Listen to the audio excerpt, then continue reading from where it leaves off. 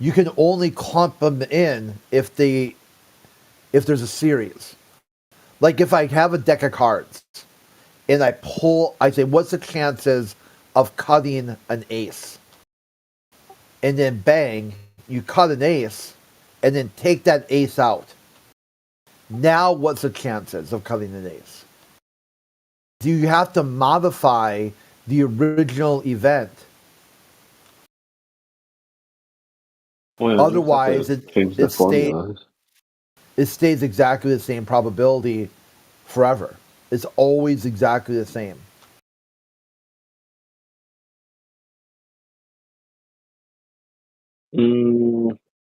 I'm not sure if I agree on this one.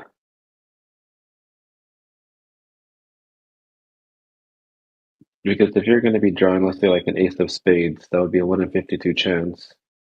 And if you reshuffle the deck and you try to draw an ace of spades again, it'd be 1 in 52 doubled. No, it's Or still no. 1 in 52. Well, yeah, the second time, but to draw it again in sequence. It's still 1 in So 52. if you were to draw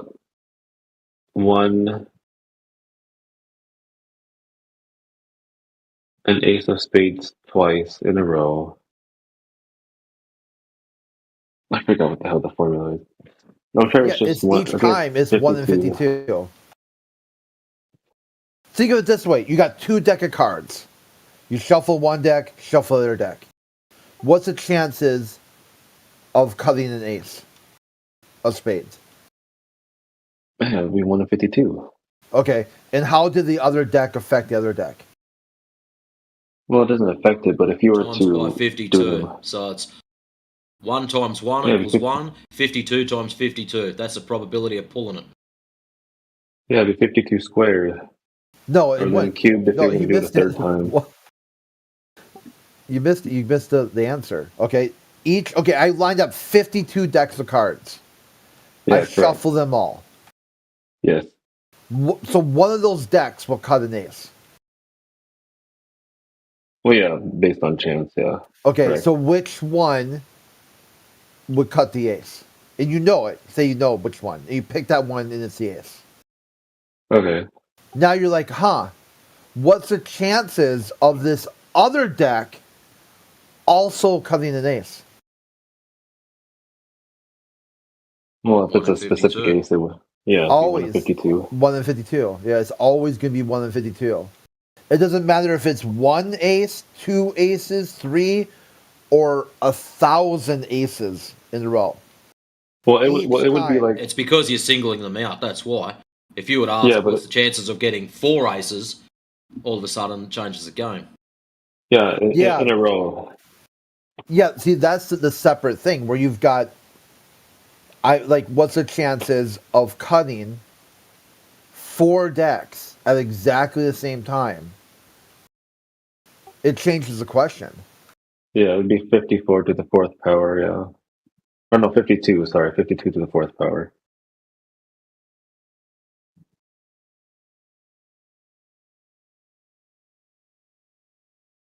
This is where people get really owned on the lottery.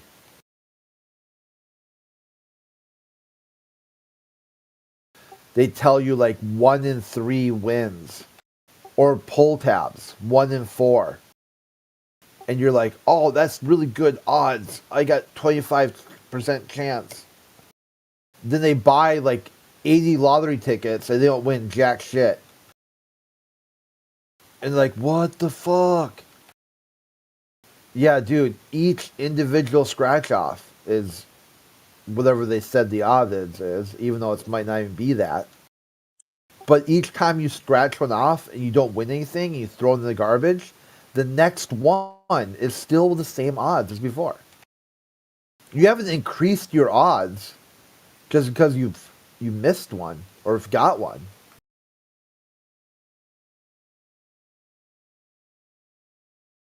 You see people make this mistake when betting on the roulette wheel.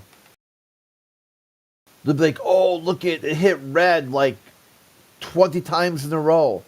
What's the chances it's going to hit red on the next ball? 50-50.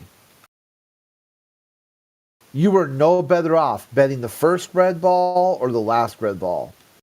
Each time, it's any time you put that money down, red or black, odd or even, it's always 50-50. Actually, there's a reason why 00 was entered crit. Oh Just yeah, to fuck the numbers up. to make it so it's a little bit less than 50-50. Yeah. That way you can get they can really hose someone. They can be like, oh, it's got to be. Look at it's 30 times in a row it's been red. What's the chances of it, being red again? And now when you roll, you hit 00 or 0. You hit green. It's like, oh, what's the chances of that? Yeah, it's always exactly the same. The house always wins.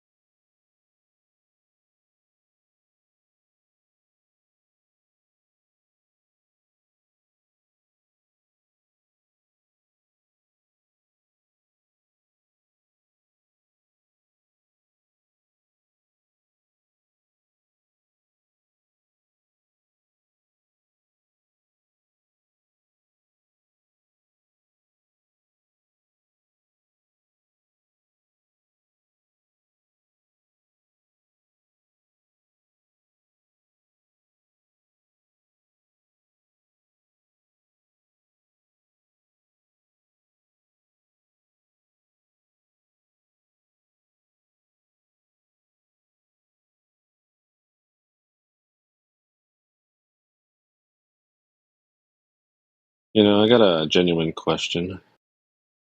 If plants are growing in space, how do the plants know which direction to grow if there's no gravity in space?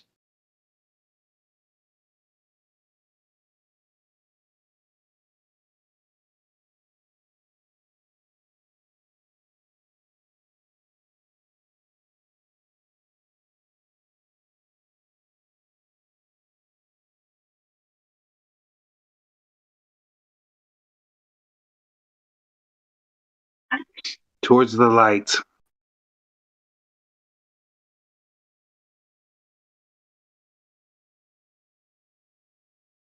If the seed is in soil, how can it see the light?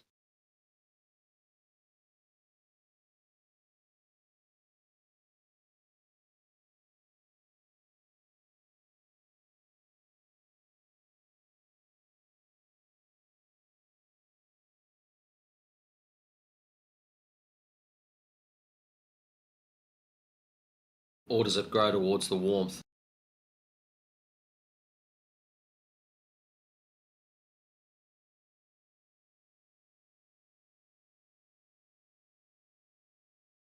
I don't know. That's a rough one because heat rises, right? But in space, uh, what does rising mean?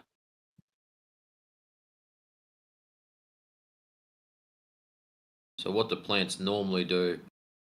You get some seeds, you chuck them in a pot of dirt. Do they only grow at particular times? Like if you plant them at the start of winter, what happens? Fuck all. We all know that. What do they wait for? The right moisture content and the right amount of warmth. Normally about what you get in springtime, yeah? It's like the little bastards know. It's awesome. Yeah, but then which direction would they grow Towards the in warmth. space? What if it's warm everywhere all around in space? Because there's no Who knows? You direction of probably get anything. some weird, bullshit, stupid plant growing that no one cares about because space is a violation of natural law. So I'm kind of curious what the Globers would say. I'm like genuinely curious.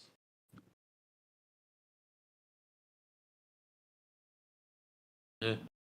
Next one that comes in, ask them. Yeah, since they don't want to answer anything about gravity, air pressure, elevation angles, I could ask them about plants in space. Be good.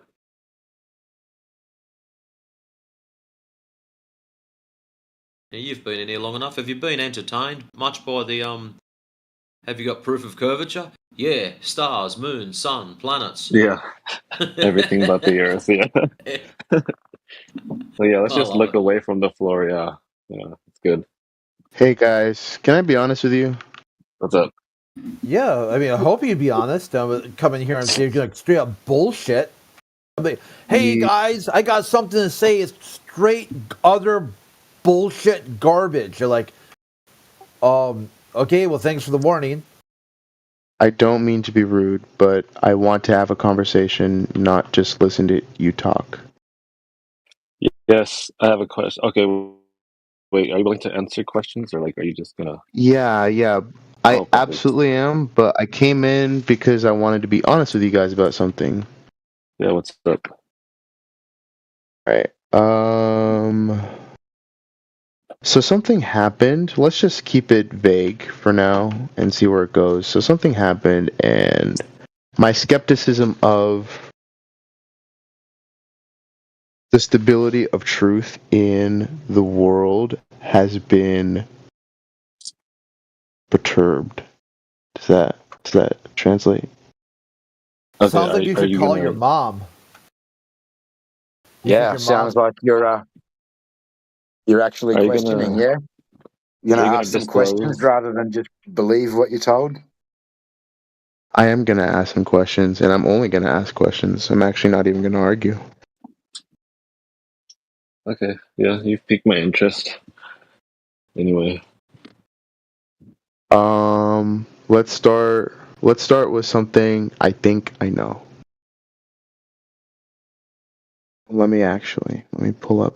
I want to make sure that I capture this. This is you guys are Think- live streaming this, right? Yeah, and if you think you know something, once you let us know what it is, maybe let us know why you believe you know that to be a fact. Yes. No one else asked those questions. Everyone else, everyone else doubles down on the things that they just think they know, and you ask them, no, explain this, and then when they know they don't know it, they it's like cognitive dissonance. Yeah, cool. So what is it you think you know? Well, sure. Gravity. That's something I'm pretty confident in. Oh dear. Which one? So, what gives you that opinion, and what's gravity? Yeah, well, hold on. I want to start off by setting like a norm with you guys. I don't want to like do the snarky. I feel like you guys are kind of No, having.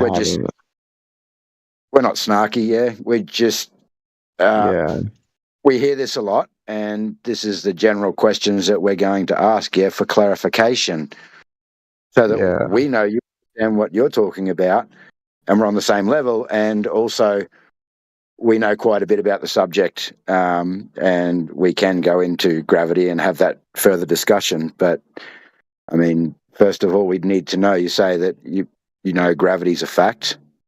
So how would you know that? And what is gravity? All right. Well, cool. Yeah, I'm glad we're on the same page then. I think that gravity is. So here's the interesting thing. Let's start. Let me actually pull. Is it okay if I pull up my notes with you guys? Am I allowed to stream things? As long as it's not direct video, say off your phone. If you want to share your screen, you're more than I'm on a welcome to do so. But PC. just remember, don't dox yourself, mate. We're not into that kind of shit. No, I understand. What I'm gonna do is just pull up a completely blank slate, and I should be able to. Let me actually. Do I have the flat Earth? Yeah. Here. Okay. Let's start here. What all we have to start with is observation, because all we have to start with is reality. And I want to kind of pause and just see if we agree at certain points. How do you guys feel about that? I agree with that. Okay. So like we could say the starting point. And I really wish I could turn my camera on, but I have this really cool new keyboard I bought. The starting point is observation. And if we want to go from observation to something else that's going to get us closer to, I don't know. Well, let's not even make any assumptions. It's what's next? Oh. Have you got your Questioning something about that observation, making a hypothesis or prediction about an observation that something that you see. What do you guys think? It's your story. Okay. I mean, yeah, sounds Observe good. and report. See something, say something. Yeah, we've been hearing this from the Department of Homeland Security for like what 25, 24 years now. Okay, yeah, see something, say something. Okay, sure, no problem. Question that reality. Make a prediction or hypothesis. Test it. And to test it, you're going to require your independent, dependent variables. You're going to have to manipulate your hypothesis. How'd you come to that conclusion? Well, that is the scientific method when we're talking about natural science. Who told you that? Yeah. Well, that's how something becomes empirical. If you Who told you that? if you vary the presumed, cause for effect that you observe.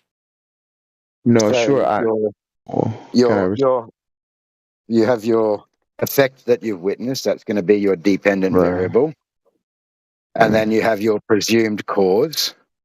Mm-hmm. Yeah, your hypothesis test, and you're going to manipulate your presumed cause to see if it does in fact cause the effect. It's just establishing a cause and effect relationship. To do that, you need to manipulate your independent variable.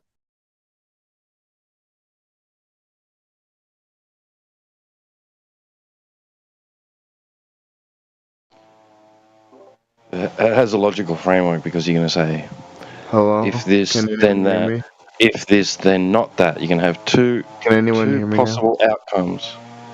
Yes, we can hear Yeah, I you. don't know if you're listening to me at all. Don't know if you No, can I even heard hear me. everything. It's just I was switching my Yeah, well, that's headset why you from. talked over the top of it. No, I was just making sure that my headset was on. No, yeah, T-Dub's right. Okay. If your All presumed right. cause doesn't cause the So presumed my effect. question is, why is it only independent and dependent variable? Well, you got to have control variables as well. But you can't always do that. And if it can't be You done, will, it's you not will, natural you will science. attempt. Yeah, you will attempt to have a specific set of conditions within which you're going to conduct your experiment. And A then after specific that, set. someone that wants to repeat that experiment must replicate those conditions, mimic that setup to the T, to exactly the way you had it. If they get a different result, it could have turned out that you didn't account for something, you didn't mention something, you didn't note something down or consider some other factor, and which they didn't. They did or didn't. All right. But you got to try and get all the conditions exactly the same as when it was first conducted. Your control variables. Let me think about this. Wait, are you saying we don't need an independent variable? No, you most definitely do need you. You need both. You need all three. That's the three constituent parts of a scientific experiment: independent variable, dependent variable, control variables. Yeah, kind of curious as to what it is you're saying exactly. Oh, never mind. I think he has this deafened. Never mind.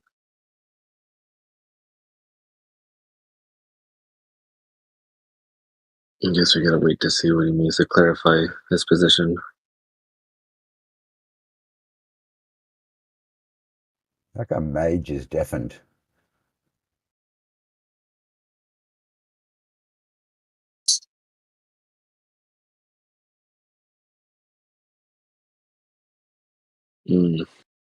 Nice.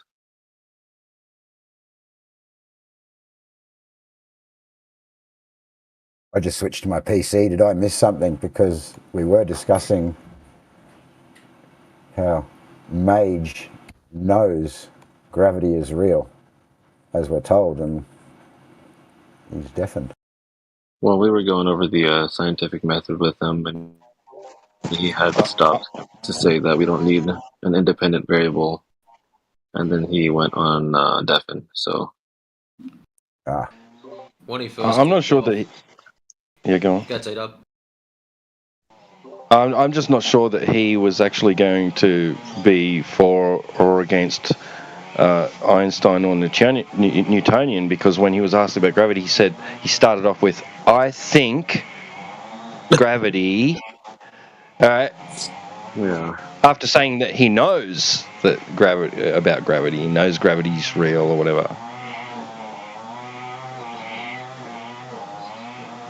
Yeah, when he first kicked off, he when he said about his notes, it sounded like he had a script that he was going to go through, and as soon as the scientific method got put on him, it sort of broke his script. So I don't know whether something else has happened and he's decided to headphone himself, or he's been broken within the first minute. I'm not sure. maybe he went to go ask somebody for help. Yeah, Mom, help me with my homework.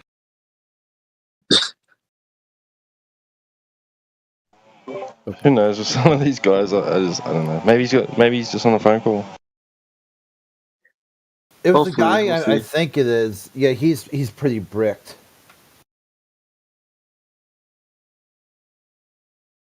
He better have his shit together when he comes off moot. I Yeah, like Kiwi. yeah, that it's the one. guy.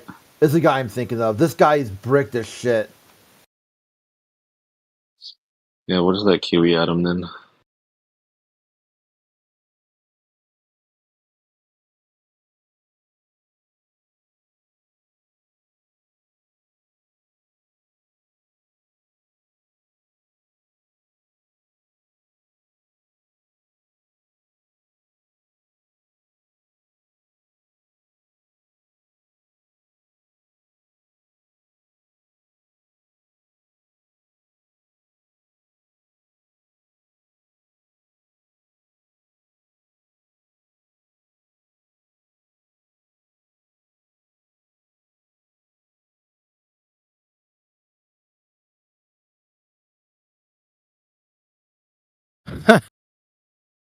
Platter, you're trying to deal with Daz. Is that idiot in here?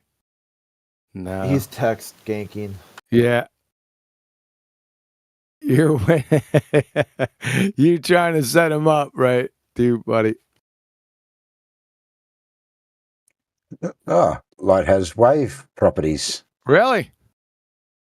What a dumbass. Hold on, he's got the word like in there. Look out. He could mean something else. Like. He's a sneaky little bastard. Wave like.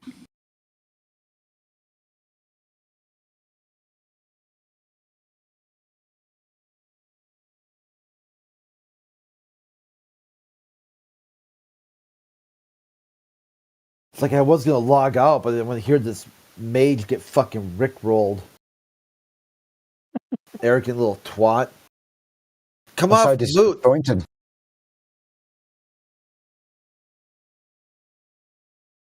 Yeah, he's been here. He's been exposed many times. Like Water freaked him out one time. It was that citation that Heretic posts from like K through 5. Pre-K, yes. Yeah. Dude, buddy. Yeah, let's get these refraction morons in here and I'll deal with them. I'll tell you what is funny. When Heretic drops that pre-K citation and then they start whinging, oh, but that's for kindergartners. We're adults now and we've been through university. No, sunshine. The reason we dropped that on you is because you're so fucking stupid you just can't get it. Well, yeah. As soon as you, maybe 2 hours after you left yesterday, QE, someone came in straight away with the Black Swan claiming refraction. They didn't know what refraction was. They didn't know about. Shocking. They didn't know what effects there were, such as looming, stooping. They knew none of that. They didn't know what terrestrial refraction was or claimed to be, etc. But we were 100% wrong. It was definitely refraction. That was the technologist, and the technologist turned out to be Dogs Are Gods. Oh, brother. Oh, really? Oh, yeah. So, just a piece of shit weasel. Again. Platter, what's Bagay? Refraction. It's Bagak. B-G-A-A-K. Damn. Here, let me give it to you. Hey, hold on, QE. That's a Canadian chicken, QE. Bagay. That's the rainbow chicken. So it was up. Dogs was up in here socking it up, huh? So he must have had a voice changer because I know Dogs' voice, like, yeah. Well, later on, he was up till about 11 o'clock last night. I went to bed, and they'd railed him as Dogs Are Gods. Listening to him, the kid speak, he sounded like a young version of him. That's what he sounded like to me. So whether he's just bought a new mic or something and knocked the bass out of it, or he's got a mixer and cracked the bass out of it, I don't know. But he had the same tones and smart ass talking through people, that kind of bullshit. but it sounded a lot younger to me. And myself and T-Dub even booked him in back at home base. But we started having a chat to him over there. He had a meltdown, put him on mute, and as soon as he got muted, he bolted back in here, and then had a cry that he was muted, that we didn't answer his questions. So he asked the same dumb shit over this side.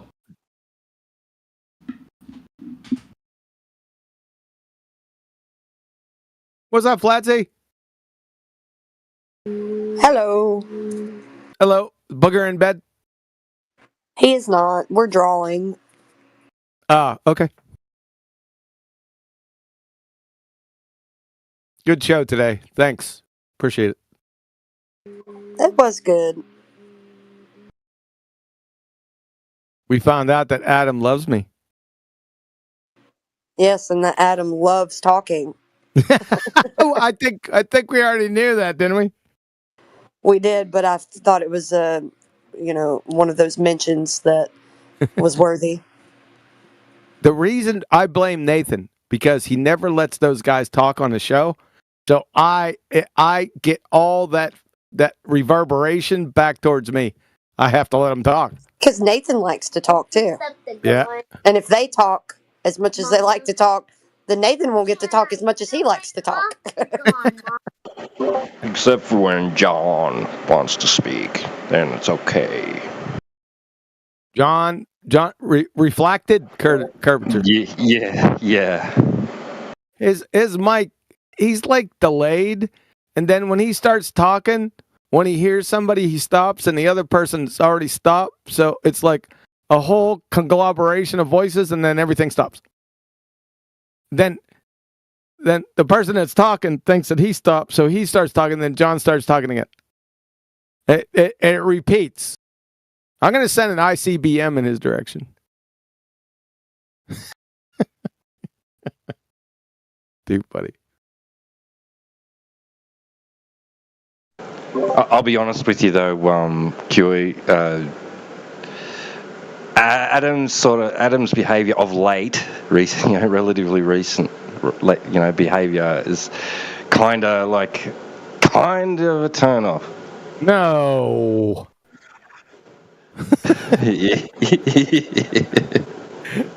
You don't think that's lost on me? I really love Adam, and I'll put up with a lot of stuff before. Now, if my blood sugar starts dropping, I'm really hungry, then I'll just go off on him. No, not you. You're a peach. I'm a peach.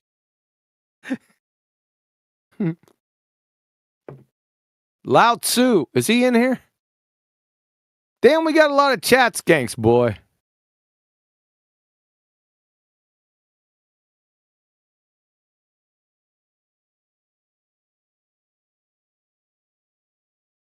Yep, there is today.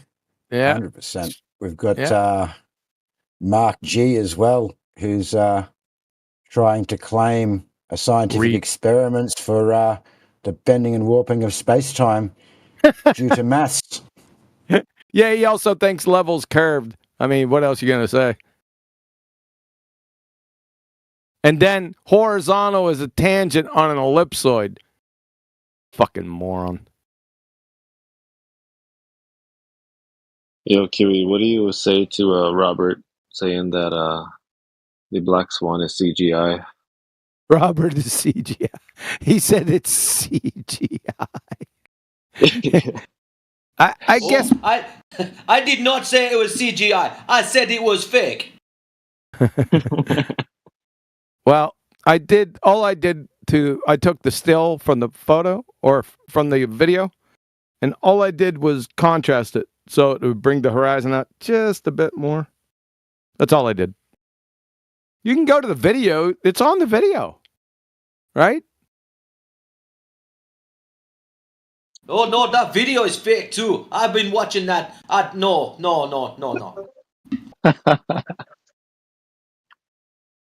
What's going on, Oh. guys? Oh, you're back. What's up, bro? So I've returned with a question for you all. Yes. Shoot. So you've scoured through ChatGPT or some other shit for a question now. All right. Yeah.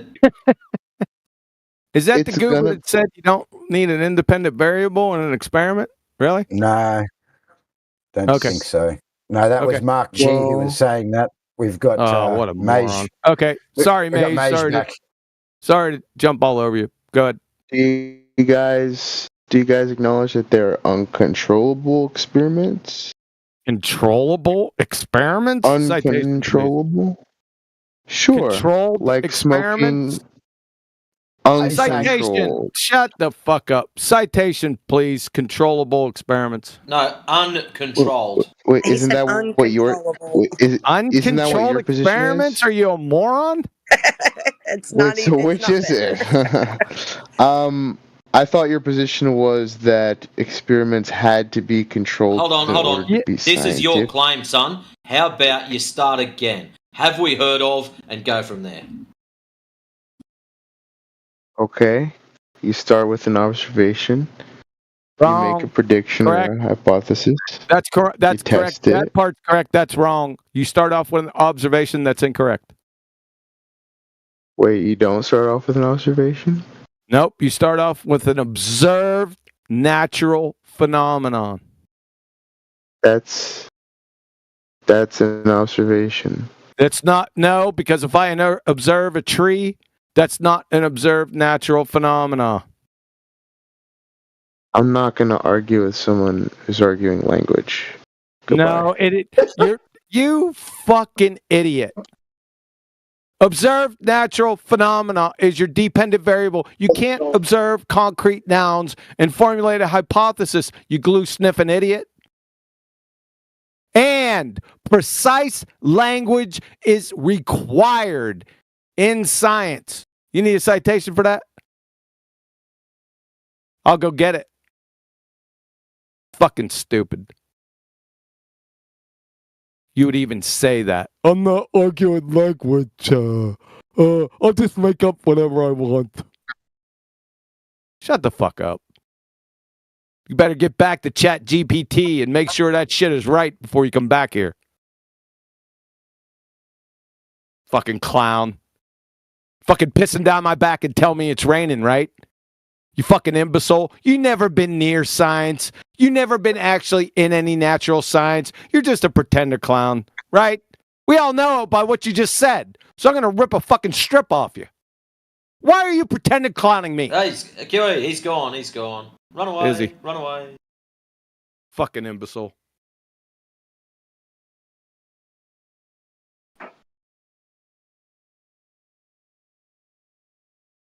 You make I an really wanted to- observation. Well, at least he didn't say ask a question from science buddies. For fuck's sake. Ask a question. Are you a moron? That seems like a good hypothesis. Fucking idiots. It's so funny. I really wanted him to detail what an uncontrollable experiment was. Yeah, I would have liked to hear that one. An uncontrolled experiment with control variables. That I'd like to see that.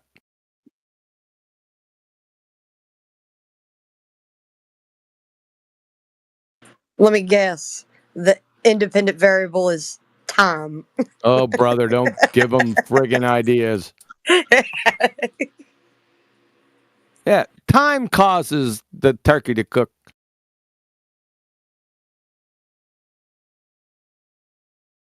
Got Schrodinger's turkey in here.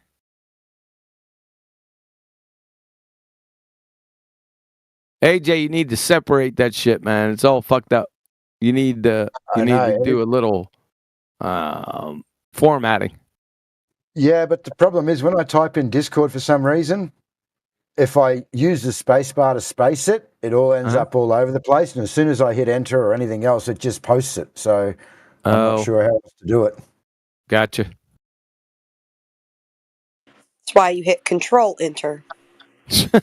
Control enter. Okay, there you go. I don't know, man. I'm not a computer whiz. I'm just some old dude. Gris said shift enter. Uh-huh. All right. I'll edit it then. I meant Shift. I don't know why I said Control. No, you didn't. I did mean Shift.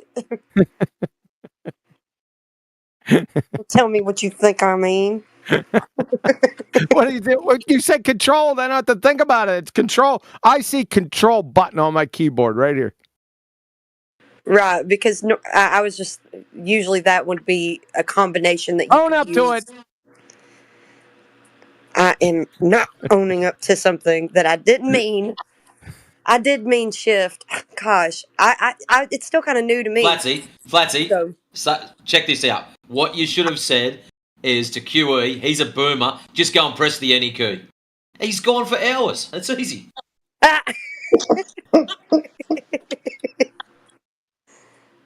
yeah, I'm still kind of new to learning all those different things on the keyboard. So I'm always fascinated when I do.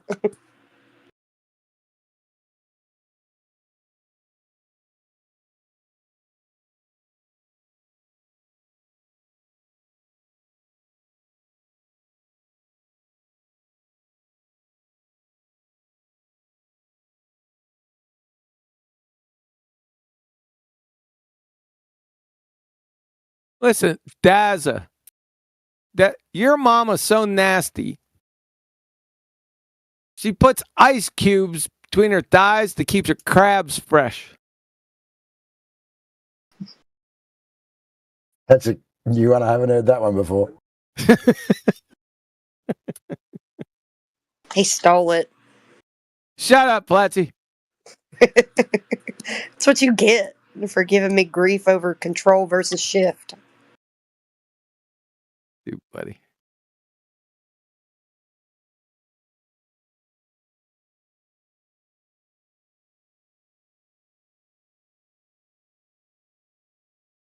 Come on, where are those friggin' refraction idiots? Bring them in here. Let's test them.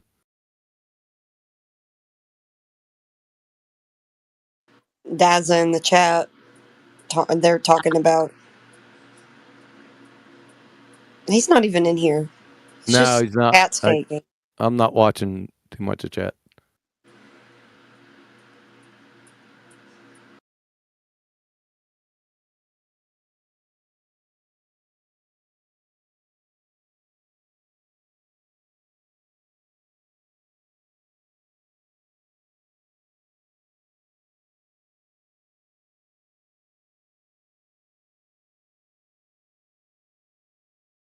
I started pulling the Lloyd Christmas karate moves on the cat from a distance tonight.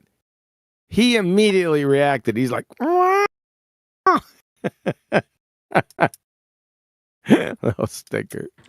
Busting out the kung fu moves. Yeah. But it was at a good distance, right? But he caught on to it, right? And he didn't like that shit at all. So you like aggravating your cat? Oh, all the time. Yeah, I'll get into these like moods with Booger where I just want to aggravate him. Yeah. And he always takes it differently. Like sometimes he's just not having it, Yeah. and then other times it's fun, you know. Yeah. Get in the fucking VC. That's too funny, Petito. That's hilarious.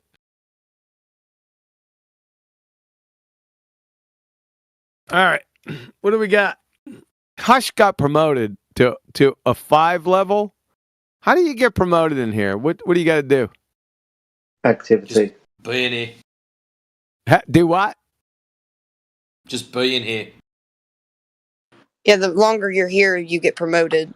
The more you join in the voice or in chat or both, you end up getting promoted a lot quicker. Where are you at? Let's check Flatsy. She's probably Well, like I 2 was levels. legendary, and then I got pushed back down. They took away the legendary status, but I'm. It's my next one that I would be promoted to is legendary. I won it for that singing contest. I won legendary status for a month, so it kind of screwed up everything because I should have already been have been promoted to legendary status, but it kind of reset it when I won legendary status. So You're level 9. I'm level 4. well, it also doesn't help that you've been banned for 8 months. Welcome to the party, pal. So the more that you get like reprimands, like if you get booted or you get mooted or booted, uh, or tech suppressed or something like that, you don't get your promotions when they come around. I've been a pristine customer for the past month. You're gonna have to do that for quite a bit longer. That's some bullshit, man. Somebody needs to intercede for my promotions. Matrix. I'm not a senior mod in this server. Who's senior mod? In this server, Uh-huh. I don't think any of us are. I think we've only actually got control of this room. Oh. Yeah. Hold on. I heard somebody get muted for calling somebody a retard the other day, and I said, QE's done that freaking like 6,000 times. Oh, What, thanks a muted lot, people? man. Thanks, appreciate. Thanks for helping my case, man. Damn, you straight snitched on your ass. Holy.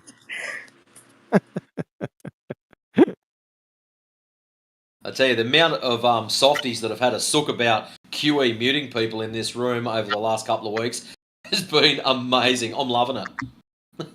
I can't mute anyone. Yeah, they seem to think it's you. Yeah, it's all your alt account, QE. I don't have alt account.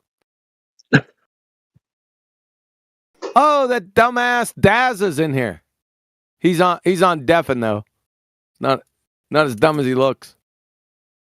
At least he made it this far. Yeah, he'll just When he park comes there off and- mute, he comes off mute. It's refraction, baby. Don't go anywhere besides refraction. All right. He won't come off. He'll just sit in there so he can chat skank. You get promoted if you're on deafen and just sit in here. Yep. Fuck, I'm gonna join every morning and go on deafen. Yeah, but you can only stay in here deafened for a specific time, and then they kick you out of the room and put you into, what's it called, the other one? The AFK room. Yeah, the AFK room. So I don't know what happens there. You've got to get yourself out of there and join back here. I'll check periodically and then get myself out of there and come back and deafen again. But what benefits do you get if you rank up or promote or whatever? I don't think any. It's just the damn procedural part of it that's fucking pissing me off. Changes the color of your text, your name. Whoa. Yeah, that's pretty cool. All Eventually, about status. eventually, you could strive to achieve to be a mod for politics. Hello, I have a question for QE. Uh-oh. Oh, okay. Oh boy. So, Mike, hold on. My cat's whining up a storm, and I'm not pulling any friggin' Lloyd Christmas moves. Hold on a second. please, QE, this is urgent. Looks like the cat wins. Bring the cat in. He's probably smarter than the Globers. Litter box would be.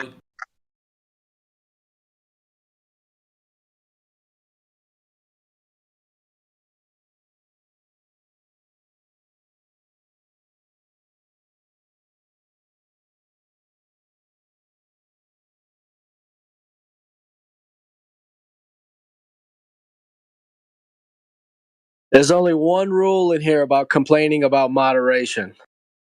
You don't complain about moderation. Well, there's two rules about complaining about moderation. The second rule is you don't complain about moderation. Yeah, don't complain about the mods, dude. That's not nice. Wait, what's the first one? Concern trolling.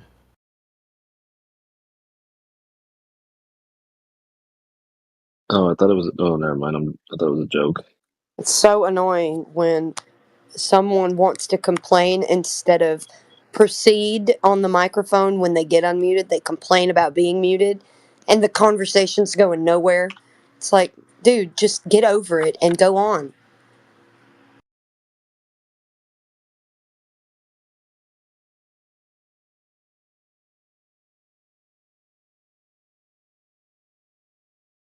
Bro, what is he doing with this cat? Yeah, I was just about to ask that right now. Antagonizing it.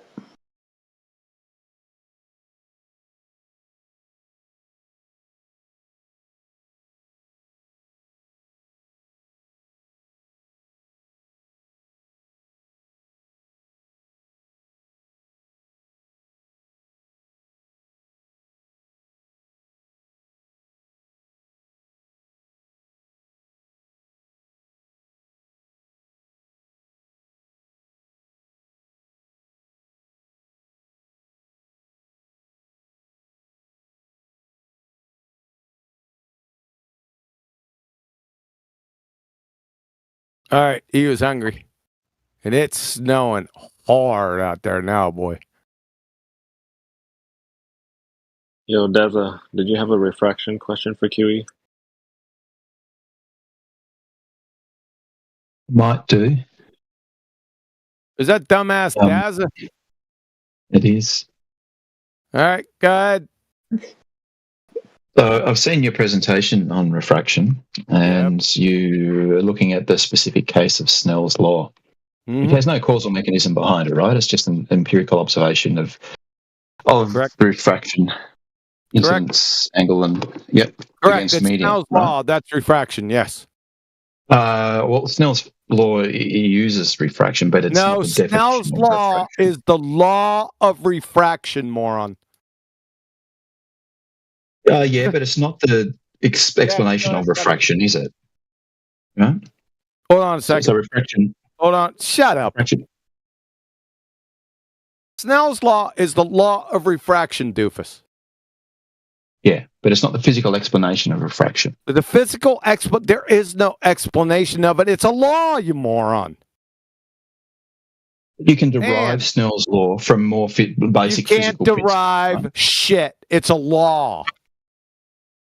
No, you can derive Snell's law from Fermat's principle. Fermat's principle is horse shit because it deals with waves. Light's not a wave, clown fuck. Well, it appears to behave as a wave. No, it doesn't. I'm going to end you right now. Thank you very much. Can I have everyone's attention at 27 minutes after the hour? Photons are... Shut the fuck up. Shut the fuck up. Yeah. Got it? Shut up. No. Light's not a wave. It's particle. Photons are particles. 27 minutes after the hour. From fucking Richard Feynman. Why didn't that fucking post right? What the fuck is that? I'll square your ass away quick. Hold on. Take that, motherfucker. Hello, QE. Shut up. Not done yet. So, from Richard Feynman, Feynman lectures on quantum electrodynamics. The first thing Newton believed, light was corpuscular. Turned out that it had very strange properties from that point of view.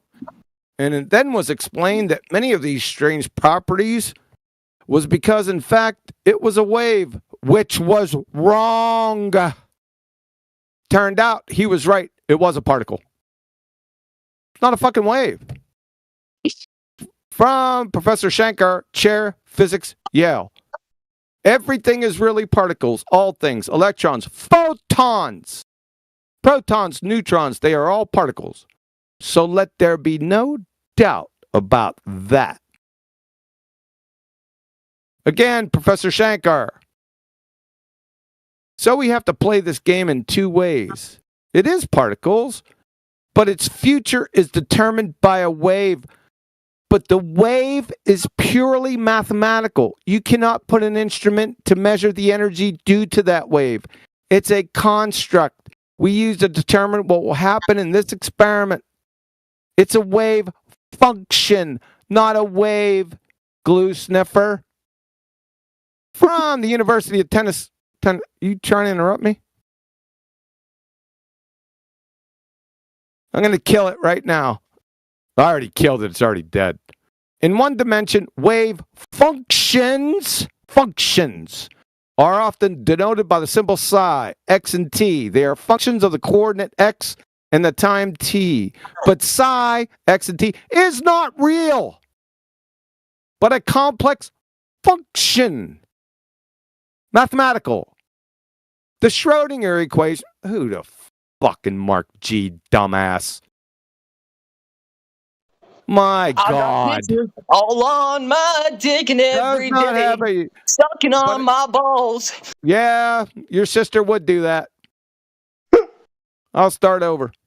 From the University of Tennessee, who's going to echo Professor Shankar, Chair of Physics at Yale.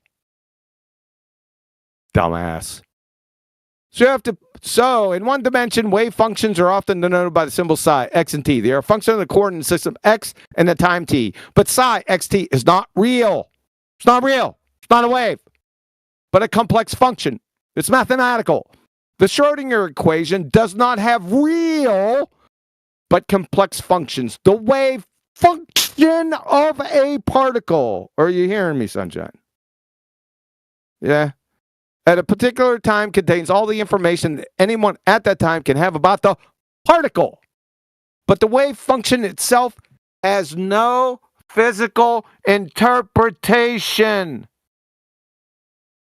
You're dead. It's over. Who thinks photons are riding on physical waves like Kelly Slater at the Billabong Tahiti Pro? It's all over. Me. Is this Groundhog's Day or something? I'm sure I heard this shit yesterday. Good luck with that. Dazza, why did Dazza leave? When Dazza decided to talk through a QE and he got told to shut the fuck up, and then he decided to be a smartass and say something else again, I made him be quiet and he ran away. You're done. And let's take a look at this. Why is he still in chat? Why is Dazza still in chat when he ran away? Matrix, politely invite him back. If he doesn't come back, he can fuck off. Mark G, shut the fuck up. You're a fucking moron. You speaking about quantum mechanics is equivalent to fucking Mr. Magoo giving the keynote address at a metabolic pathway convention. You're a fucking retard. Do you have a degree in quantum mechanics? Nope, but I can smoke people Then that shut do. the fuck up. No, but I can smoke people that fucking do. Mark G, do you have a degree in quantum mechanics? I will smoke anyone with a degree in quantum mechanics if they don't follow the procedure. Smoke them. Yeah, sure you will. Wait, what's your education? Sure I will. Did you graduate high school? Shut the fuck up. Shut up. Did you? Yes or Shut no? up. Yes. Did you search up quantum mechanics Many and read a times. whole Yes, Wikipedia I do. page? You fucking dumbass. You're a Many clown. times. Yes, I do. Yes, I did. Did you go to college? What'd you get a degree in? Fuck off. You got a degree in off. what? Fuck Ebonics. Ask your Exercise science. Ask your sister. Or take the fucking Pepsi challenge. Dumbass. Do I have a degree? Anyone that has a fucking clue that listens to me knows I have that I'm degreed in a millisecond. You don't. I'd suggest you probably didn't fucking graduate high school. Well, here's the funny thing, Huey. I found that the age of the people that ask, what's your level of education, are like in their 20s. Any human being with a fucking heartbeat can get a college degree nowadays. Literally any human being. I remember back in the 90s, I had a friend that was a college professor, and back then, she couldn't believe how stupid students were. Now we're like fucking 30 years on. Yep. They're like 10 times more stupid. Yep. Yep. Yeah, my dumbass got a the double A in freaking like 1991, and I'm an idiot. Well, college is a business now, man, so they'll just take anybody, right? So when you have more people in university, obviously the quality of the education has to go down just because of the fucking bell curve. It has to. It's a mathematical certainty. Dempsey, you're feeding back. Keystone, you're feeding back through the mic. Oh, my bad. So, QE, I've been unmuted. Can I ask you a question? Hey, no, you're not, because you're already exposed. You left. You're a coward. You were deafened. You're a fuckwit. No, I was muted, so I couldn't speak. No, you I'm weren't not going muted. To stay in I the didn't chat mute when you. I can't respond. I didn't. Shut the fuck up. Actually, Dazza, You had someone we're going mute to me. rail this now. You were muted because you've been a smart-ass talking through QE whilst he was going through the citation. If you'd have just waited, let him spool it off, then said whatever you want, you would have been right. We're just going Right, to but do he it didn't let again. me finish either, right? Shut the fuck up. I was speaking. I'll tell you what, you dumb fuck. You just kick his ass out. Fuck you. You're a dumb fuck. Already exposed you. Get the fuck out of here. Because you didn't listen, that's not my fucking problem. Get your dumb ass out of here. Go over to cake decorating forums or fucking Land of Misfit Toys and try your dumb shit there. Fuck off. You're already exposed. Wait, being muted doesn't stop you from listening. So Good point. He didn't listen. Oh. Good point, Jimsy. See, did you see what Mark said, Kiwi? He said, No, I'm not looking there. Wikipedia is all it takes to show Kiwi is not correct. A pure particle interpretation can now not account for the double slit. So, yes, you can. You want me to tell him? Fuck. He's a dumb fuck. Dude, you're talking to somebody that thinks level's curved. I'll tell him anyway. So if they take a screen, right, a phosphorus screen that has individual elements in it, only one element at a time detects the photons. So the wave pattern is composed of individual particles. Exactly. It's not a smeared fucking wave across the screen. What? There's no way he thinks that light is a literal wave. Yeah, apparently he does. Because what's the cause? There is no cause, dumbass Daza. That's why it's a natural law, you fucking retard. My God. Every time you open your mouth, you compromise yourself unwittingly because you're a dumbass. Daza, dude. Dad, I swear to God, Daza's got a fucking degree in communications. Do you agree that wave models are powerful predictive tools? Why are you using the adjective powerful? What does that even mean? Who the fuck is talking? Dude, me, man.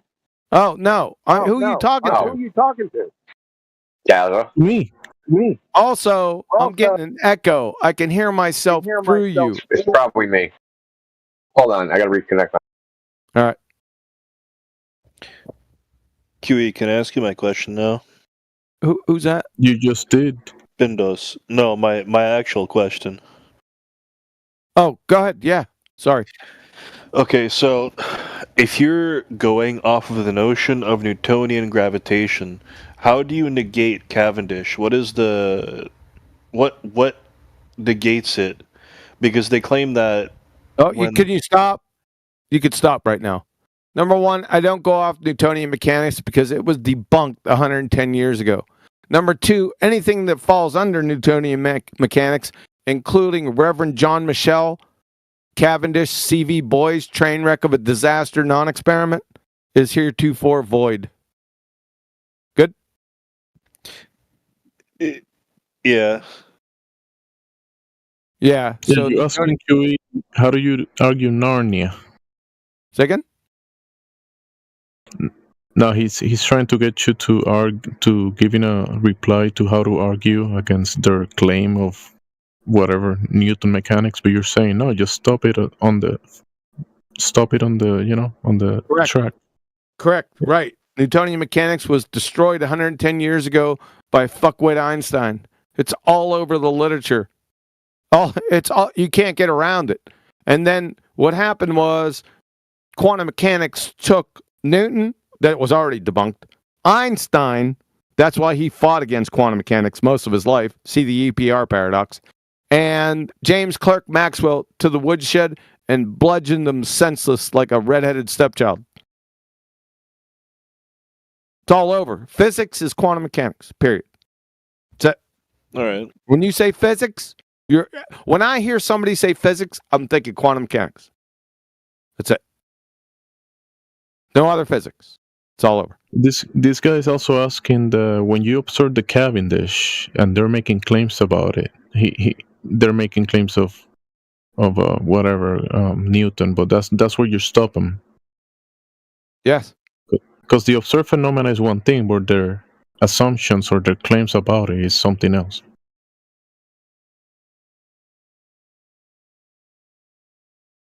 Yep. So you can see two chickens running towards each other or getting closer. That doesn't mean, yeah,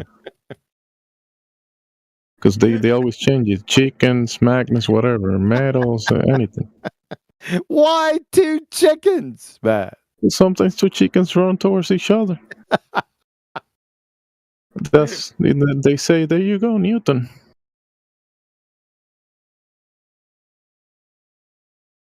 Maxwell's debunked from quantum mechanics. Here, I'll show you, you dumbass. Maxwell's equations? Maxwell's equation, all of electrodynamics is debunked. As soon as that one single photon hit that photographic plate, it was all over. The limitation of the speed of light? Everything. Seriously? Yep. Hold on. Where are you? So he's been waiting all day to ask you this. Actually, he was asking this like 8 hours ago. You were asking this, dude? Like 4 hours ago. But DJ said to ask either. He actually told me to ask Indio, but you were here, so I didn't see Indio here yet, so I just decided to ask you. All right, hold on a second. It's a quick death. Floors, where are you?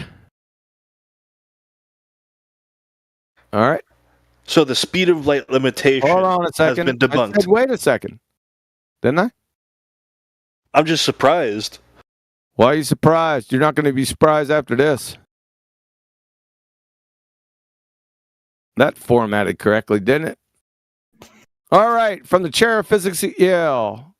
The key experiments in wave-particle duality. I'm going to blame Professor Shankar. I'm not going to blame him solely.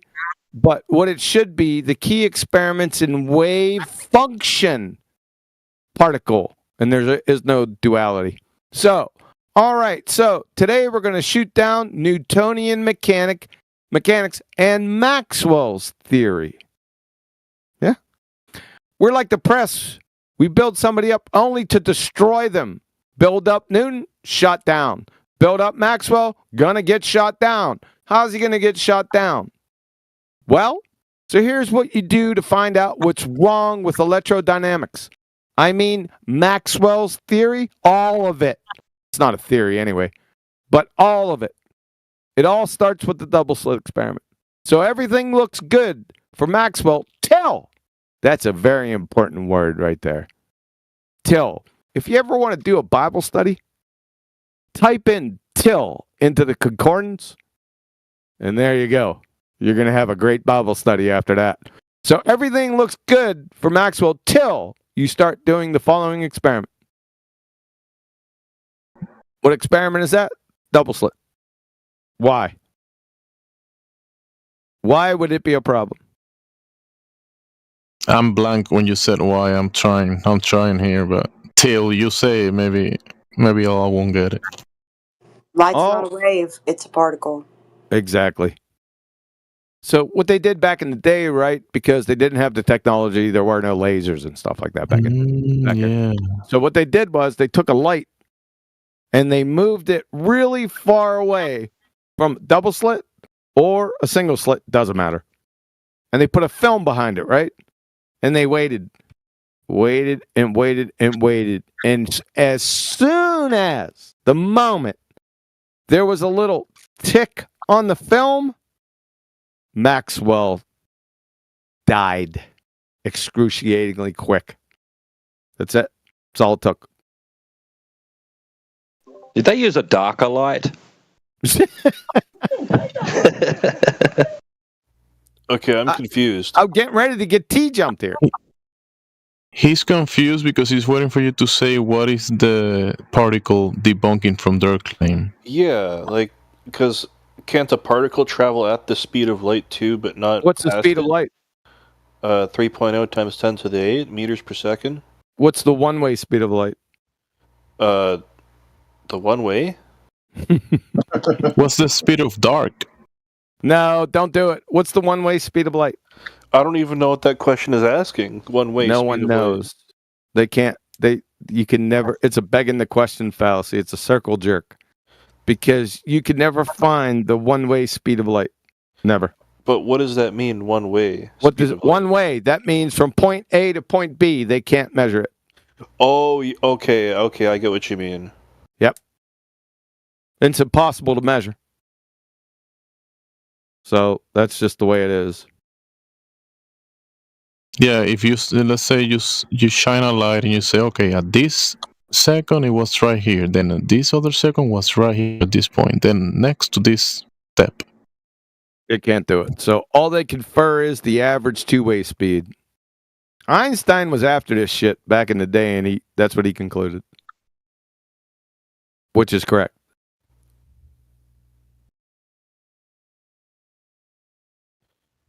So back to okay. Do you have a follow-on question?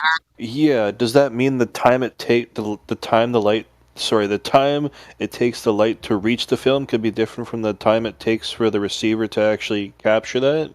It depends on where the receiver and where the film is. Okay. So back to refraction. Every definition of Snell's law is the law of refraction, by the way. There's no other one. Fermat's principle, nah, not that either.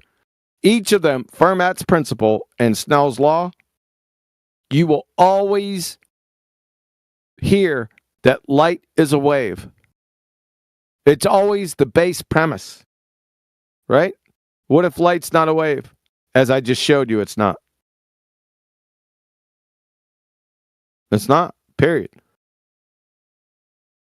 And by the way, if the majority of people back in the circa 1925 didn't understand wave mechanics,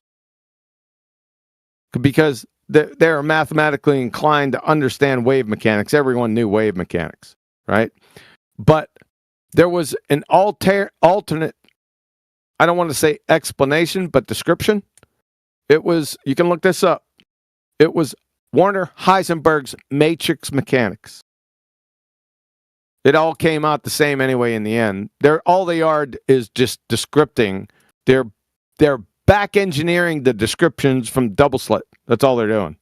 But if more people knew matrix algebra, like Max Born, but a lot of people didn't know it. So Schrodinger's equation was then put forward. You would have never heard of particle or wave particle duality if matrix mechanics took over. Never heard of it. Just FYI.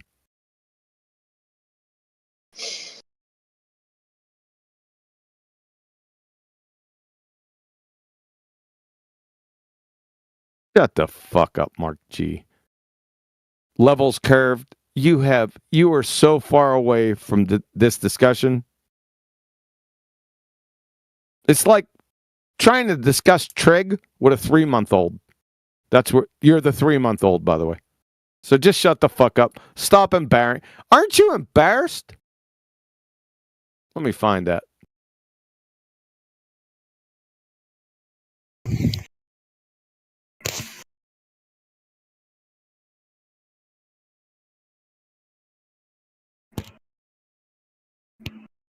We need a visual for that one.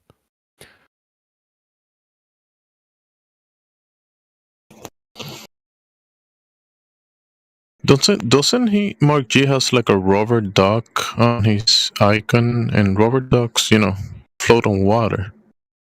They don't go on the side or under any spheres.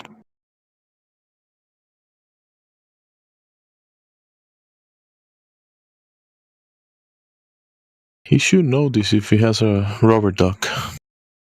That the Spaceball belief is just impossible. Especially if you have a rubber ducky. And you know how that works. You get the message, Mark G, glue sniffer. Fuckwit. All right, let's move on. Next. I think he goes to Home Depot and he buys the level, but he sniffs the glue. He sniffs the glue instead of using the glue to glue the level to the side of the ball. All right. Give me a minute or so. I'll be back. What's wrong with huffing some glue? They don't know what it's used for. They think you can go and grab stuff and attach it to the side or under a sphere. You don't. He believes he doesn't need glue to do that. You know when they tell you that the level goes around the sphere? Yeah. The level at Home Depot? But in Home Depot they sell glue as well. Why? Because if you're gonna put that level on a sphere, you're gonna need glue. Like the way they claim, you know? Under the sphere, on the side of the sphere.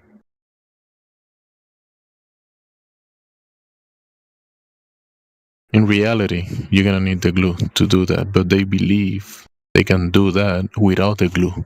That's why they sniff it.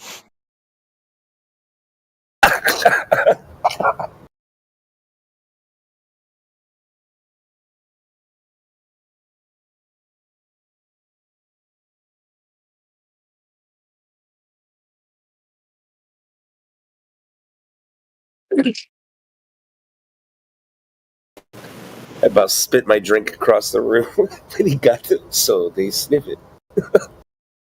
Yeah, how can you go to Home Depot and claim that that level, that in the next aisle you got glue? What do they have the glue for? Not for sniffing it. We can take the level and put it under the sphere. You're gonna need glue for that, bro. Hey, explain this to me. If the Earth isn't a globe, then why is there literally a fucking globe in the channel name? Literally? Is it like GLOBE? Because that's just a word. Way for to a avoid the fantasy question, invention. retard. You have a Literally? globe in So the channel name. That's a Freudian slip if I've ever seen one. He's the got a globe Doesn't prove anything, dude. listen, dude. The globe was invented, never What did you just discovered. say? It Did you was just say invented. dick? Did you just say dick? That's another No, Freudian slip. that's in your head, and that's in your head. Now you said it with your You mouth, like and dick in eventually your you have mouth? it in your Is that what you behind. just said? You like dick in your mouth? So, You like so right balls now on your thinking fucking about it. chin? You're thinking about it, then you put it in your mouth, like you said it, and then eventually you'll have it somewhere else because you're overthinking it. Jemsy, what's wrong with these Globers? All they think is about is balls and phallus. Yeah, they start thinking about balls and about dicks, and eventually they end up doing all the fantasy with that stuff, black holes, that kind of stuff. Sniffing glue. Sniffing glue. Scientists They start prove black holes. probing Uranus. Scientists proved hairy black holes, dude. You know that? Wait, yeah, yo, you have that article? I actually wanted to read that. Somebody brought it up earlier. Actually, I was genuinely curious. No, I heard about it though. I can't believe that. It's hilarious. I'll see if I can find it. Let me see if I can find it. Oopsie. No, dude, I can't even look this. If I look this up, it's gonna go in my search history, and then Harry, I can't even type it in. I'm gonna have to type this on like private search or something. Harry black holes NASA. So Glober thinking about dicks. Are you back? Stop thinking about dicks. Let's have a conversation then. I don't think he Take wants on. to, dude. He's not saying anything. Probably got too many dicks in his mouth. Yeah, he's fantasizing. No way. Just Dude, stop it's thinking real. about that and let's concentrate on reality. Jimsy, you handled that very well. He can concentrate on reality in the void for 2 days for bringing shit like that up.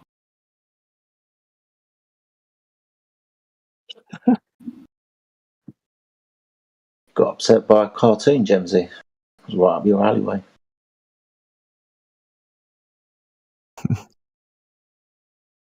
I don't know, these Glovers have some fetish about balls, and I don't know what it is, but let's try to bring them back to their senses on the realist level.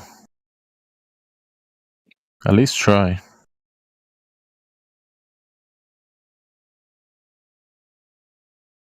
Extreme black holes have hair that can be combed. What the hell is this? Yeah, bro. What do you think of that? What the dude? Okay, I'm gonna go post this link in chat if you guys want to read it up. This is freaking funny, dude. You know it rains diamonds on Uranus? Yeah, you know how we know it? We probed it with a dick-shaped probe. Brought to you by NASA. What is it? Oh.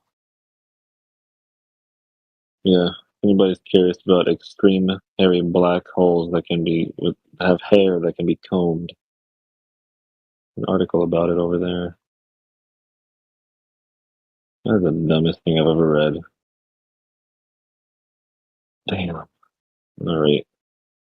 That's how you get click these days. You just make dumb stuff. Dude, you know how much money I could make as a writer for NASA, dude? I feel like I could come up with the best shit ever. You know, people in YouTube make content about talking about all the fantasy BS, and they just, let's talk about this news of billions of exoplanets that NASA discovered in the imagination of their minds. And people start talking about it, and they make money just talking about BS. I mean, BS bullshit has more real value than their fantasies about outer space religion. Because you can use bullshit to, grow mushrooms or something. It's wild. Like, I saw them posting up that they have pictures of planets on the edge of the universe, but they can't give us pictures of the flag on the moon.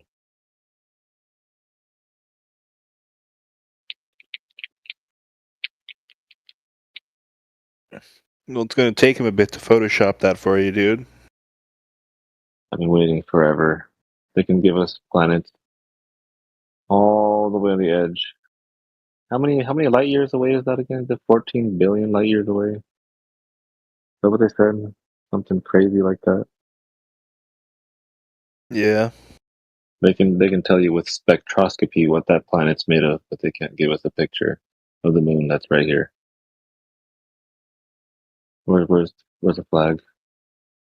Where's the rover that they left there?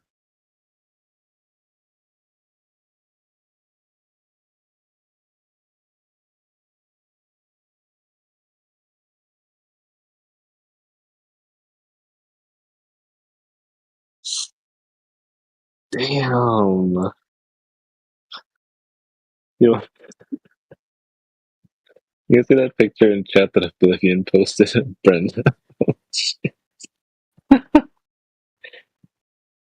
I've been holding on to that picture for a long time. Bro, that's so good. Oh. Now you're gonna picture that every time you hear that voice. Dude, that's I can't. Okay. I gotta be nice. I'm gonna be a nice person today. I'm gonna go take a shower. You guys have fun. I'll be muted.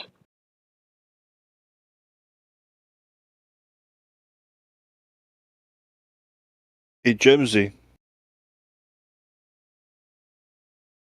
Yo. What country you from? Puerto Rico. You're from Puerto Rico? Borinquen.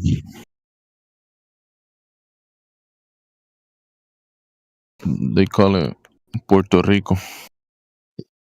So you speak Spanish, right? Sure. Is that Portuguese? Español. It's Spanish. Okay.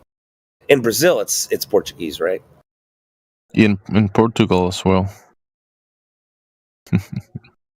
True. In Brazil, they speak some Portuguese and other dialects that are mixed. But they do speak Portuguese, yes.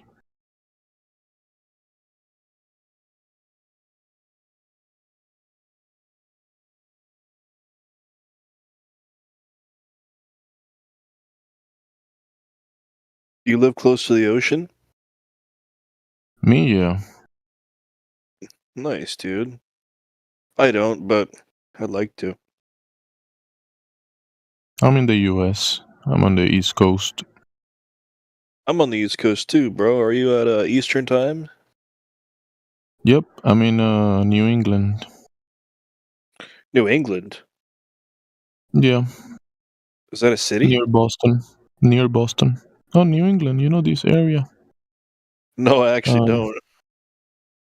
Well, people call it New England. All this region, like New Hampshire, Massachusetts.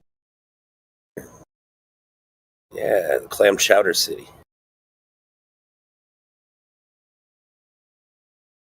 Yep. Getting all the snow these past days, shoveling stuff. Are you ready for Space Force, bro? The movie? No, the American, what do you call it? The American Department of the Space Force. That's a military branch. Yeah, what do they actually do? They sit in computers and I don't know, whatever. Protect the They space fight. in the computer. Yeah, but why are they They fight calling it Space aliens. Force? They fight aliens coming to invade the Earth. Yeah, but it's not like they're actually in. They don't even claim they're actually doing anything in space right now. What do they have this crappy branch of the government for? They did all the hard video game, like all the hard parts in video games, so you don't have to. Remember Space Invaders? Now Yeah. it's more modern. Space Force. I remember Space Invaders. That's the game where you have the ship and you just move it left and right. Yeah.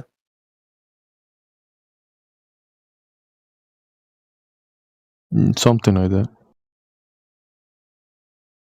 Like Galaga or something. Yeah, bro. And that was a really funny one because it's like you're a little tank or a turret moving back and forth on a flat Earth, and the space invaders are coming down.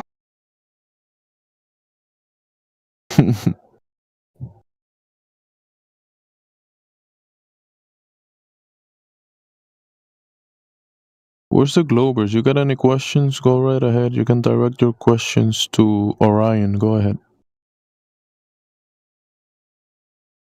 I know. Is Mark G here? Because I know he's a Glober. Mark G. That's a plant. Different. You know, Mark G's always in here, but I rarely see him talking. He just types in the chat. I get muted usually pretty quick, so not a great experience. But it's getting late. If it's a quick conversation, it's fine. Well, where's your evidence, buddy? Let's hear that. Evidence for what?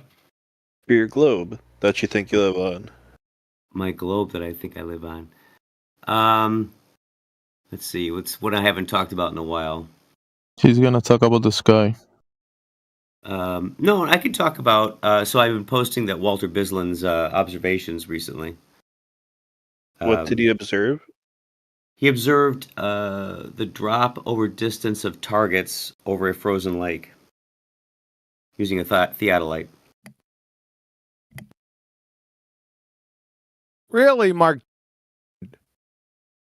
Really? Go ahead and show it in chat. And then can you answer a question?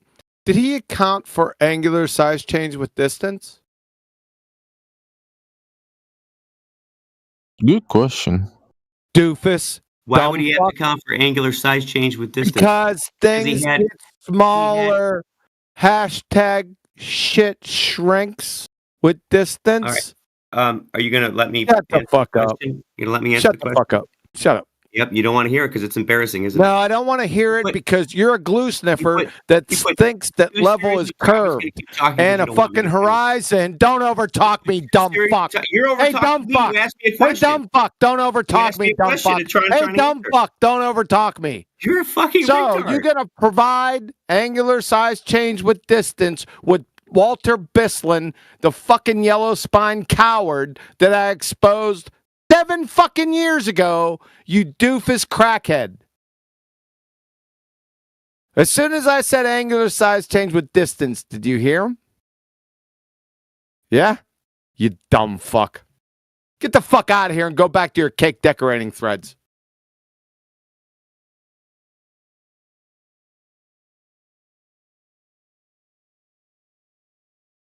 What does the phrase angular size change mean? What they did was these fucking moron globetards. Well, they're not morons. They think they're quite clever. So what they did was they hijacked perspective, and one of the main attributes of perspective is angular size change with distance. And they put it in orthographic view, keeping all their targets at the same height in feet, meters, inches, miles, whatever. At any distance, they keep it at the same height. They hijacked perspective and called it curvature. Nope. That's did you what read these the experiment? fucking That's shut not the what fuck happened. up. That is Shut not up. what it was. You're lying. Shut now. up. Or you didn't read it. You're just Shut up. incompetent. Shut up. He's a yellow spine coward. I compromised him 7 years ago. Nope. Did you actually? You didn't actually read it then. You obviously didn't read it. I You're did. too stupid to As do soon it. as I said angular size change with distance, you hesitated and had no remark. Unless question, the experiment, 'cause all you you obviously did didn't read was it. attack me. After that, you glue sniffing fucktard. I'm a glue sniffing fucktard and I'm attacking Yes, you. you are. God, Angular put size your head change out of with your ass. distance. You're actually- Did he account for it or not? All he could do was overtalk me. You fucking retard. Explain to me the method. Explain. I'm going to explain something to you. You fucking moron. Levels, not curved. Okay? You got it? We good? So, who was asking me that question? I'm going to show you it in spades. Me, I don't know Okay. what angular size change means. Do you know that, a cow right in front of you is really fucking big? And Yeah, then and you move it 200 yards away from you, and it gets fucking smaller. Yeah, and it appears to touch the horizon more and more as far as. Don't worry about the horizon. The fucking cow appears smaller. Yeah. Yeah, that's what I'm talking about. I'm going to show you what they did in spades right fucking now. Why is that called angular size change, though? Angular size change with distance. Why is it called that? Because it's angular size change with distance. That's why. Let's get that proof C out here.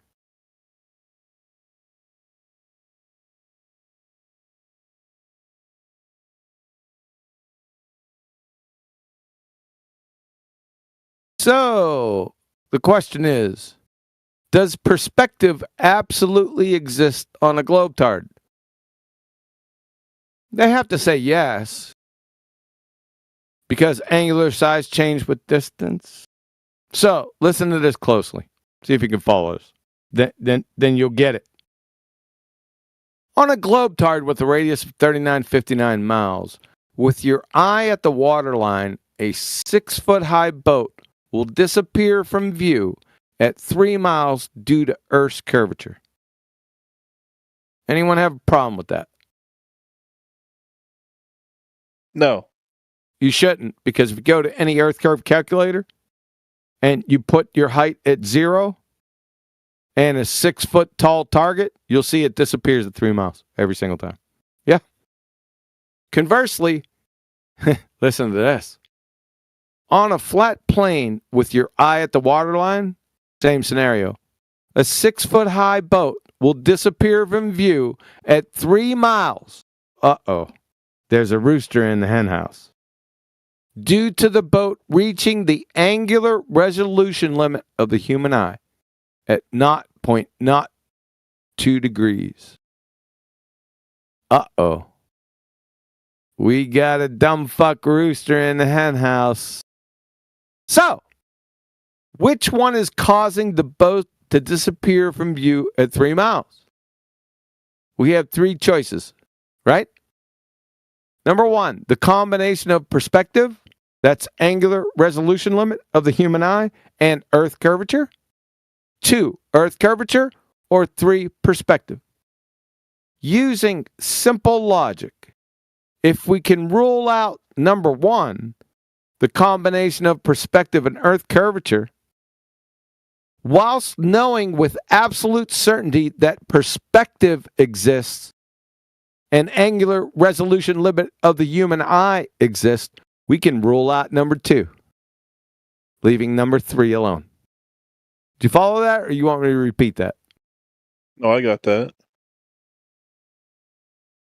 If Earth curvature and perspective were both at play, the 6-foot-tall boat would be unresolvable at 1.8 miles. Why? Earth curve would remove the bottom 2.16 feet of the boat, thereby rendering the remaining 3.84 feet of the boat unresolvable because it has breached the angular resolution limit of the human eye at 0.02 degrees. At 3.84 feet, the boat is at 0.023 degrees, breaching that limit. Did you catch that? Yeah. Therefore, Earth curvature is dreamland apparitional fantasy, and the moron globetards hijacked simple perspective and called it Earth curve. The end. How you like me now, globetards? You're absolutely fucked.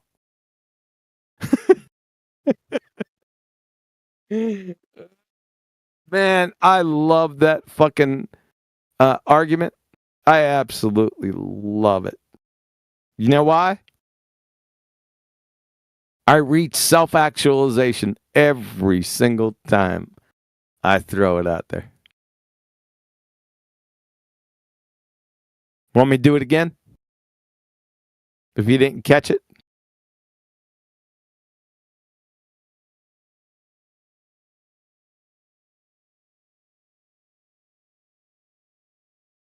I didn't think so. Second grade retard can understand that. All you have to do is know the angular resolution limit of the human eye. It's all over. It's all over.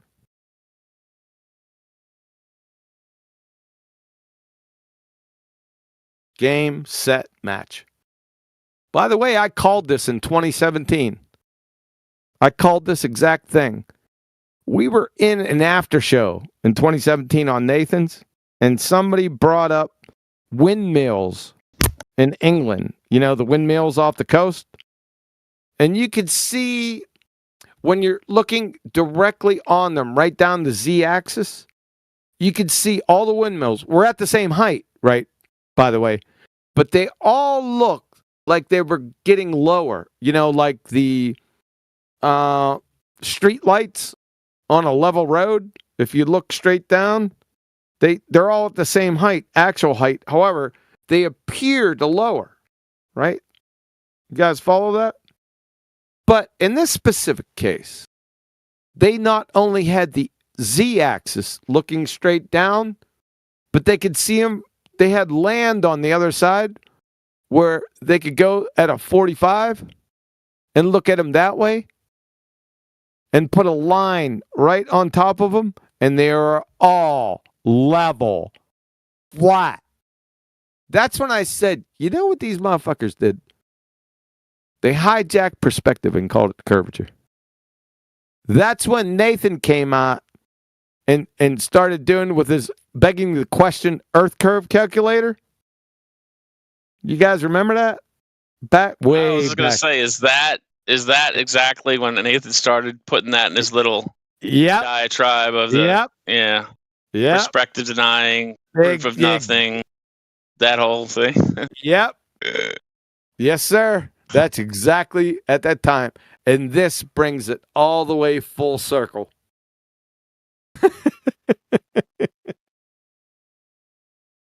Dude, it's some silly shit, man. It's some tricky bullshit, you know? It is tricky right at the surface level, but if you dig right below the Formica deep horse shit, it's like a flower. It just starts to bloom. Yep, the perspective hijacking Earth curve, begging the question, flying hyena Earth curve calculator, that little spill. Yep, that's where you got that from. Exactly. Ask him.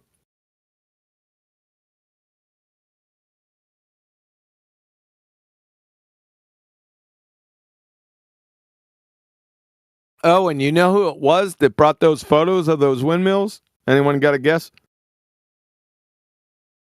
2017. Guess who it was? You won't believe it. Wait, ask that question again. Who was the person that brought those photos of those windmills in England Ranty. on Nathan's after show in 2017? Wasn't Ranty? Yep. Your sister? Ranty. Yeah. Yeah. He was the one that started. Yes, there was such a big scandal about him and windmills and all this shit later. Yeah. What a bunch of crap. Yeah. Yep. Well, I immediately identified him because my gut told me that he was a peckerhead, right? And I immediately, you can hear whenever he'd show up, I would fucking dog his ass. And I told him one day on a live show, I said, you need to be hung by a fucking yardarm.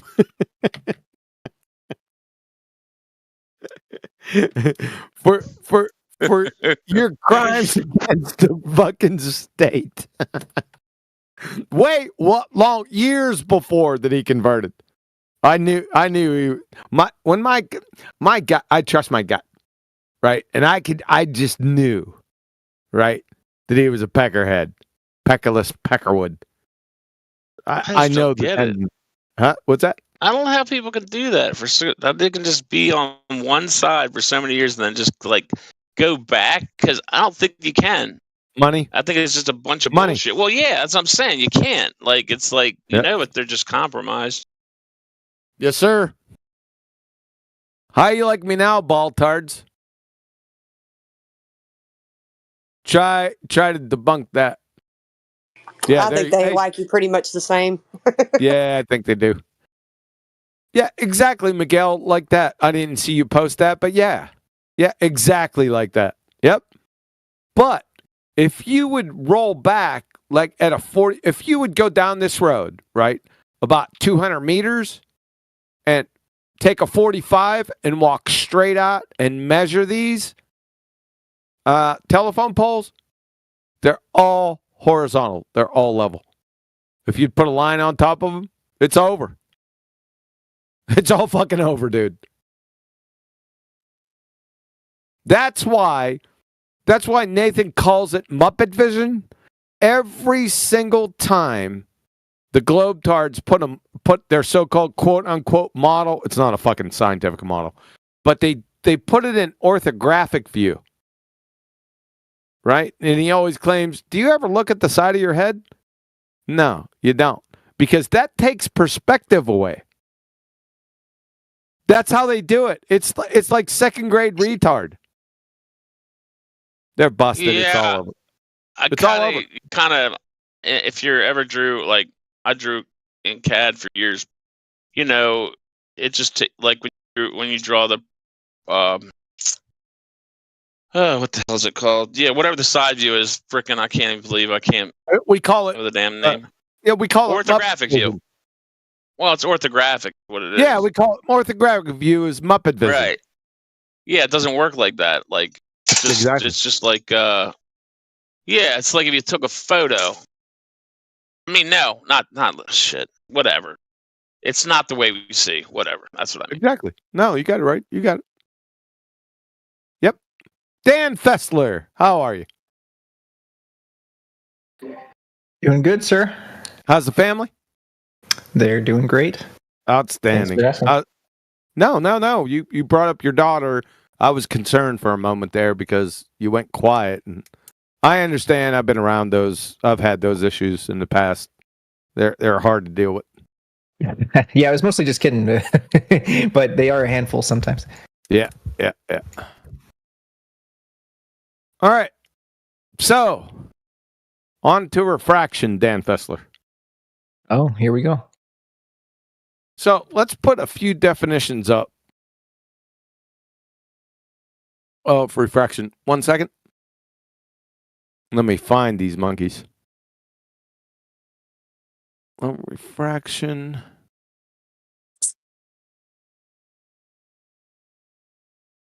Remember, every question I ask is a gotcha question, okay? We on the same. Yeah, we good? Yeah. I got the memo. Somebody asked me one day, they said, are you trying to get me with a gotcha question? I said, all my questions are gotcha questions. What's your point? Oh my God. That was hilarious. Let's see. Let me get serious.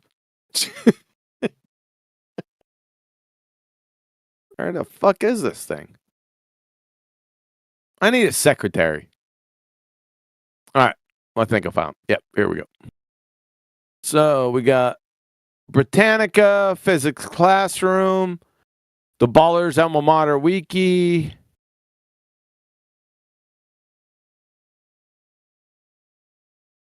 Merriam-Webster. Who else we got? Hyperphysics, Georgia State. You think that'll be enough? Sure. All right.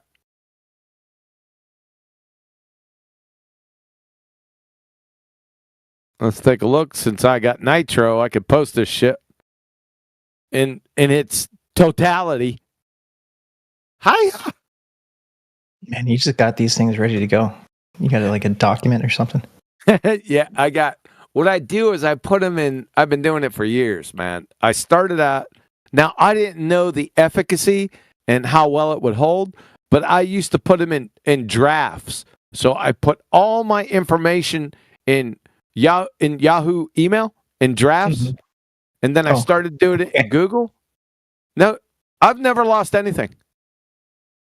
I guess it's a highly searchable there in email, so that makes sense. Yeah. Well, sun shines on a dog's ass every now and again, Dan. I just fell into that one. I also appreciate your emoji notation in all of your notes.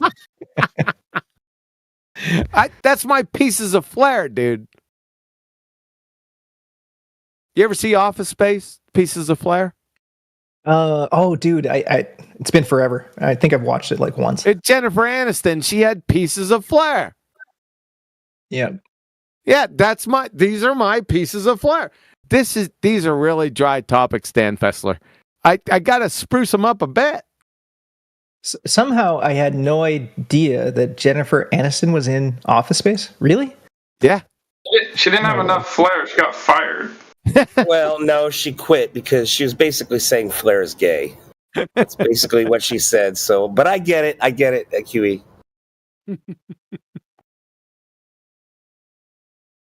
OMG. Okay, let's take a look at these definitions. See what they all have in common. They got a lot in common, right? Britannica.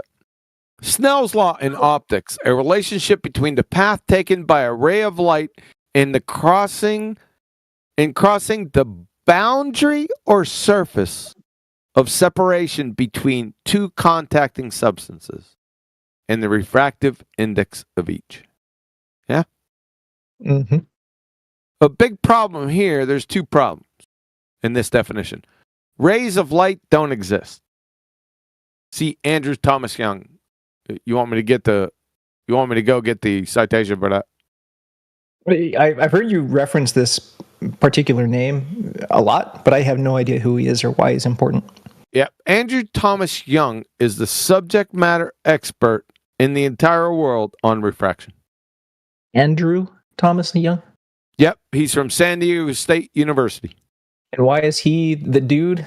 Well, why is he the dude? He's the only one that predicts refraction every fucking where. All right. Just ask the connected brethren. They'll let you know. So we got one big problem with this. It's not the biggest problem, but ray of light doesn't exist. Rays of light don't exist. And boundary and surfaces right here. There's a big fucking problem. Because the Atmo is made of gas. Gases have no boundaries or surfaces. Follow that one? That's not the biggest one. I just wanted to point that out. Yeah, I'm following. Mm-hmm. All right. Physics classroom. Refraction is the bending of a path of a light wave. That's a big fucking problem right there. light wave. What is your interpretation of light? I know I actually get confused about this, by the way, because you are a proponent of quantum, obviously, right? And I've heard you talk about it, and at least it doesn't seem to align with what I understand about quantum physics. Well, it's gonna align real quick at the end of this. Okay. I promise you. Okay, but see, that is a big fucking problem. This light wave, light's not a wave; it's a particle. But we'll continue. They say it's a duality, right? Say again? Don't they say it's a duality? No, it's not a duality. They? Who are they? I would assume quantum physics physicists. I mean, no, it wouldn't be a quantum physicist. That's for sure. I'm going to show you here at the end. Okay. So this is a big fucking problem, but let's go ahead and read through all of them, and then I'll come back. Okay. So refraction is the bending of a path of a light wave as it passes from one material to another material. The Atmo has only one material, by the way. Mm-hmm. The refraction occurs at the boundary. Same thing. It's said in Britannica, by the way. There are no boundaries with gases. And is caused by a change in the speed of a light wave. There it is again. Upon crossing the boundary, second time. It's good. There's going to be a third time. The tendency of a ray of light to bend in one direction or another is dependent upon whether the light wave, there we go again, 3 fucking times, speeds up or slows down upon crossing, and we got the boundary. Hey, bro, Fenty Floyd on time, bro. Shut the fuck up. Put him on mute. Hey, chill out, brother. Shut the fuck up. Shut up. Why are you telling me? Put him on mute. You're being rude. You're being rude. Mute. This guy's being rude. Put him on mute. This guy's Hey, stop being rude. Moderators. Stop being rude. You're the one being rude. Moderators. Put him on mute. He's ruining. I'm putting you on mute. I'm putting you on mute. Okay, fuck.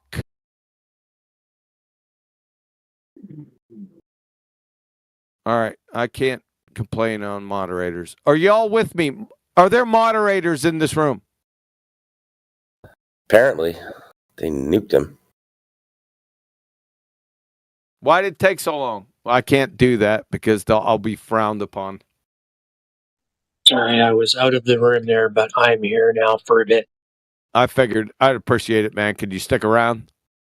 Absolutely.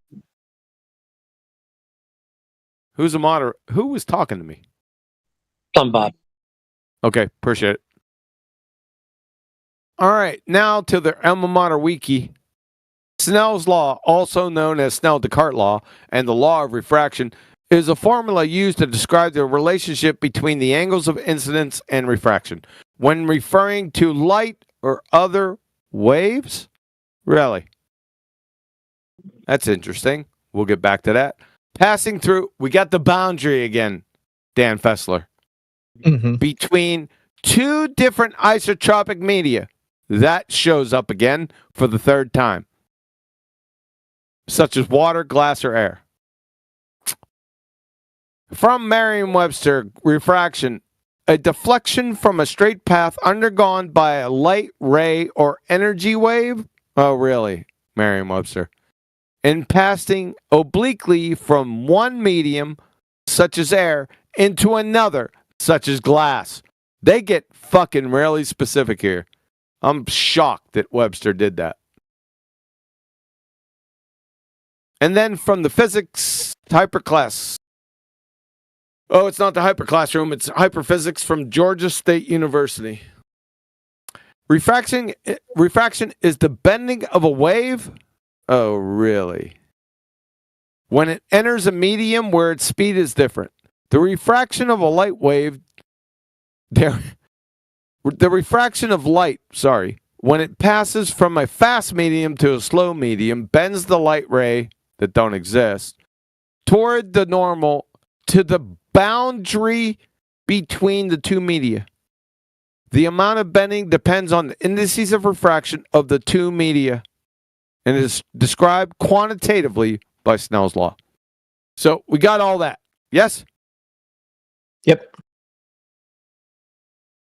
One moment. So they said light waves or waves a number of times, like 1, 2, 3, 4, 6, 8 times. So that's a premise, right? It has to be a wave. I'm just going to stick on that because I can destroy it with just this. I'm special. We ready? Yep. Yeah, light's not a fucking wave. At 11 or at 30 minutes after the hour, photons are particles. Richard Feynman from his lecture on quantum electrodynamics. The first thing Newton believed light was corpuscular. Turned out that it had very strange properties from that point of view, and it was explained that many of these strange properties was because, in fact, it was a wave, which was wrong. Turned out he was right. It was a particle. Oh, shit. From Professor Shanker, Chair, Physics, Yale. Everything is really particles, all things, electrons, photons, protons, neutrons. They are all particles. So let there be no doubt about that. That's interesting. Again, Professor Shankar. So we have to play this game in two ways. It is particles. He's speaking of light. But its future is determined by a wave. But the wave is purely mathematical. You cannot put an instrument to measure the energy due to that wave. It's a construct we use to determine what will happen in this experiment. End of citation. So what he's saying here, that it's a wave function, not a physical wave. And it's confirmed by the University of Tennessee. In one dimension, wave functions are often denoted by the symbol psi, x and t. They are functions of the coordinate x and the time t. But psi is not real, but a complex function. The Schrödinger equation does not have real, but complex functions. Solutions. Solutions. The wave function of a particle. That gives the game away right there. At a particular time contains all the information that anybody at that time can have about the particle. But the wave function itself has no physical interpretation. End of citation. When it talks about is not real or does not have real and but is complex. Yep. Are you? I think I'm reading that to mean something different than you are. I think it's talking about real numbers and imaginary numbers. Well, to a point, yes, but you're missing the overall point. The wave is not real. Yeah. At least that's the most common interpretation, right? Because it's not an interpretation. It's not an interpretation. I'm not interpreting this. The wave function. What is a wave function, sir? Have you heard of pilot wave theory? Yes, and I clobbered it to death interpretation about of the wave 2 fucking years ago. The wave function is a wave function a wave. Physical. I'm not going to argue because that is the general acceptance. No, you're fucking done. You're fucking done. That's why you're not going to argue it. No, I mean I'm agreeing with you. Yeah, the wave function is not a fucking physical wave, dude. Yeah, I'll agree with you on that. It's most. I think of it more as a probability. It's not an agree disagree. They fucking said it. This guy drunk. Who, me? It's over. Who thinks photons are riding on physical waves like Kelly Slater at the Billabong Tahiti Pro?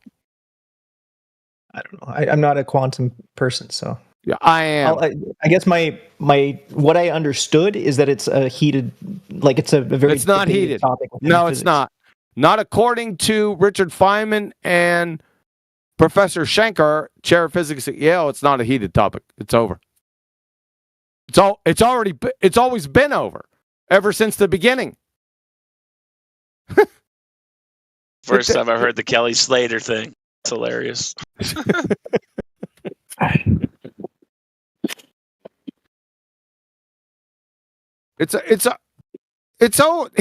Richard Feynman told you it was a fucking particle, dude. Do you want me to show you pictures of it? I agree. Do you want to know? Do you understand the photoelectric effect? No, I'm not familiar. Photoelectric effect. It's not by Einstein, although he received a Nobel Prize for it, that showed photons as particles. It's fucking over. Do you know the entire photodiode industry is dependent upon photons as being particles? Did you know that? Makes sense. It can't be fucking waves. I mean, they propagate based on waves, but they don't. Waves. No, they don't. Hold on a second. You said they propagate as waves. That means they travel as waves. What's they? Sorry, the particles propagate by a wave function, but they are themselves not waves. By a wave function, but the wave function is not real. Yep. I mean, it's real in that it behaves a certain way. It doesn't behave a certain way. It's a particle. There is no physical wave. There's no way out. You've got no way out, dude. So that's just a description? No, it's a mathematical function. A wave function is mathematical, not physical. It's not a physical wave. It says particle. I don't know. Everything is really particles, electrons, photons. Let there be no doubt about that. I don't know how you can interpret that any other way than particles. Does it require interpretation? It fucking says it plainly. Feynman says it. It was a particle. Why does he say that?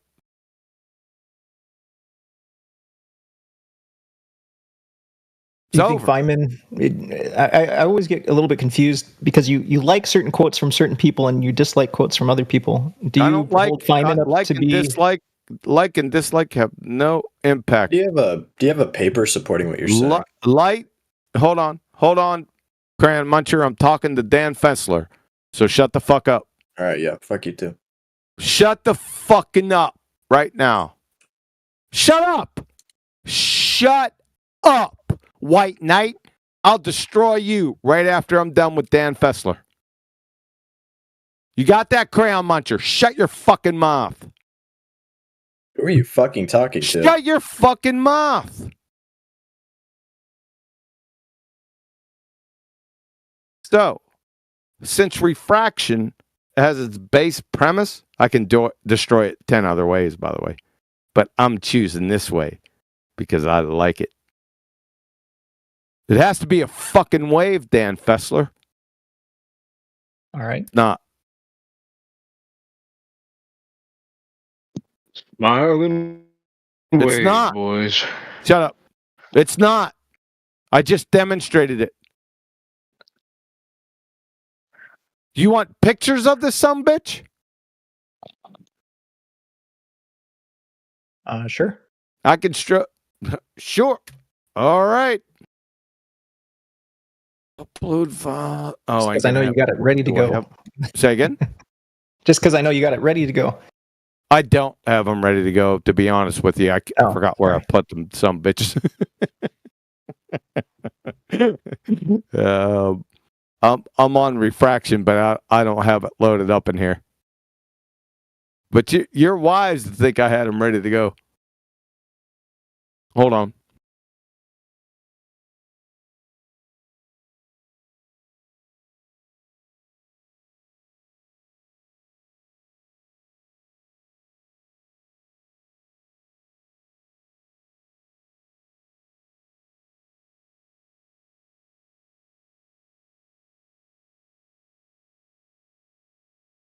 Images. Let's see them.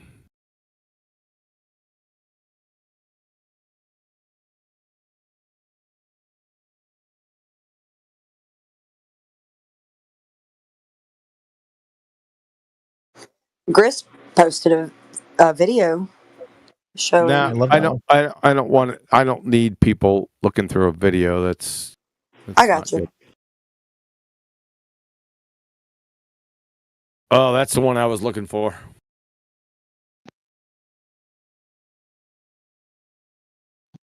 Bruh. Copy. 1 second. I'll be right with you.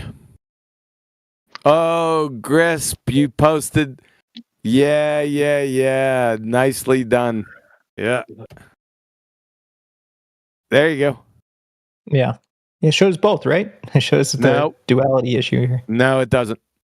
No. I mean, it obviously shows the particles. It doesn't. Obviously. The collective pattern is a wave function. Yeah. The individual parts, Mr. Composition Fallacy, are discrete chunks.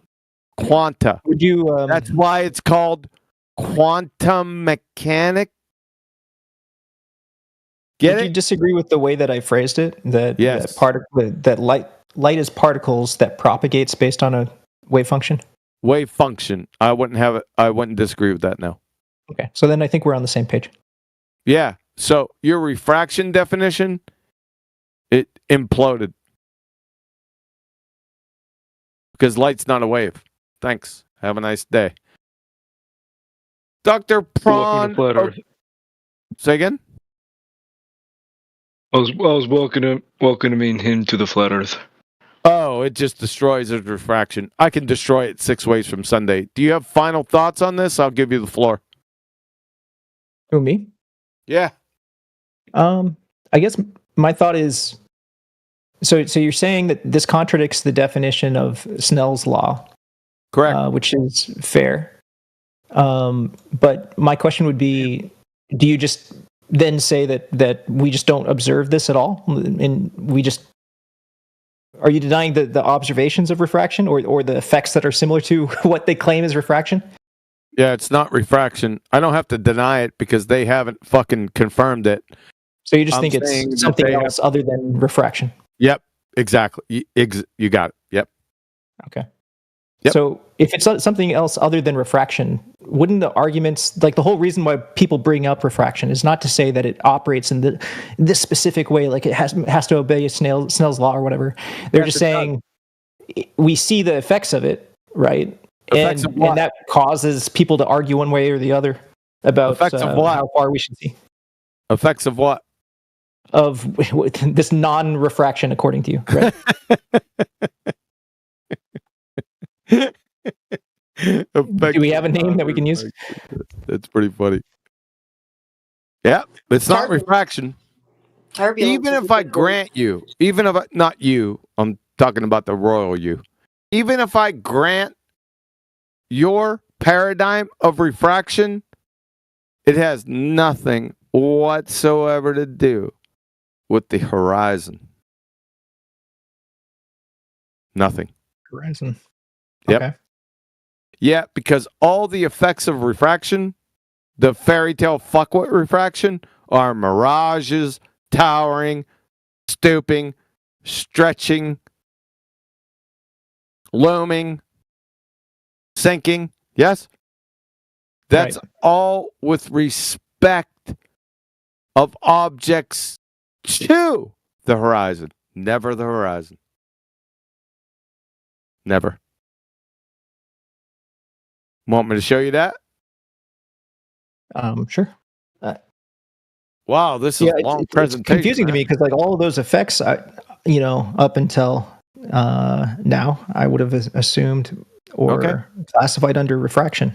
Okay. Like they operate by the same laws, right?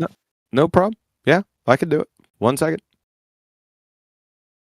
Atmosphere. What's interesting about mirages in particular is that they don't have they specifically don't follow the Snell's description of discrete angles, right? There isn't specific boundaries or whatever. Snell's they have continuous spins.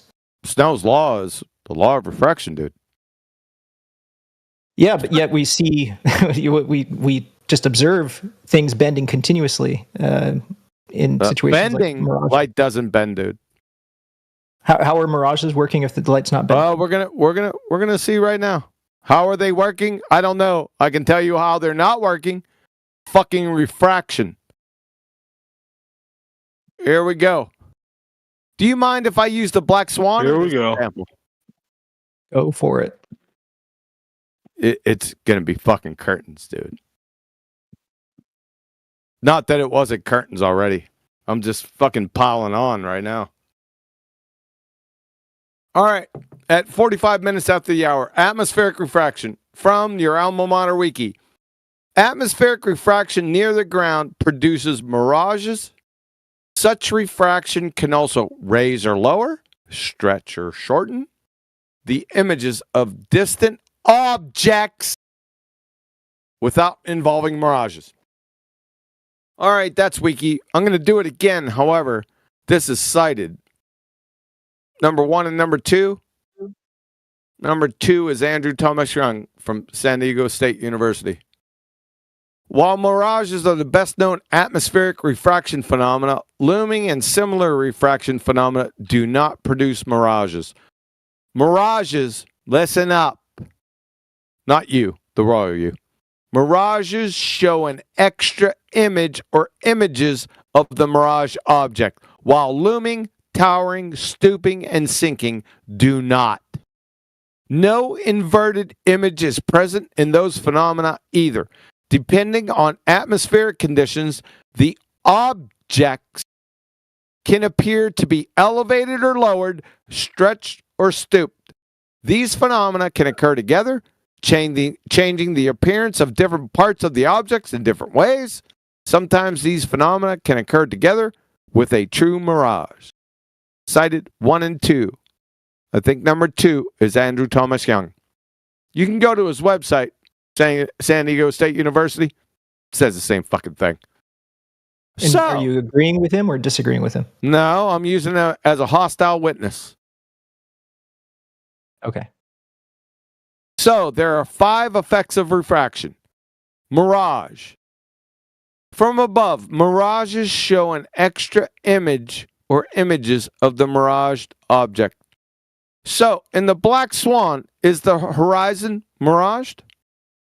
Is there an extra horizon or horizons in the Black Swan photo? Did you post the photo? You kidding me? I mean, it would be useful for me to look at it again. Can somebody post a photo for him? Black Swan. There you go. Yeah, because I've seen people say that there's multiple horizons, the dark band in the foreground. Really? There's multiple horizons. How many horizons are in that photo? I don't know. It's not clear to me. You need an ophthalmology exam. I can see why people would say 3, maybe 4. 3? There's 3 fucking horizons, Dan Fessler, in that photo. Are you fucking kidding me? I can see why people could say that. I don't really define horizon, Dan Fessler. The easiest definition is where the sky meets the apparent position of where the sky meets the surface of the earth. Yeah, so can you show 3 in there? Can you point them out to everyone? Not by that definition, no. Yeah, fucking right, because that's the definition of horizon. Thank you. So, in the Black Swan photo, is the horizon mirage? Is there an extra horizon or horizons in the Black Swan photo? Yes or no? Not by that definition, no. Yeah, it's fucking...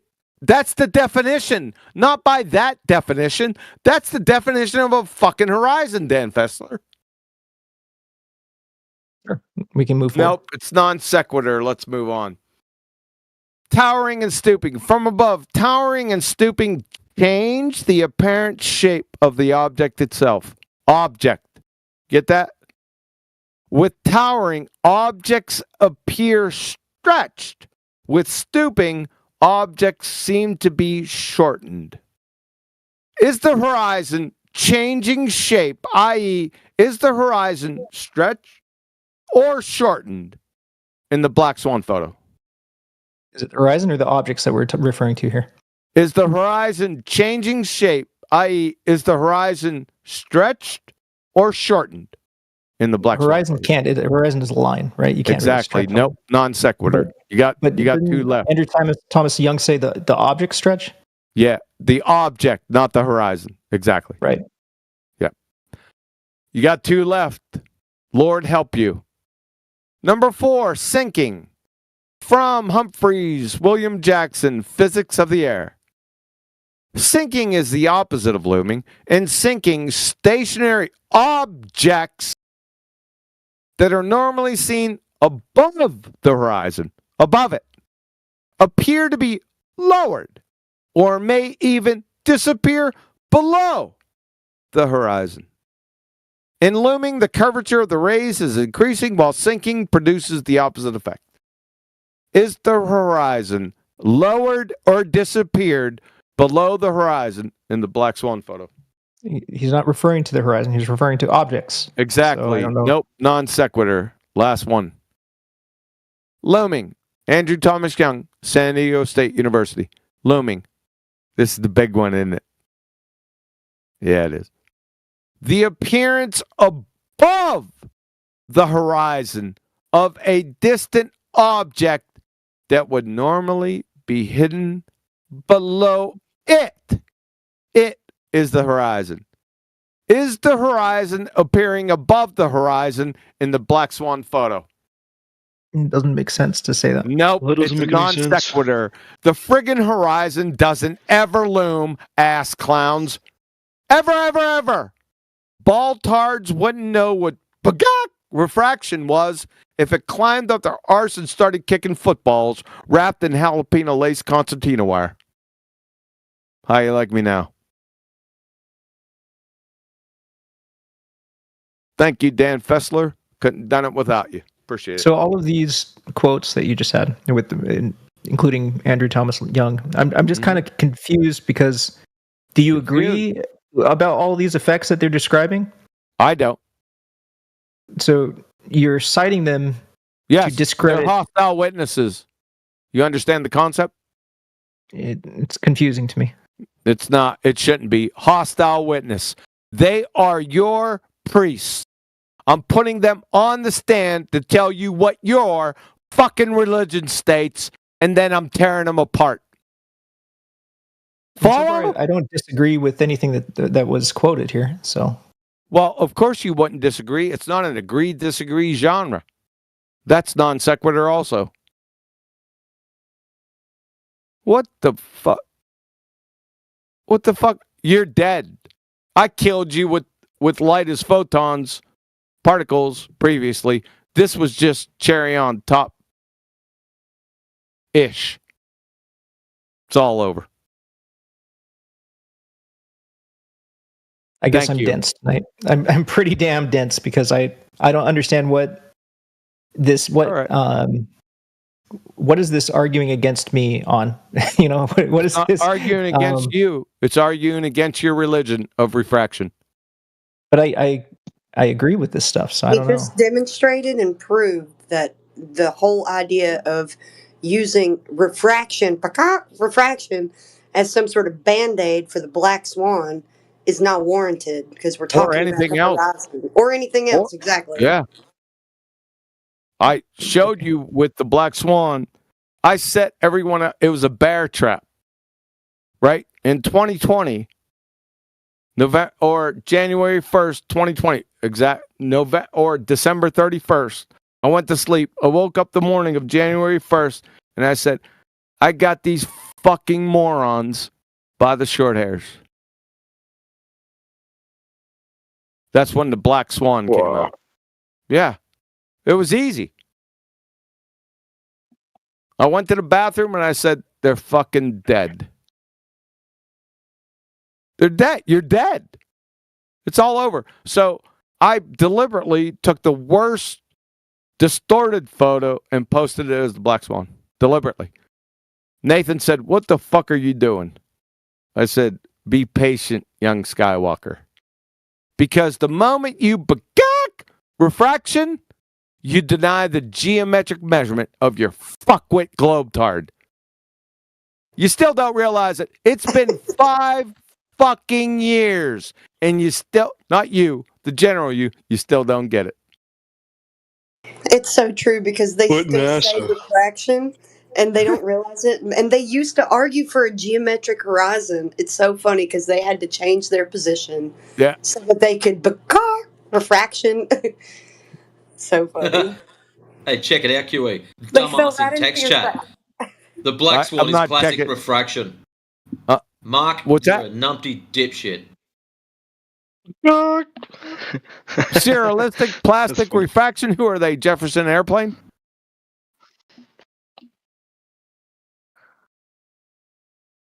Thanks, Dan Fessler. Appreciate it. You've been a good sport about it, right?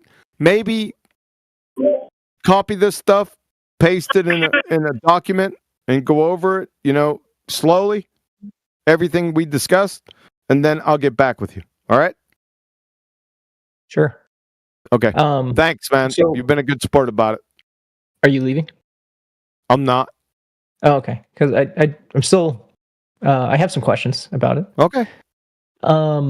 So you don't believe in any of these quotes that we see these in real life? No, I have no beliefs. I have no beliefs. Nope. Sure. Bear with me as I misuse or abuse the word belief. Okay. For a second. But so you don't think there is such thing as stooping or looming or towering or sinking? Nope. Okay. So what is the effects that we see of things like like that black swan it looks squished to me compared to the other images I've seen, right? Hold on a second. Let's stop there. What is the black swan argument? I'm not even talking about the black swan, like the whole multiple horizons thing right now. I'm just talking about just these effects of like we could use other images other than the black swan if we wanted to. I'm just saying. We're focused on the black swan. What is the black swan argument? It's important that it disobeys the geometric horizon. You're seeing too far. Yes. Yep. What does it have to do with it doesn't have anything to do. Like I said, it's a bear trap. I put the oil rigs out there. The oil rigs are only used for demarcation of distance. That's all I use them for. But I really like the distortions in them. I really like that a lot. Right. So they're obviously distorted, but you disagree with the things that you quoted that would cause those distortions. Yeah, I don't give a shit because the argument. What's the argument? Okay, I get your argument. I'm just trying to understand why, what your position is on these atmospheric effects that we're observing. Atmosphere is a paradox. Atmo means air. Air is a gas. Sphere is a shape. Gases have no inherent shape. Or boundaries. Number one. Number two, my argument has nothing to do with the fuckwit oil rigs. My argument has to do with the horizon. Follow? Using Pythagorean formula with a horizon, let's just make it 10 miles. It's actually 30 plus miles, but we won't get into that. Because all I need for the average Kant Fogamarian is that horizon is behind platform habitat. That's all I need. And I can safely say, and everyone can safely see, that horizon is at 10 miles. According to Pythagorean formula, with a horizon at 10 miles, that would make the radius of the Earth 264,000 miles. Yeah. Wouldn't looming produce this effect? Looming of what? The horizon? Of the objects? I'm not focused. Dan Fessler, my argument is not about the fucking objects. My argument. Dan. Horizon. Dan. Horizon. Focus now. Focusing. Fuck the. Have a look. 1 pound fish. Have a look.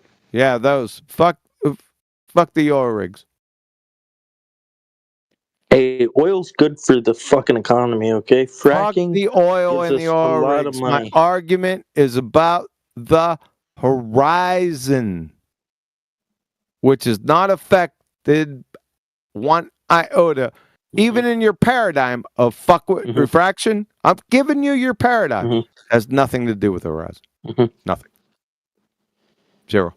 Danny walked you through each and every form of mirage, and you agreed for every one that none of them had anything to do with the horizon. Oh, it was objects with respect to the horizon, and you agreed. Yeah, I get the point. Okay, all right. You got it. Let him off.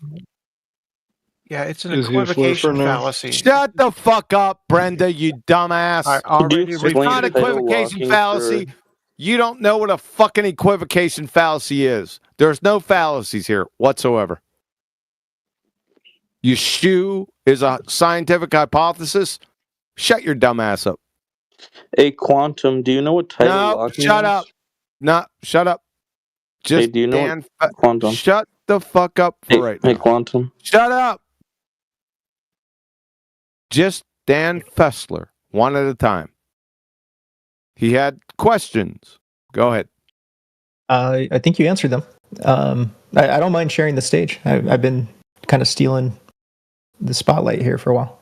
You have it. You're fine. You're good to go. I would suggest take all the citations, all the images, save them, and go through them. Like this was just brought up on you. That's not lost on me, right? It's unfair of me to load you down with these. I realize that, right? So I want you to copy and paste into your own documents what I have posted. Take your time, go through them, and maybe in a week, 2 weeks, 3 weeks, after you had time to go through them, come back with your rebuttals or questions, and that's fine. Sounds good.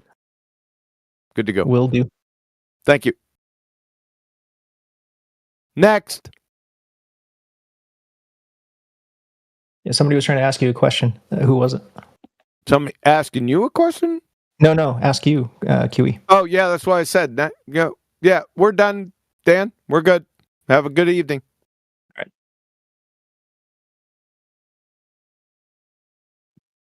Damn.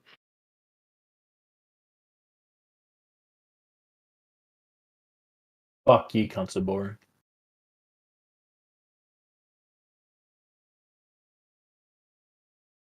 I still think it's refraction, man.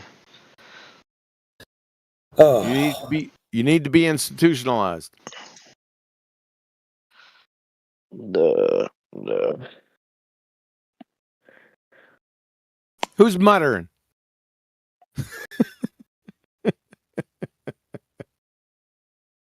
T-Jump?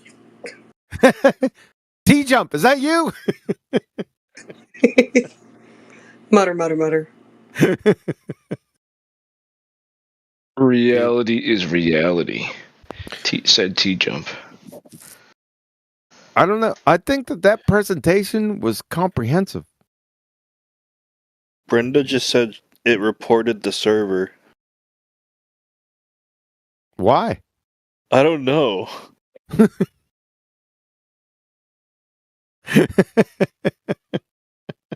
I just stated a fact. Server, report. Matrix is on. Server reported. Oh boy, I can't imagine why. Actually, it's for their own benefit. Obviously, they are distressed when they're in here. If I remove them from the problem or alleged problem, problem fixed.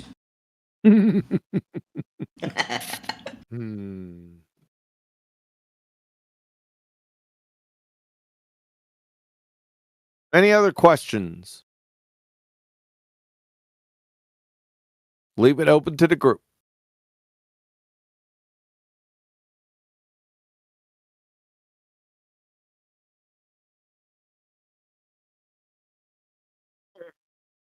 It's so funny. They just don't get it. I'll tell you what's funny, Flatsy.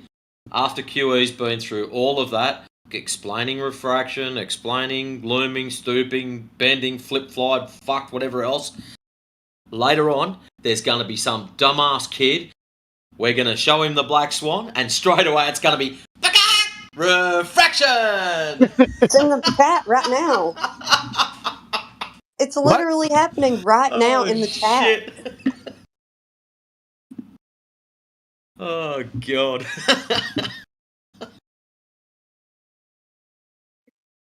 Like, I worry about these people, man. Like, they can't follow anything. Golly.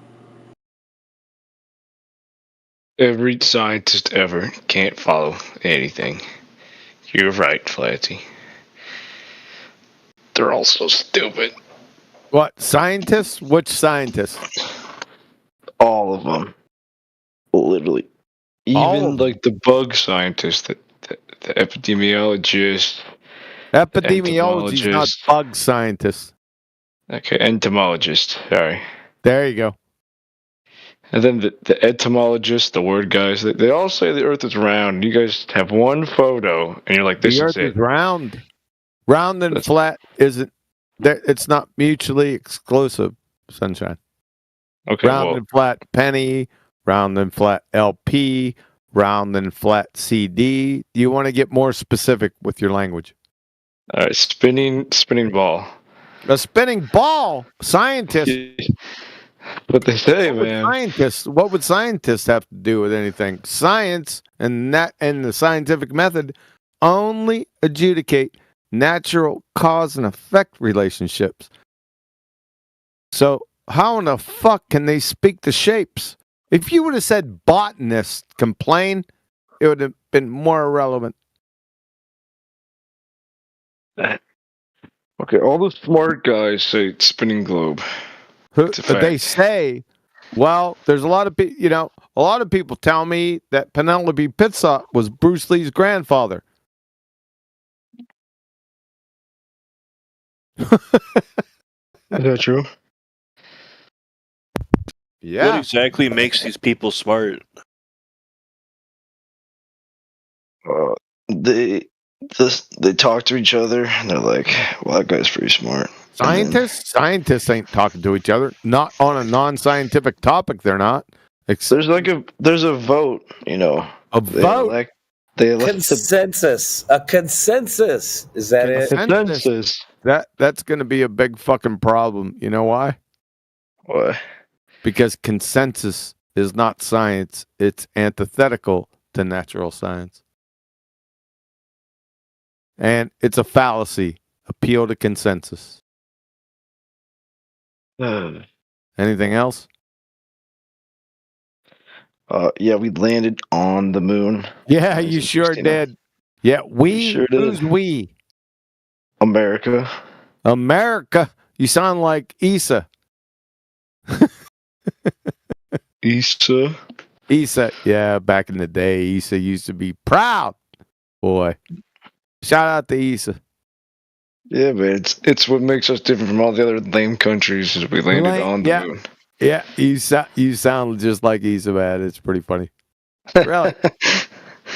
It's cool, man. He's over at the Land of Misfit Toys now. I don't know what fucking happened to him. But you said consensus, right? When you made that claim? Yeah? Which claim? Well, he said vote, and I said consensus to... Yeah, that's consensus. So, from Michael Crichton, transcript, Caltech lecture, 2003. There is no such thing as consensus science. If it's consensus, it isn't science. If it's science, it isn't fucking consensus. Period. I just gotta ask, is that the Michael Crichton, the writer, or is that just a coincidence in name? Michael Crichton, the writer, was a Harvard graduate medical school, by the way. Uh-oh. SpaghettiOs. Yeah, same person. That's why would you expect somebody that's just directing movies or writing for movies to give a lecture at Caltech? Really? Name another one.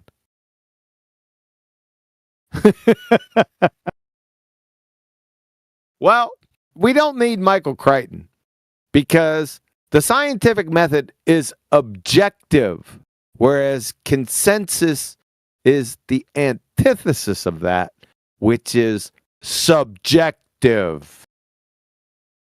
Follow? Yeah. Yeah. Yep. Anything else? The moon? Moon landings? Really? Yeah, we landed on the moon, man. Did we? So what did we travel through? What did we travel through? Yeah. The space. Air, I guess. Space? No, not air. It's called a vacuum? Yeah, it's a vacuum. High, extremely high, and ultra high vacuum.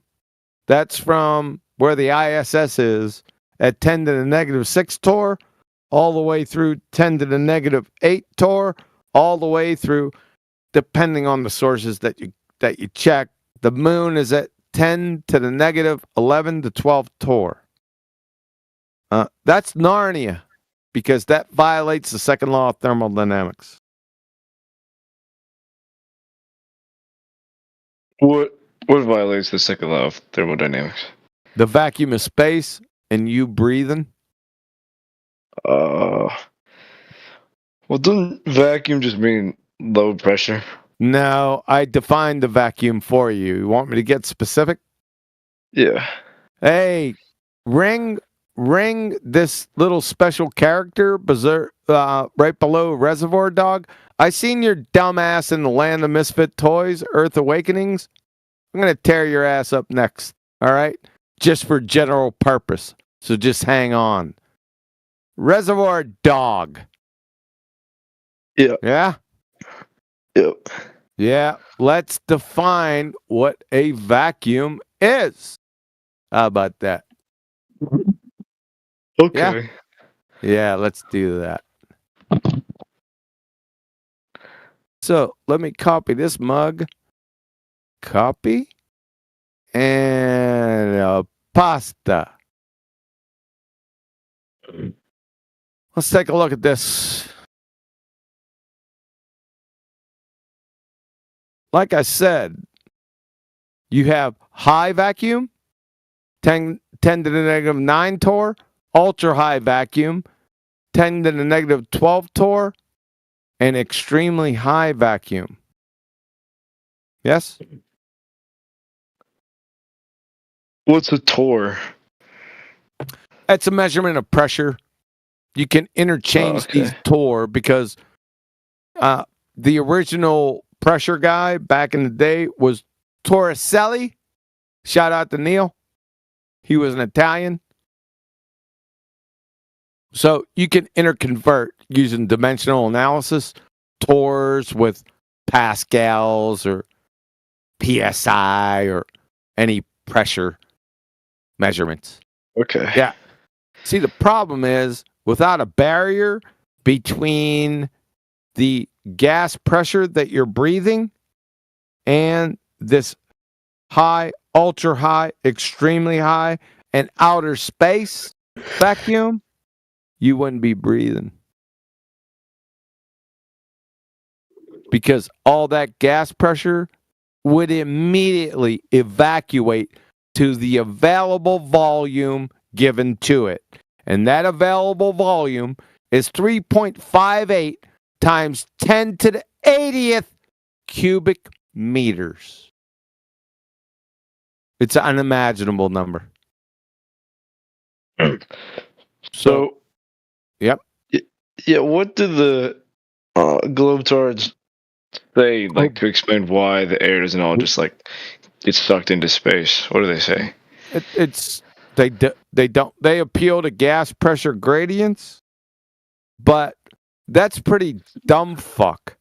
Because which comes first? Gas pressure X or gas pressure gradients delta X? The first one. Yeah, X. So their incoherent red herring fallacy of delta X is heretofore crushed. How do you have gas pressure without a container? Back to the original question. We can get on to pressure gradients after that. Because you can't have gas pressure gradients without a container. Yes? Yes. Yep. That's it. That's the end of that. Now, the question is, how is there gas pressure gradients on Earth with a container? That's really easy. Delta X. So we're expanding our view here. So number one, we know that gas pressure, and gas pressure gradients, the delta X, each require a container. However, they're thinking of static closed systems like condensed air or compressed air. Sorry about that. Compressed air. That is a closed static system. The Earth is a closed dynamic system. That is to say that there are many biogeochemical cycles on the Earth, starting with second grade. You have the nitrogen cycle, you have the CO2 cycle, you have the water cycle, phosphorus cycle. So these things are cycling constantly. Yeah? That avails you the gas pressure gradients. Yes? Okay. So we didn't go through space because there can't be a vacuum, because then all our air would go away. But it doesn't go away. So the moon, is it in our container in the firmament?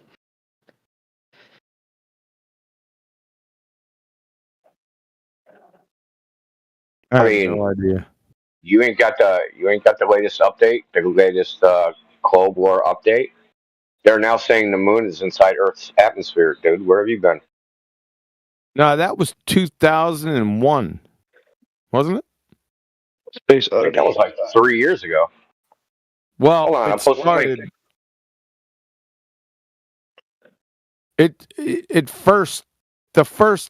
I look back and it was like 2001, 2003, somewhere in that vicinity. Yep. Atmosphere, that's a paradox because atmo means air. Air is a gas, sphere is a shape. Gases have no inherent shape.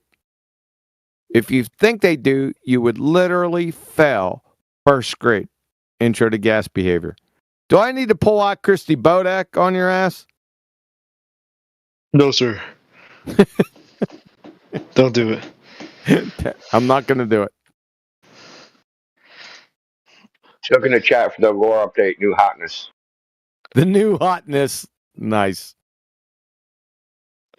Yeah. It violates the second law of thermodynamics. It's all over. So does the sun. So every appeal to outer space, which is a vacuum, according to the story, is heretofore crushed. You cannot appeal to anything in Narnia. Because it's Narnia. Yeah? So if you ask me the metabolic pathways of a three-pronged crowned amoeba in Narnia, don't you have to prove Narnia exists first? Follow? Wow, he's right. Earth's atmosphere extends beyond the moon. What does that? Beyond what does that even mean? It's meaningless. What? Yeah, so, so they're saying there's like a little bit of air over there? Or what is it? 10 to the negative 9th Torr. I guess you could call that a little bit. So and not of much. course, you said the paradox extends past the moon. You follow? Right, the atmosphere, yeah, it's a paradox. Yep. I missed the part. You said that it. What was your explanation for gradients in a container? Dan, you already got cooked, Dan. I don't know why you're talking. Gradients in a container? Yes. Yeah. What was the your biogeochemical cycles? Yep. The biogeochemical cycles? Yep. It's not a closed static system like a can of compressed air. Can of compressed air is a static system. There's nothing there. However, on the Earth, there are biogeochemical cycles. That means there's cycles constantly going on. Nitrogen cycle, CO2 cycle, water cycle, phosphorus cycle, right? Okay. So it's always fluctuating. And my main point was, which comes first? Gas pressure, X, or gas pressure gradients, delta X? Which comes first? The first pressure. X. Gas pressure. What's the definition of gas pressure? I don't know. Anyone? The force exerted on the walls of its container. Exactly. By the way, I'm not sure if you saw it, but I posted a link for you that I found from your friend, hostile witness, Andrew T. Young. Mm-hmm. He has a whole page describing the dip of the horizon, varying due to... Dip of the horizon. The horizon doesn't dip. Well, I mean, you used him as a hostile witness. Yes, I did, but I only quote... Did I quote that part? No. But then I'm not responsible for it. So you're just going to pick and choose? You dumbass. I'm not responsible for that. Hold on. Dan, you know the part you quoted says fictitious planet, right? Which part did I quote? Are you responsible for that? The words right next to the diagram. I'll post in the chat. The words next to the diagram. Says, in other words, everything is the same with refraction as it would be on a fictitious planet. I don't think Dan posted anything else. Do you understand what a citation is? Did he post a diagram? Hold on, Indio. I posted a diagram, yeah. Uh-huh. Hold on, Indio. Oh, do you know what a citation is? Yep. Did I quote that, or did you quote that from the reference? No, I did, obviously. Okay. Then you have to support it, not me. So I guess what is your point that I'm... Shut the fuck up. So what does your citation say? My citation says that the dip variance occurs due to refraction. Did you listen to a refraction presentation I've given for the past 90 fucking minutes? Yeah, I did. I was part of it. I guess the point that I'm trying to make, or the question I'm trying to pose. This is Dan. Dan, you don't know the difference between, number one, a citation and a reference? And number two, what the fuck? Number two, what the fuck? What do I want? Well, number two is, what the fuck are you doing, sir? Number three, I'm trying to understand why you quote because Andrew T. Young to discredit the refraction, but I just told you. Hostile witness. But he also disagrees with with the framing of which you're describing. You're fucking snickering like you got something. Only the does that change your hostile witness? Unwittingly, you just compromised yourself. How can you have do you know what a horizon is, sir? Yeah, I quoted it for you earlier. Really? You quoted it? No, you don't fucking know what it is. I gave you a definition you agreed with earlier. According to the slope-intercept formula, all horizontal lines which are derived from horizon have a rate of change of slope of 0, son. How can the horizon have a fucking dip? Dip! That means it has a rate of change of slope of non-zero. Did you conflate the horizon dip with height of eye correction, sir? I mean, there's multiple definitions for horizon. No, there isn't. The one that we agreed to earlier in the conversation was where the apparent position where the sky meets the ground. Yeah, but further on, I just gave you another definition of a horizon with the slope-intercept formula. Are you confusing, back to my question, that's a nice move, by the way, but I caught you. I caught you, right? Yeah.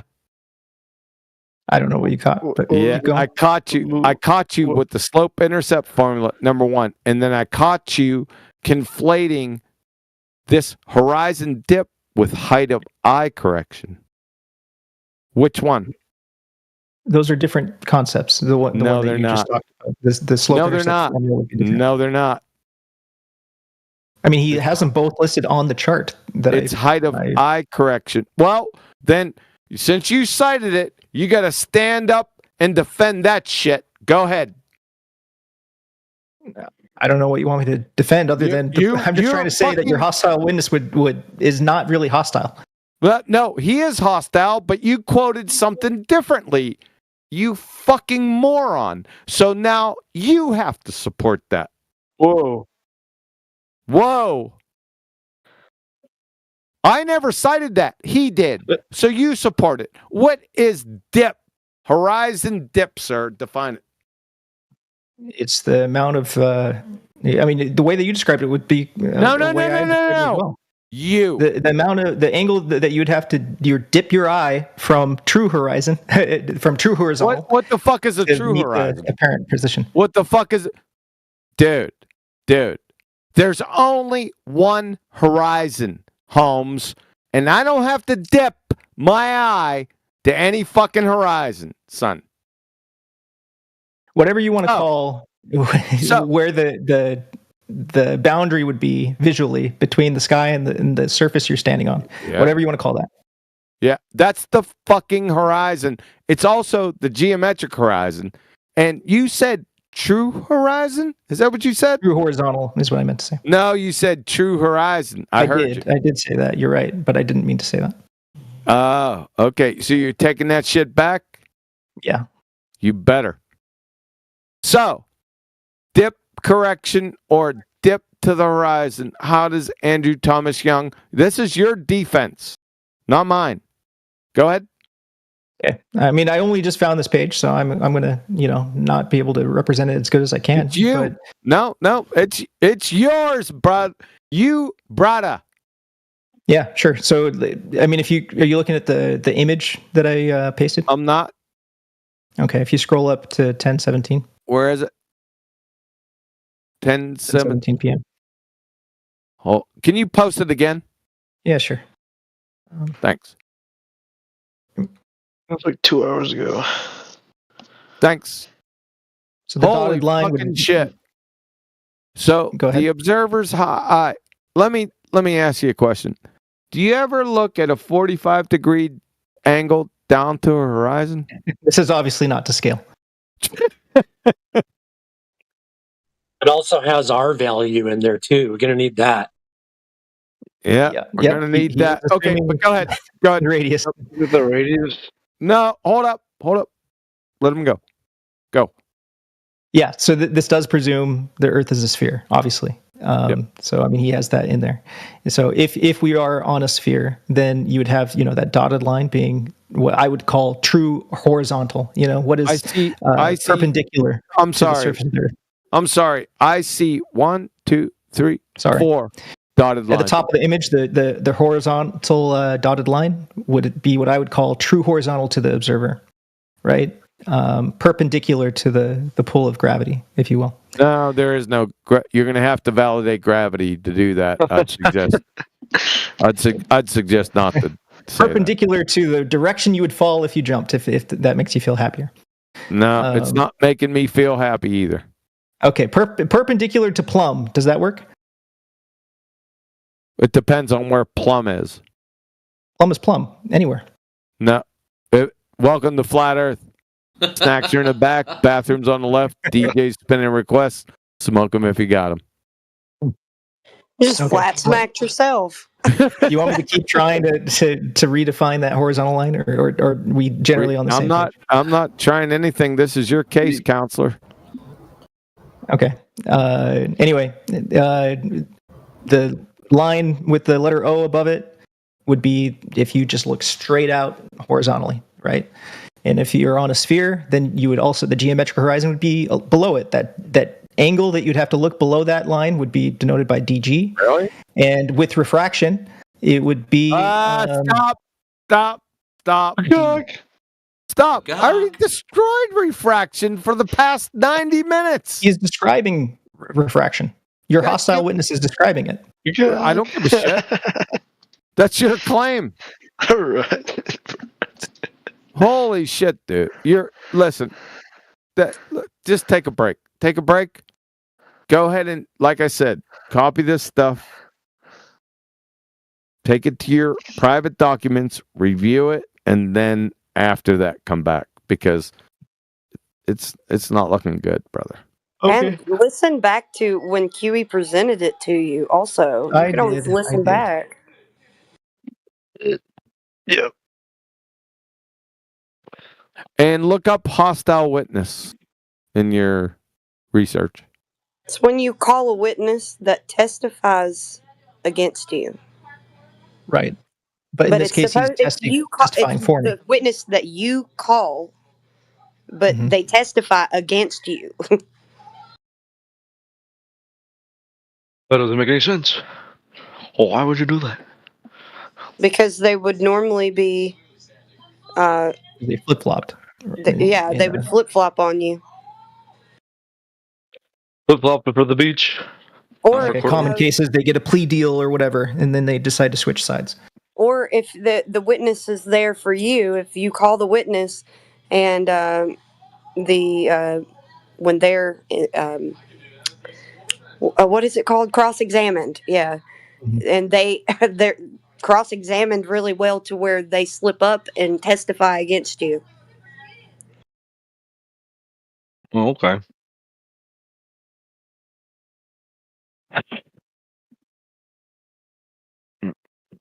Well, there was a guy that Quantum said he's gonna destroy after he's done cooking me. I'm pretty cooked. Dan's definitely cooked. So. Oh, that dumbass King. Yeah, I seen him posting in the Land of Misfit Toys. I forgot about it. King. Yeah, King. Yeah. How do you have gas pressure without a container, King?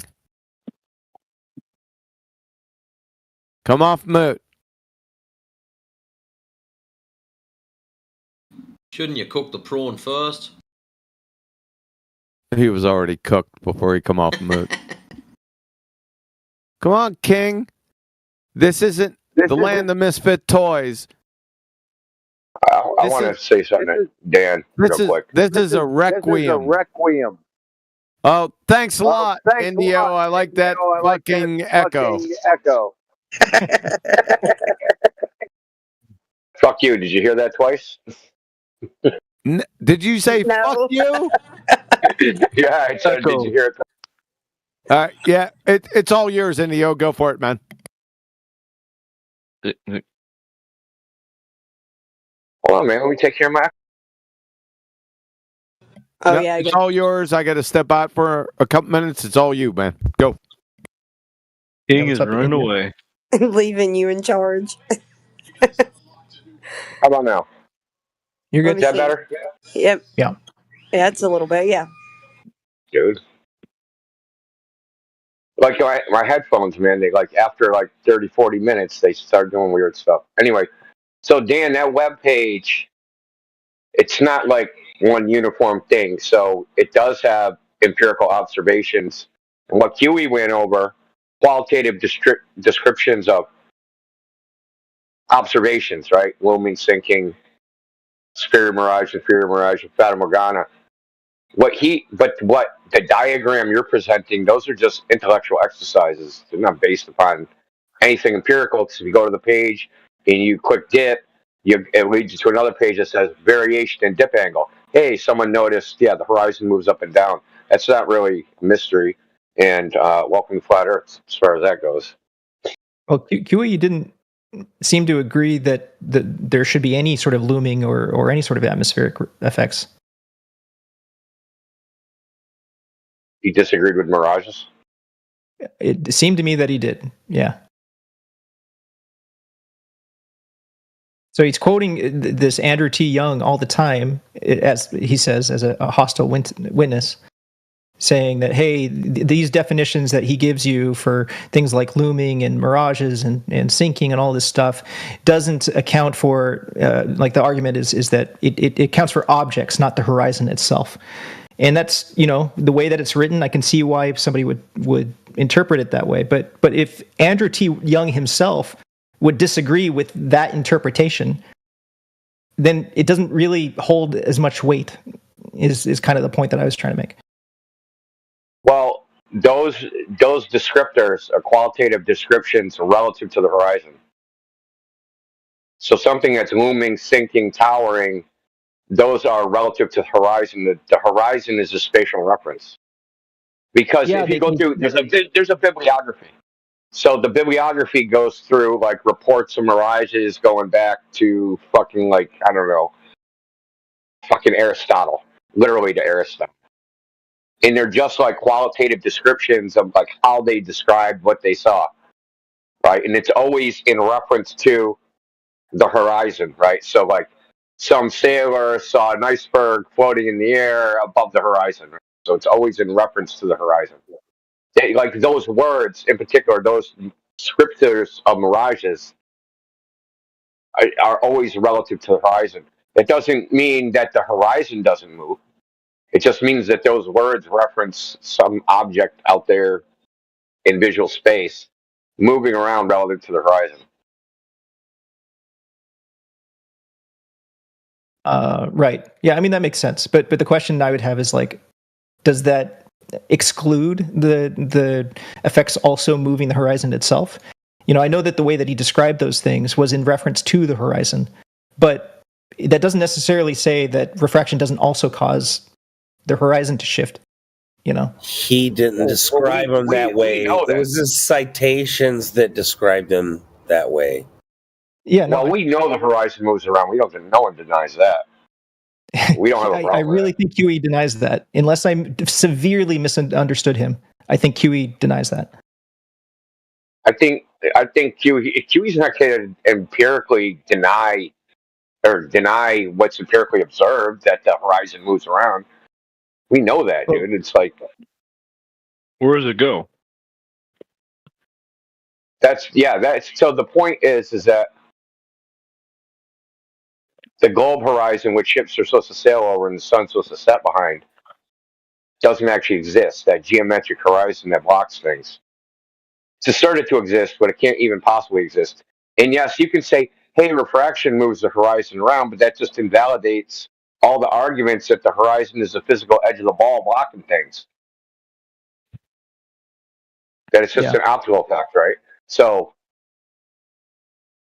I mean, I shouldn't say you're new to this topic, but this is a major point of contention probably 8-9 years ago. That no, I was there. That's your argument. Ships over the horizon, ships over the horizon, ships over the horizon, right? And it has to be a physical ball edge for that to be the case, right? Because that's what you're saying. There's a wall of water between you and the freaking object blocking the boat, the sun, the moon, stars, whatever, mountains, whatever your heart desires, right? Anything I don't see, it's getting blocked by the fucking curve of the earth. Yeah, you know what? I want to take back what I said about Huey's position. I framed it wrong. He didn't deny that these effects exist. He denied that it was refraction causing them. So his whole argument is. And why was that? Because the definitions that he's citing refute that notion that refraction could cause it. Because of the lack of boundaries, because gas has no boundaries. That was one of them. And also because light's not a wave. Particles. Earth is round, bro. Oh, not this guy, bro. Not this guy, bro. Stay out of this. Stop Oblivion, bro. Stop. Just get out of this one. You're gonna chant, dude? You're gonna chant Earth is round, dude. What a weirdo. Yo, what's good, Matrix? What's up, Is it round like a rissole? Of course, man. guys? Oh wow. Because we landed on the moon and took a picture of the Earth. It's case closed. Yeah. Who's we? That's a cool story, bro. Who the fuck is It's not a we? story, man. You don't believe that, man? You're not gonna go. My dog is lowering the room. He's reducing the room to. We're going back to the Brown Age. True, he is. That's true. You're right. We just we hate NASA. Where's this prawn, dude? Uncork your mic, dude. Where is this clone? Who? So, Dr. Prawn, Oklahoma.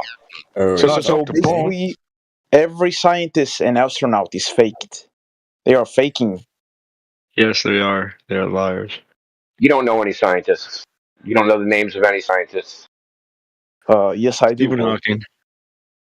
And like, is a geneticist a scientist?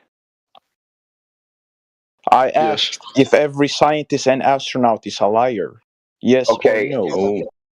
It wouldn't be every scientist, Ron.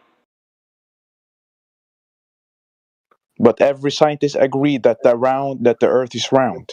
Okay. Yes, so 99% of pregnant women. Okay, Mr. Frank, post a survey that shows that 99% of scientists agree. Or are you just making shit up? Bro, go ask them that yourself, bro. It's your claim. Why would I go find the evidence for your claim? Go search it up, bro. Why? You search it up and bring back your evidence. What do you want me to search, bro? Your claim. The evidence for your claim, knucklehead. You claim that 99% of scientists, which I know is cap, right? Because most scientists don't do any type of science that has anything to do with the shape of the Earth, right? So particle physicists, quantum physicists, geneticists, biologists, maybe geologists. Like, nothing they do has anything to do with the shape of the Earth. They don't know anything to even lie about. I think you're wrong there, buddy. Your entire premise, Mr. Frame, is just false. Show me evidence of your claim, bro. That every scientist doesn't have to do with Earth, bro. Show me evidence. That a geneticist has nothing. Back up your claim, Indo. Yeah, can I see a survey about that? Okay, so a geneticist, you need to see a survey that a geneticist doesn't deal with the shape of the Earth. No, I don't. Indo, what does society believe on, bro? Say that again. What does society accept? Do they accept that the Earth is round or flat, bro? Most of society believes in. Listen, most of society are theists. Does that mean does that prove there's a God? Does that prove there's a God? That doesn't prove it's a God, bro. But you have to respect it. It doesn't prove it's a God. But if most people believe it's a globe, it's a globe. You're a retard.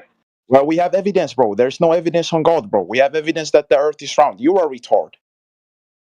Where is the evidence? The evidence you presented is most people believe it, dude. That's not evidence that the Earth is a globe. There is a difference between believing and evidence, bro. That's why it's called science. Where is then what is your evidence the Earth is a globe? Well, you got astronauts that have been looking at that it's round. How do you know that? Globe. And you know that? How do you know that? What do you mean, how do I know that, bro? Yeah, how do you know that? There's some people, they said they did something. How do you know they did that? Well, how should I know it, bro? What do you mean by that? How should I know it? You're the one that believes it. You tell me. I don't believe it, bro. That's the truth. I don't believe it. What? I don't believe it either. Guy said, some dude went on TV and said, I saw the Earth as a ball. I don't know who actually said that, but let's pretend that happened. And then what? How do you know that's true? So I have to look for myself and go up in the... No, I didn't say that. Don't straw man me. I'm asking then how you. Should I know if it's true? Then how should I know? Tell me. Stop straw man. You can't know. You can't know. You can't know. How can you know if what the guy said is true? Wait. Do you believe in space, bro? Yes or no? No. Why would I? Oh my God, bro. Yeah, can you answer my question? Why would I? Where is it? Where is Why Earth? would I? Where is Earth? Why would I? Why wouldn't you, bro? That's not the no. What? Why wouldn't I? Entropy. Do you That's believe why. you exist, bro? Yes or no? I know I exist. I'm talking to you. Oh, are you sure about that, You bro? keep How do trying you to know you just get exist? up and change the subject. Why should I How do you know believe you there's a exist? place called outer? Why should I believe there's a place called outer space? Because there The is only thing I evidence know for about that, it bro. is there's.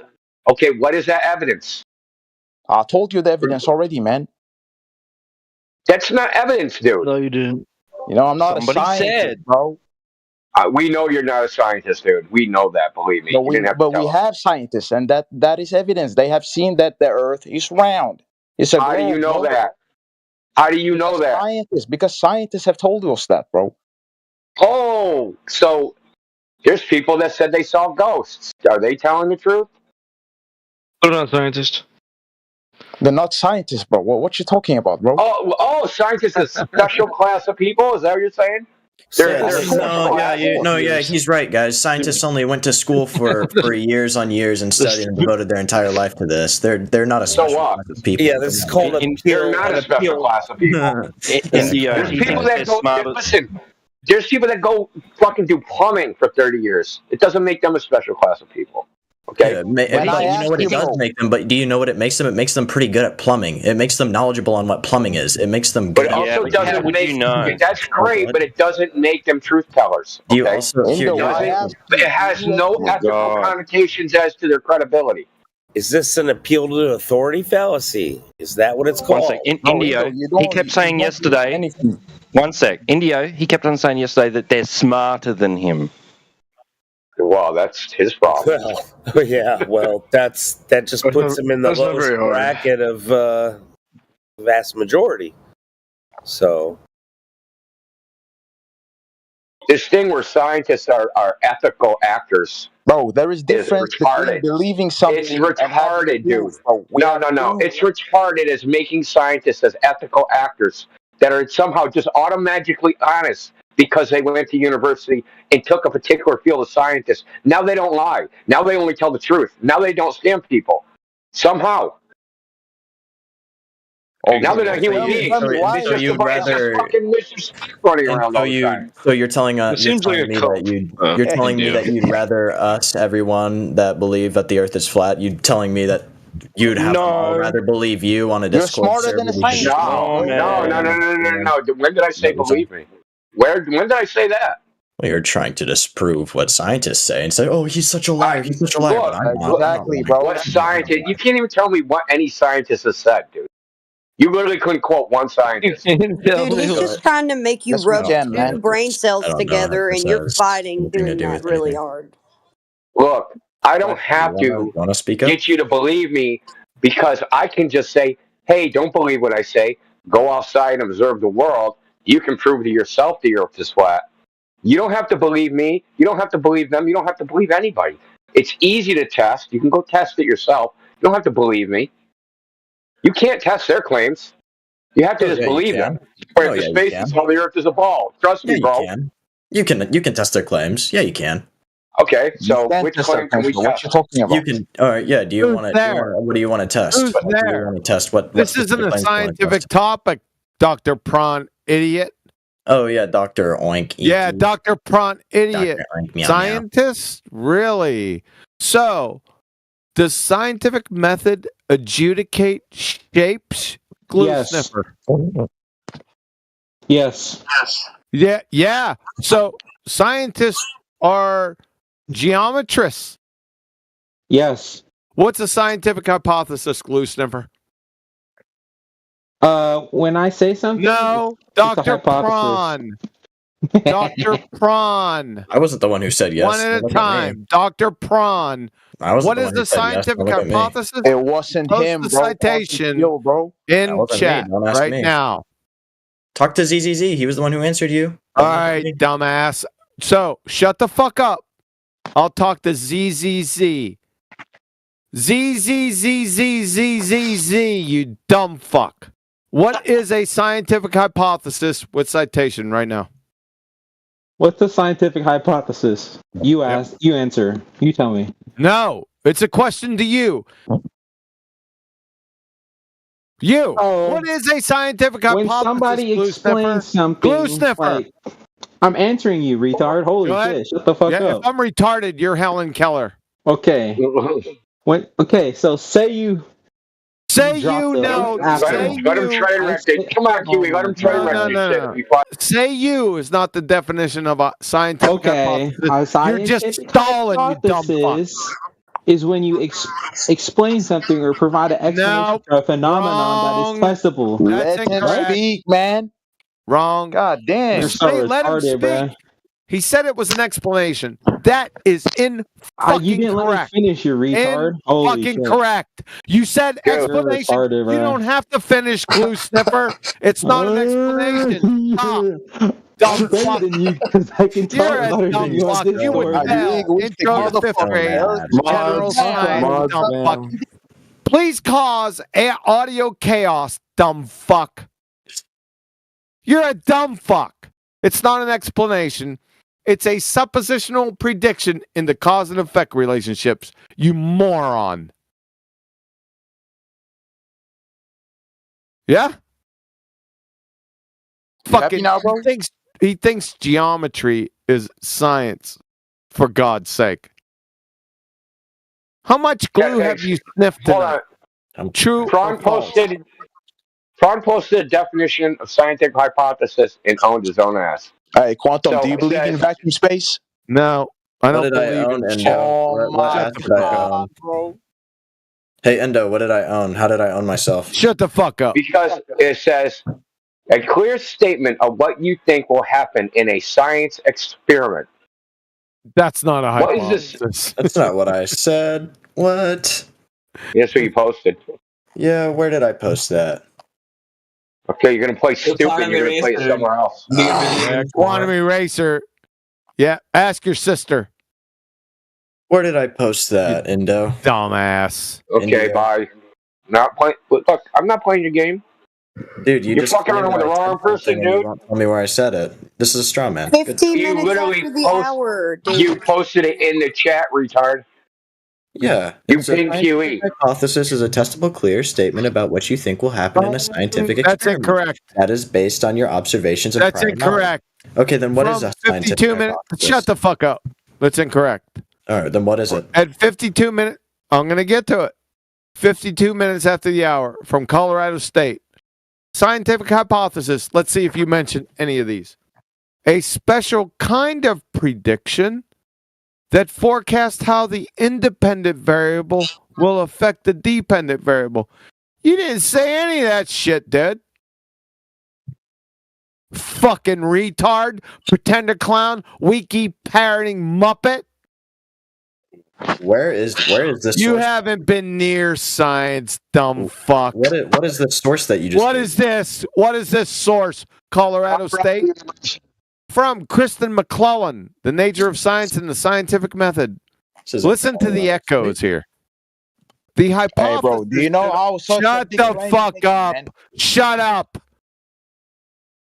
From speak, Kristen dictator, McClellan. bro. Speak. This mother. Shut your fucking mouth. You idiot, dumb fuck. You just exposed yourself. Listen to the echoes with Colorado State. From Kristen McClellan, The Nature of Science and the Scientific Method. The hypothesis should also contain a prediction about its verifiability. We got prediction echoes. For example, if the hypothesis is true, then 1 should happen when 2 is manipulated. The first blank is the dependent variable. Another fucking echo from Colorado State. It depends on what you're doing in the second blank. And the second blank is the independent variable. Another fucking echo. You manipulate it to get a reaction. There should be no other variables in the experiment that may affect the dependent variable. Let's go to California State University. You idiot crayon muncher.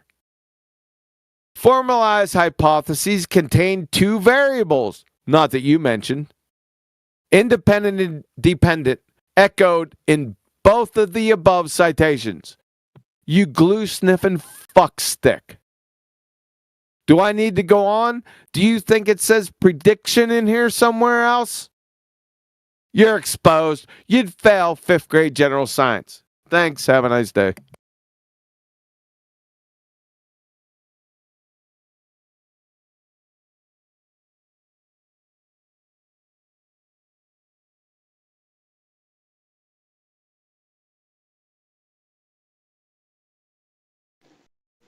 I think we just cooked that shrimp on the barbie.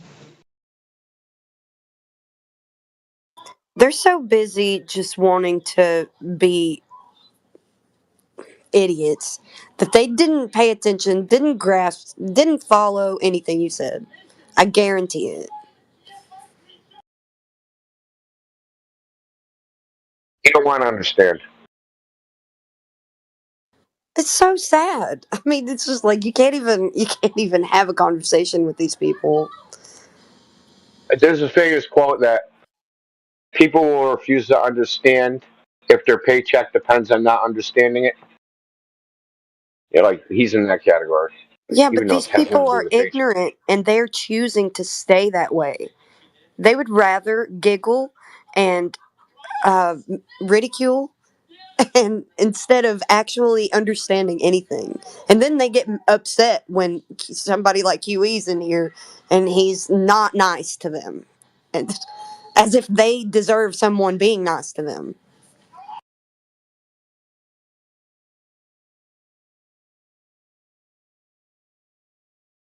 King 8-Ball, dumb fuck. I challenged you 2 hours ago. You have yet to come off moot. Yeah, you're not as dumb as you look. I'll sick my fucking cat's litter box on your dumb ass. You got me, sunshine. You better stay on moot. I'm going to unmute Mr. Frame.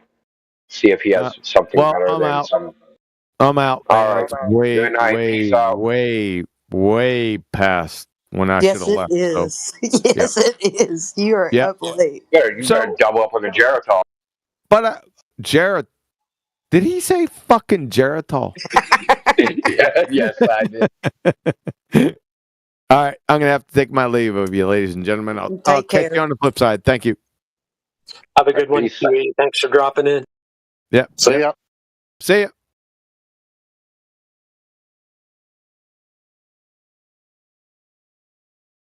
Yeah.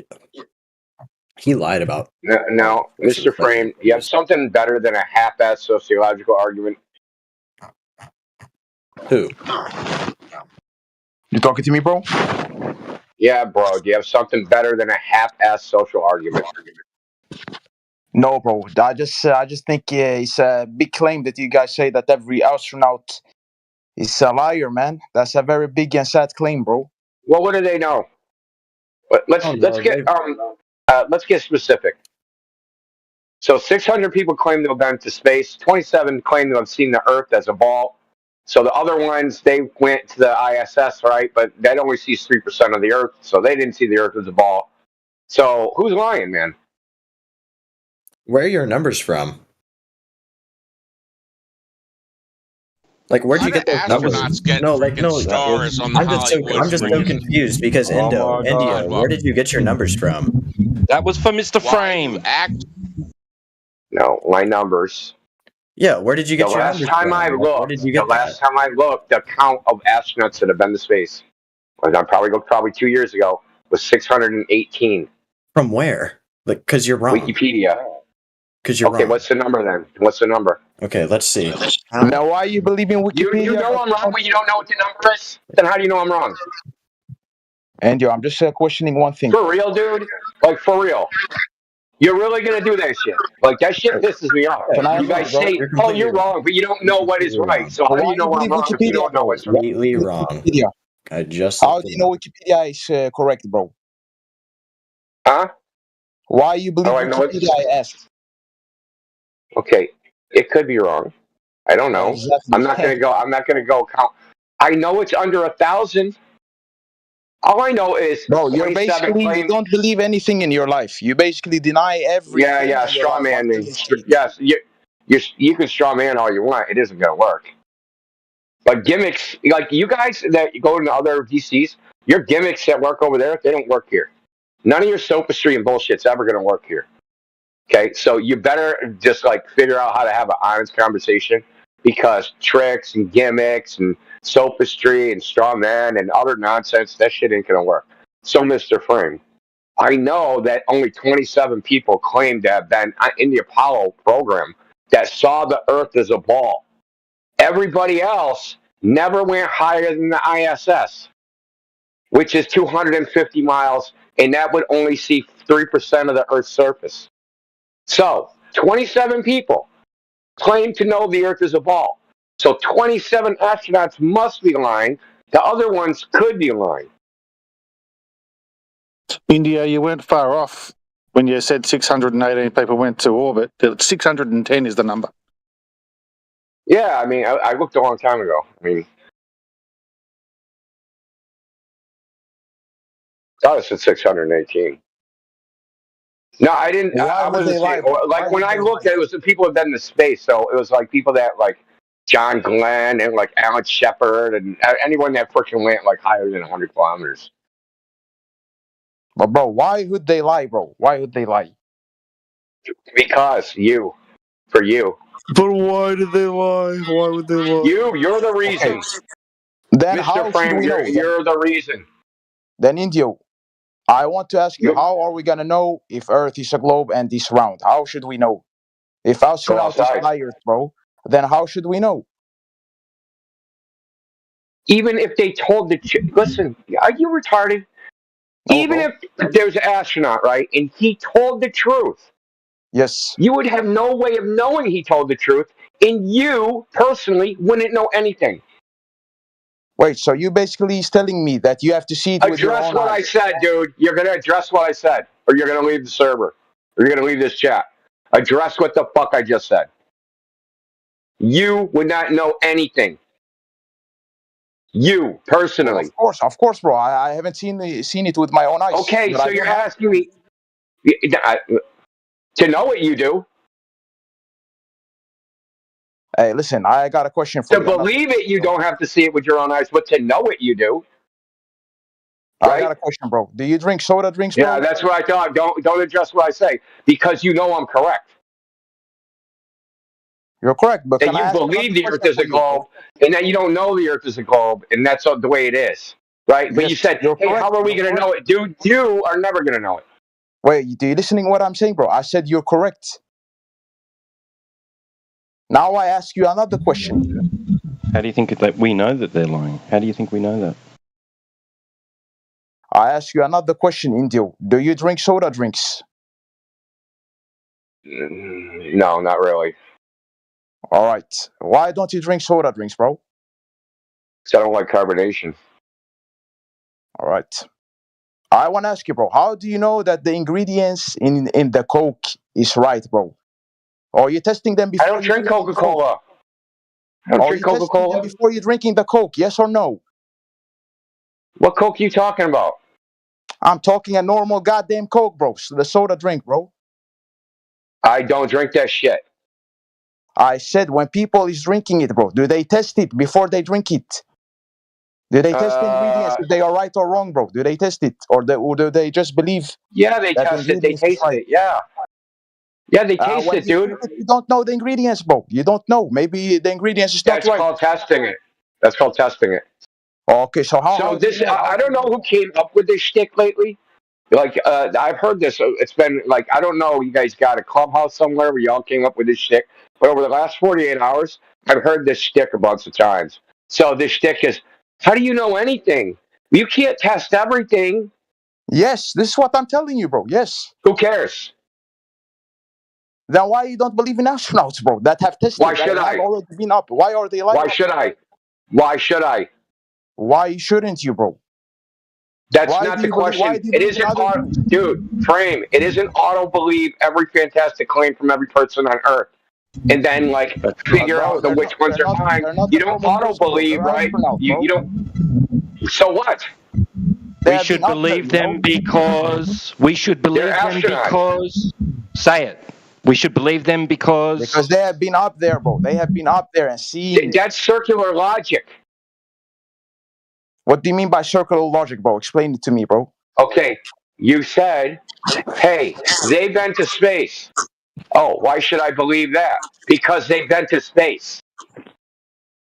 Bro, you just confirmed that they have been in space. You said 28 people. Oh my God, dude! You asked me for an example of why what you said was circular logic. I just repeated back your argument. Your evidence they've been to space is that they claim they've been to space. How do I know why should I believe that? Because they claim they've been to space. Well, why should I believe that? Because they claim they've been to space. This is circular logic. Yes. Give me one good reason to believe their claim. Well, that's my bunk logic. Does he even understand that? Like, it's bunk logic. I don't think he knows that circular logic, bunk logic. Why? One good reason. Okay, someone comes along and says, I saw Bigfoot. Why should I believe them? They say, I got pictures. Look, here's my proof. I got pictures. Yeah, so they got pictures. They say, look at my pictures of Bigfoot. I saw Bigfoot. I took a picture. Should I believe them? Of course not, bro. Of course. Then why, when someone fucking says, I went to outer space, which is even more ridiculous than seeing Bigfoot, quite honestly. There are astronauts. Because what? We have proof. We have proof for that, bro. Like people, if you had proof, your proof is the very same thing you're saying is the proof. You're just going in a loop, dude. But bro, I said I give you the Coke example, bro. How do you know that the ingredients is Who cares? This isn't the same thing. It's basically a false equivalence. It's basically the same thing. No, it's not. It's a false equivalence. I'll tell you why. Because it's not unusual, right, for Coca-Cola to have certain ingredients in it. Someone saying they went to outer space, I just gave you the numbers, right, of how many people out of 9 billion. So 600 over a period of fucking 80 years. It's a pretty rare event, right? So it's a fantastical. Listen to what I'm saying. It's a fantastic claim. When people make extraordinary claims, they need extraordinary evidence. Saying, hey, there's some ingredients in fucking Coca-Cola is not an extraordinary claim. They said there's fucking 42 carats of fucking diamond ring in there. Yeah, that would be a fucking extraordinary claim. But no, that's not that's not the claim on a can of Coke. That's right, and just because you haven't considered that there could potentially be poison in your soda that could harm you is not evidence that someone walked on the fucking moon and saw the Earth as a ball. It's not. It doesn't support your argument, bro. Well then, guys, I'm still trying to understand. How should we know then? You won't know. Listen. How will you know what the figure of the Earth is? You go outside and test it, dude. It's real simple. All right. So basically, every human in this Earth have to be outside to see, to space to see if the Earth is round and the globe. No, you can just learn about the entropy of gases. Learn all about the second law of thermodynamics. That's all you need to do. You can tell what the Earth is right here. You don't need to go to space. Well, when I look outside, bro, I see the moon is round, bro. Then I think the Earth is round, you know? Yeah, so you're an idiot. So what do you want me to say? That's so stupid. My gosh. Why? That's common sense. It's not common sense. House is brick, so my house when you look at another human, you're going to see that the other humans is lookalikes, you know? Yeah, so I looked outside, I saw a human, and he has he's black with kinky hair. I must be a human, African. Now I'm an African American. But you're still a human. So what? How did you put Earth in the category of the moon is in? Because the moon. You know how I know that I'm a human? Like a globe. Then the Earth should be also around the globe, and then there's other planets that also around. Why should it? Why should it? Bro, that's just common sense, bro. No, it's not common sense, and purely common sense is a logical fallacy. You know how I know that I'm like other humans? Because I can look at my own body, right? And I can see, hey, I got arms and legs, and I got fingers, and I got toes, and I got feet, and I got hair, and I got all the attributes that person over there has, and I can tell that by looking at my body. But when you look at the Earth and you compare it to the moon, there's nothing similar. Well, of course, because we are in the Earth, bro. We can now, so you just refuted your own argument. You just confessed that there's no similarity between the Earth and the Moon that you can observe, but you still think they're the same thing. Yes, because that's common sense. Like I said, I believe that. That is really irrational, dude. I haven't been outside to space, man. I haven't been outside to space to see the Earth. He's calling nonsense common sense. Wait. If I was on the moon, bro, I would see the Earth is round, bro. You just believe that, dude. Maybes, right? What did you say, bro? You're only imagining that. You realize that, right? Well, we don't know, guys. If you say that the astronaut is maybe lying to us, then we don't know actually if what is the truth. No, we do. Okay, then what's the truth, bro? What is the truth if we do know, bro? The Earth is flat. You can go out and measure it. It's really simple, dude. Listen, let me ask you. Did they, at some point in time, right? They discovered this globe thing you're talking about. Did they have to go to space? Wait, what did you say, bro? Repeat it again. Did they have to go to space to figure out the Earth was a globe? No. Okay, so we can figure it out on Earth, right? Yes, of course. Okay, so the claims that they make, right? We can go out in the world and test them, correct? And we can test them. Yeah. So when we go out and test them, their claims don't match reality. Well, when scientists test them, they see that the Earth is round, bro. I don't know. No, they don't see that. No, they don't. You just believe that. Where is your claim that they don't do that, bro? Where's that claim? Where's your evidence that they do? First of all, you said they did it right without going to space. So give us some. You know about time zones, bro? How is time zones working, man? Oh, Jesus Christ! Time zones are political. All right, then what about weather, bro? How does weather work? And the sun, so no weather on a flat Earth? Is that your idiotic? Yeah. Do you even know how it works? Period. That's why I ask you how it works, bro. So you want to learn, right? So what does weather have to do with the figure of the Earth, dude? Tell me. What you said, bro? What does weather have to do with the figure of the Earth? Bro, weather is because the Earth is rotating, right? Oh, Jesus fucking Christ. No, weather happens because the Earth is not heated evenly, and we have convection of air. It's not because it's fucking rotating. What stupid shit is that?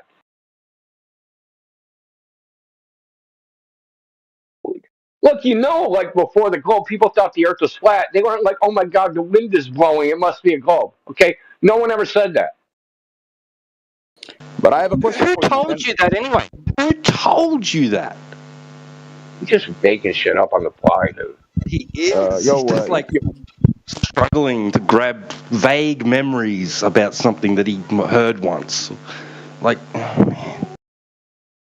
Okay, so, Mr. Frame, real simple question. A really, really simple question. All right, bro. If the surface of the Earth is not curving, what is it? If the surface of the Earth is not curving. Yeah, what is it? Yeah. What is the logical consequence of that? Bro. I'm not a scientist. I don't know. You don't know the difference between a curve, something, and the opposite of a curve? Well, then it's just like flat, straight, bro. Okay. So if we go out and measure the Earth, and the surface of the Earth is not curving, then it has to be flat. It can't be a ball, right? Well, I guess so, man. Okay. So can you give us a scientist? Can you give us any scientist ever that measured the curvature of the Earth, the surface of the Earth? I don't know if that is possible to do, bro. Really? Why? Earth's too big? Is that it? You just said that they did before going to space a second ago.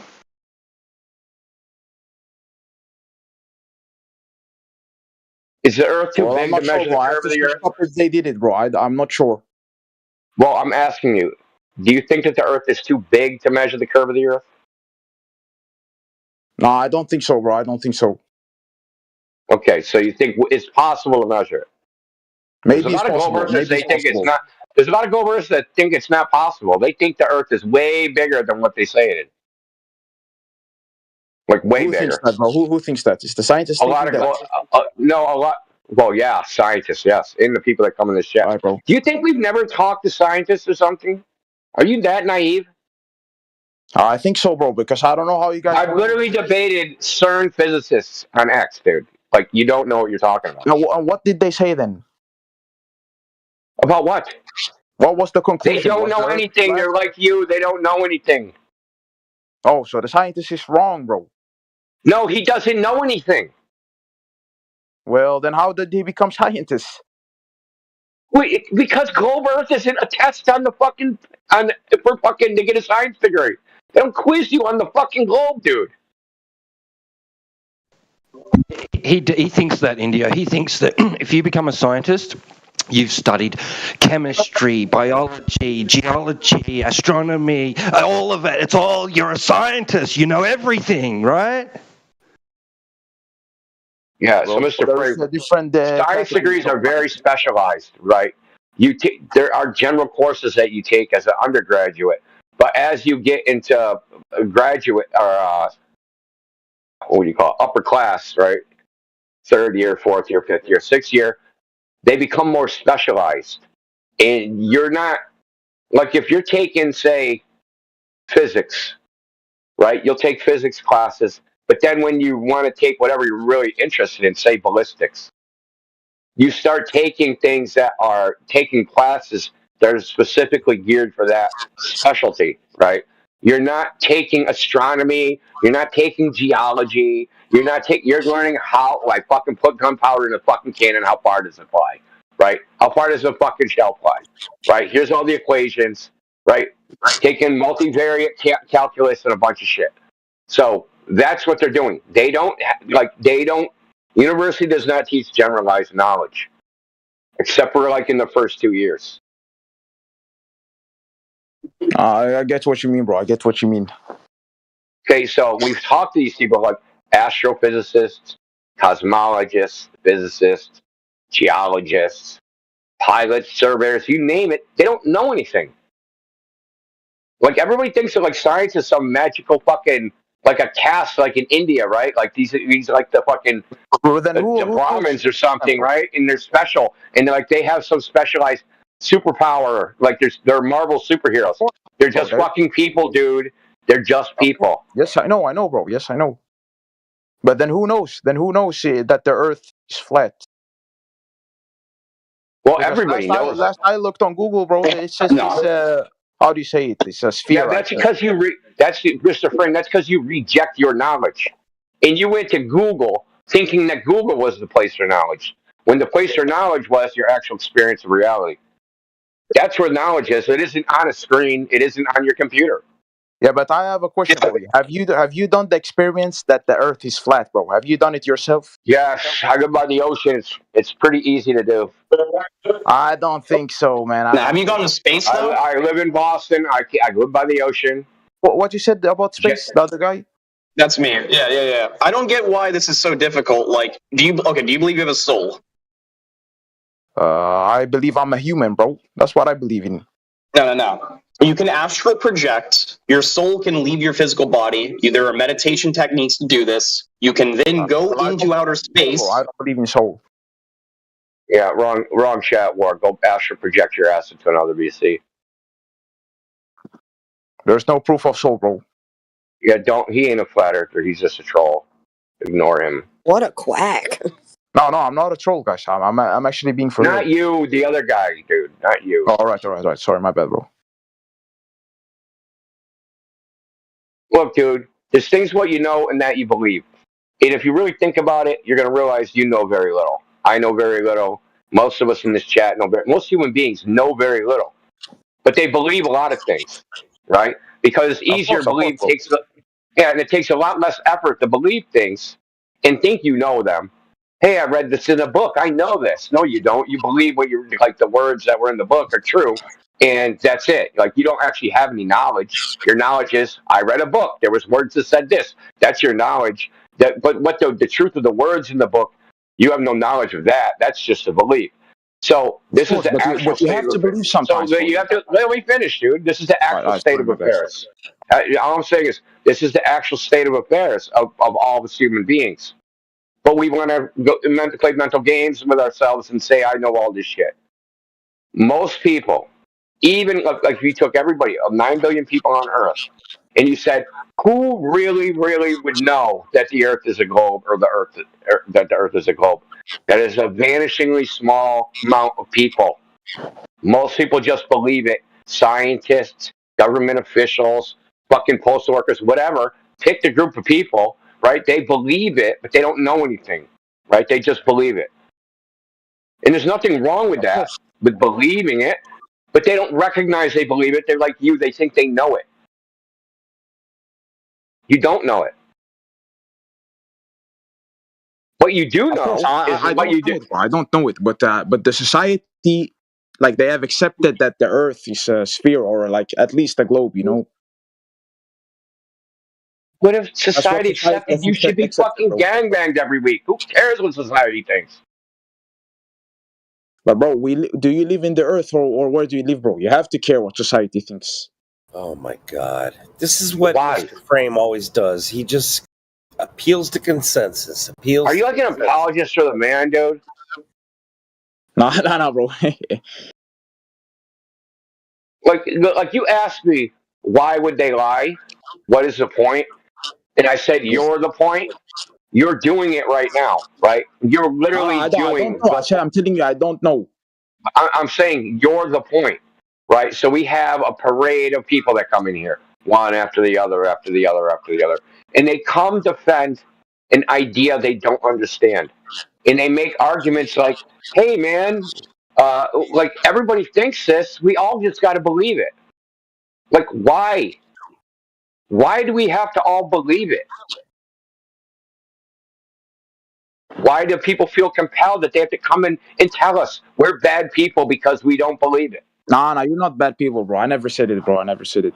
But that's how I'm not talking about, I'm just talking about in general, globers that come in here try to imply that somehow we're immoral or something's wrong with us or we're stupid or something. And because we don't think that the Earth is a globe, and heaven forbid you don't believe in space, and my God, don't say anything about fucking mathematics, or you're fucking goddamn an outcast. I just know basic mathematics, bro. I don't know any advanced mathematics. So the point is, you're missing the point. This globe paradigm has created a worldview, a view of reality, right? An existential reality. Yes, we have, people say this, oh, I live on a globe. There's a big bang. There's evolution. Whereas I'm on a fucking speck of dust in an infinite, uncaring fucking universe.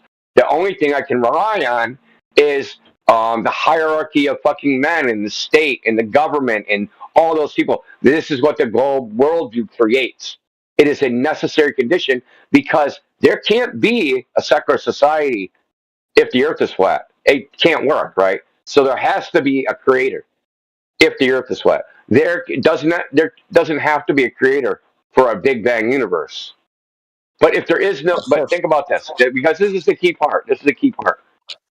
If there's a godless universe, who is the highest moral authority? No, I don't believe in God, bro. I know what you mean. Then who is the highest? You don't believe in God? Who's the highest moral authority then? Well, maybe there isn't, bro.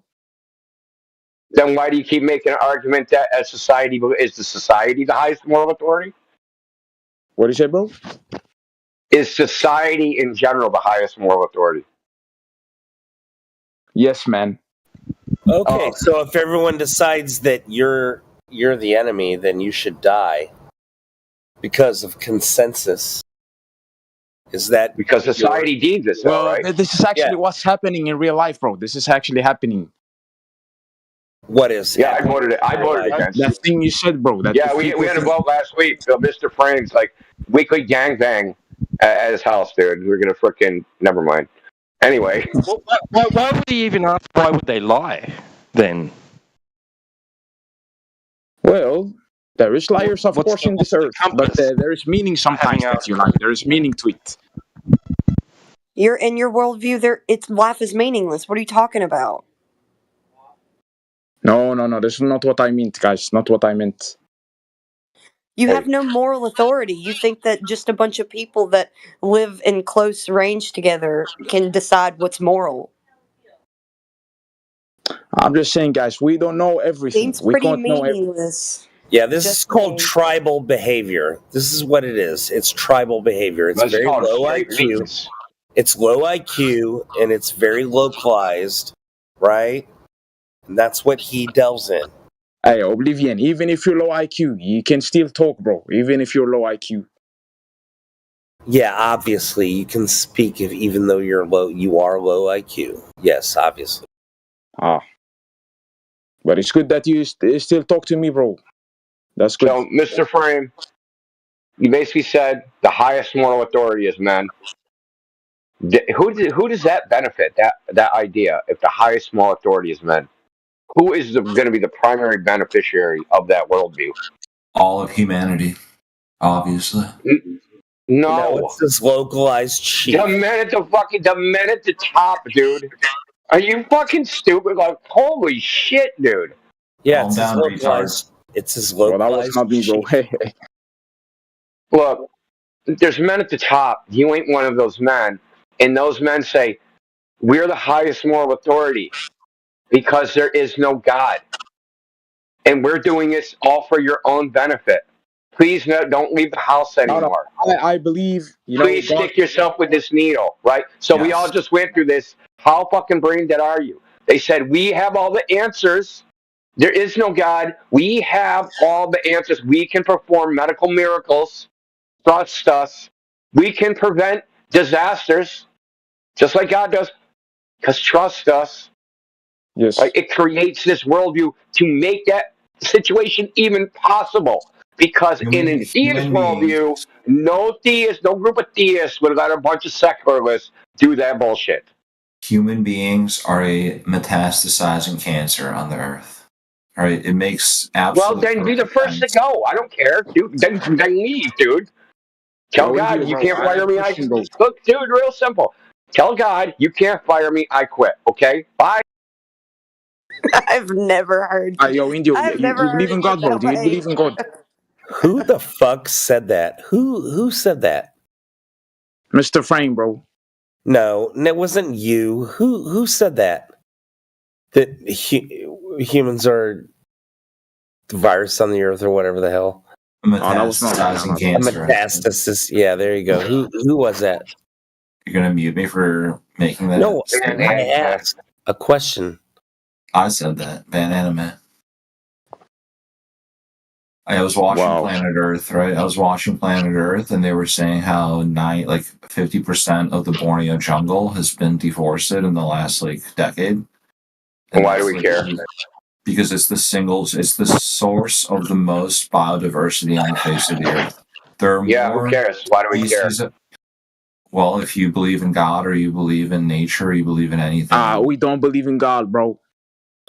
Yeah, well, shut up, dog. That's your problem. Well, if you believe in anything, I didn't know God had a special affinity that all human beings should die if we destroy the Borneo forest. I don't know what book that's in. Ban enemy. Is God observable, bro? In the observable universe. It's wow, dude. What does that have to do with anything? Yes or no, bro?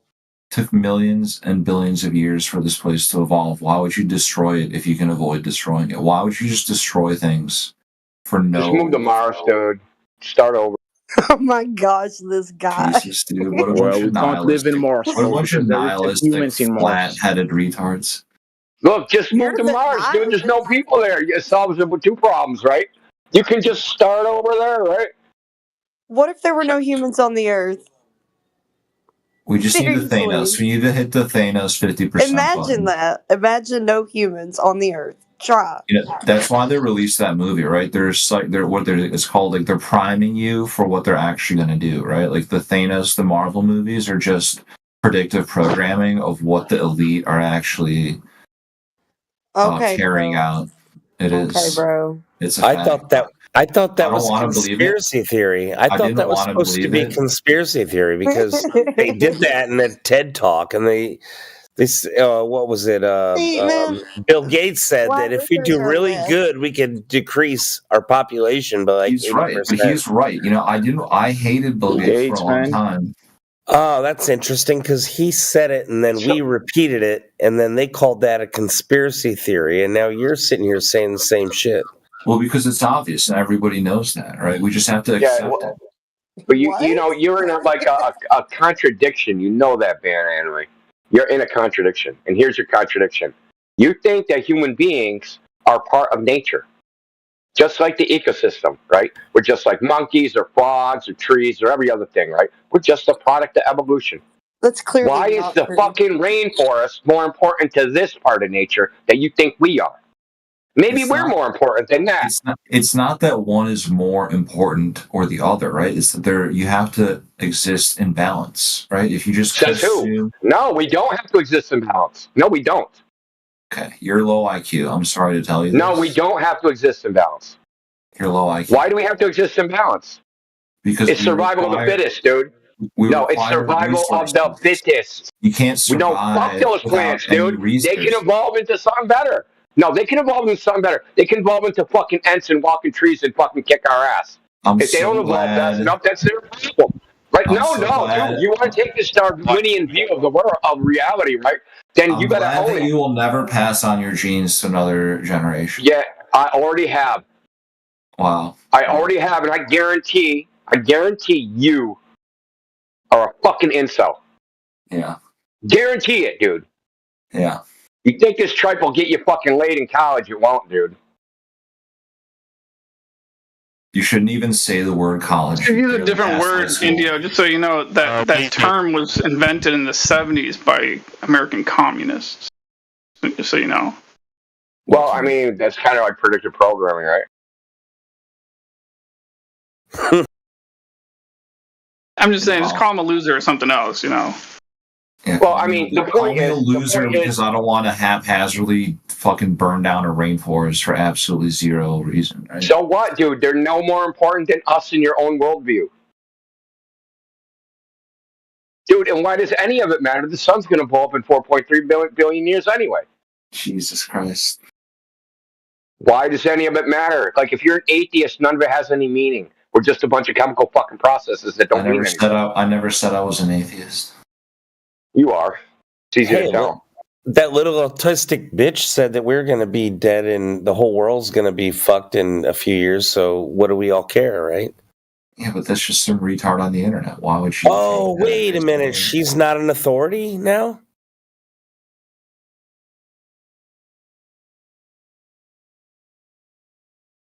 The point is, if we're just part of nature, just like evolution, and you think that survival of the fittest, so are you trying to negate survival of the fittest? You trying to beat evolution? Isn't that kind of unnatural?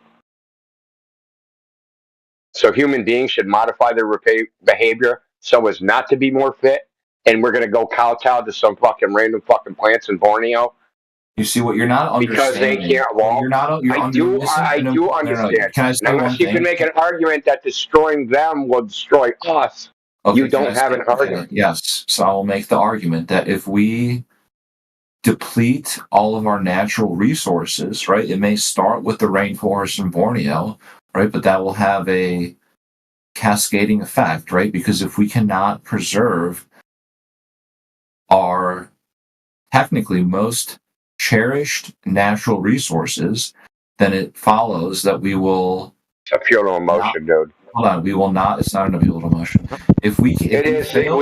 Let me finish. Let me speak for more than 5 seconds, dude. I know you have a TikTok attention span, but just let me get one fucking thought. I don't even watch TikTok, dude. I know what you're talking.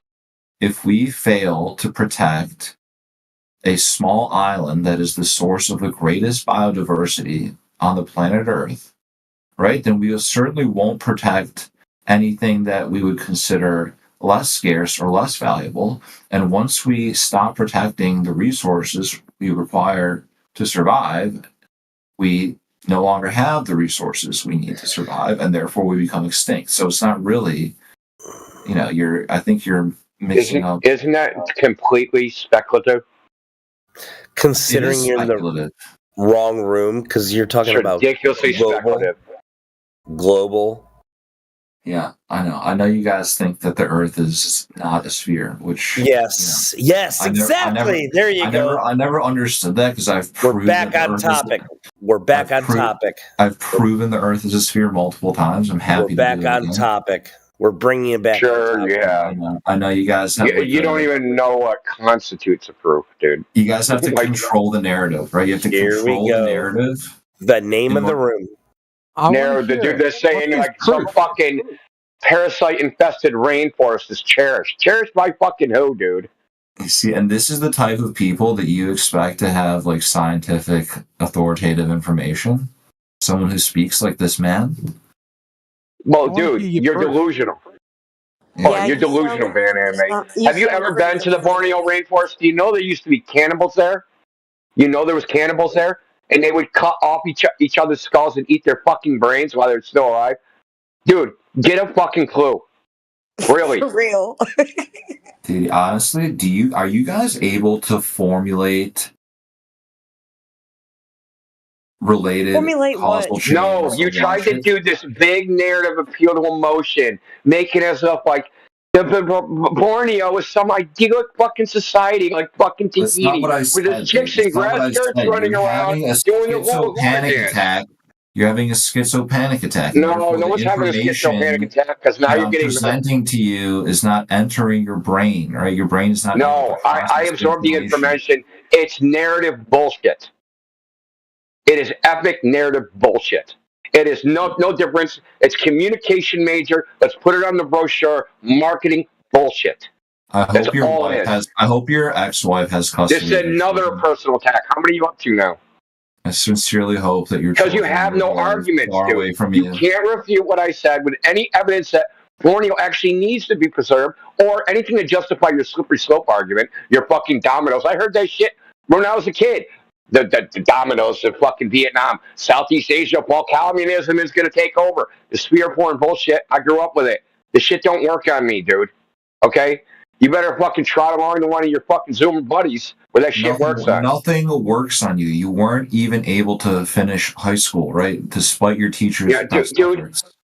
I graduated high school before you were tickling your daddy's nuts. Yeah. Yeah.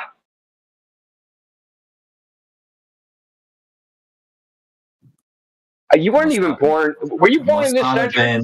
Must not have been a very good school. I bet you were born in this century, weren't you? You present yourself on the internet.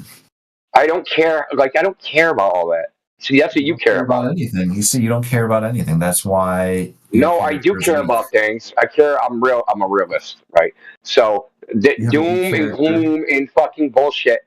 I've been dealing with it. I grew up during the Cold War. Okay, I dealt with all the fear porn bullshit. This is just nothing new. It's the same old thing, boogeyman bullcrap. Oh, the ozone layer. If Borneo fucking, like, the sea opened up and fucking Borneo sank into it, disappeared, nothing's going to happen. We're still going to all just get along, dude. Yeah. Because human beings adapt. It would be a huge loss to humanity. For what? In what way? In the same way that, if we removed all the zoos from our inner cities, that would be like huge loss to like children, right? Because children like animals, right? We naturally appreciate our natural environment, right? We'll survive. We're connected. I know we'll survive, right? The question is not whether we'll survive or not. The question is, will we thrive as a society, right? What is thriving? To you, what is thriving? What is our goal? Where should we be thriving going? Is fulfilling Maslow's hierarchy of needs, right? If you're in pure survival mode, then you are not fulfilling all of your needs for socialization and, self-actualization, right? So Maslow's secular hierarchy of needs. What if I don't agree with that? Well, you don't agree with anything. Well, you don't know what I agree or disagree with, so you can't say you think the Earth is flat. You think the Earth is flat, so there you go. I know the Earth is flat. I don't have to think that. Like, I do know that because I live on the Earth, and that's what I observe. Yeah, but that doesn't mean you know that, right? Well, what do you think knowledge comes from? Experience. You're conflating observation with knowledge. Oh, so what I see, that's not really there, so I'm just in a hallucination? It's not what I said. that entails what you said. If observation is not knowledge, then I don't know what I observed, dude. That means that my observation it has to be a hallucination.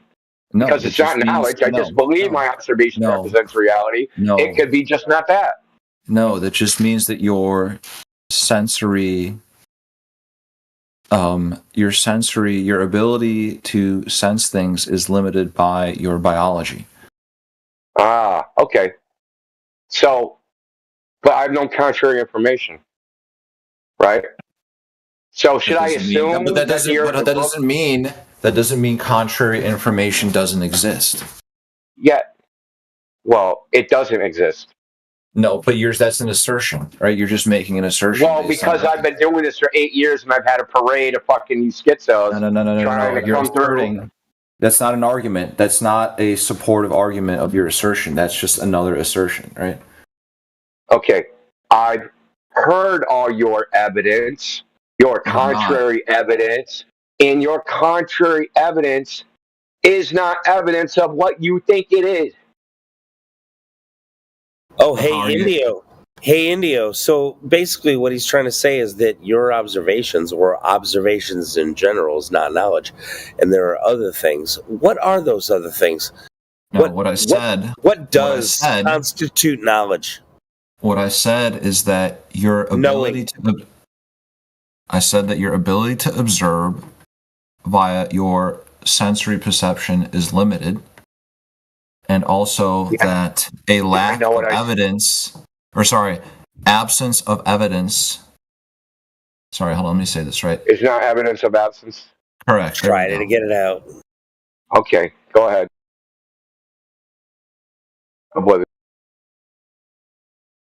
Right, so that's what I'm saying. It's not that your observations are necessarily inaccurate. It's that they can't measure what they can't measure. You can't measure the distance to the moon with your eyes because your eyes are limited in the sense that they cannot provide discrete metrics over certain distances. No, it's because the 3D world's getting projected onto a 2D surface. That's why. That's an assertion. No, it's not an assertion, dude. That is an assertion. So the retina is not a 2D surface. The what? The retina of the human eye is not a 2D surface. Is that what you're saying?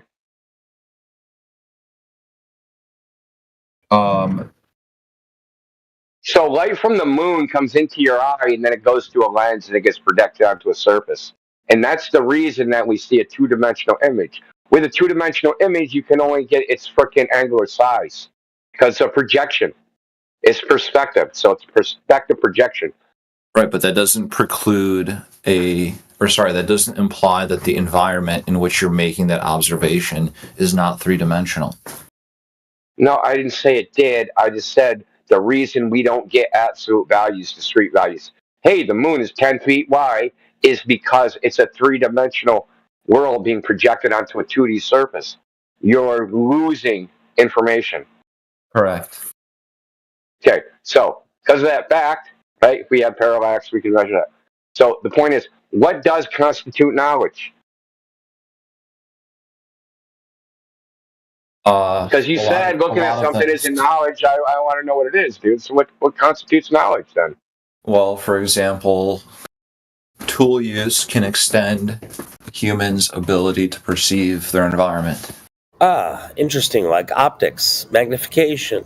All types of things. Okay. Observations. Further observations. Correct.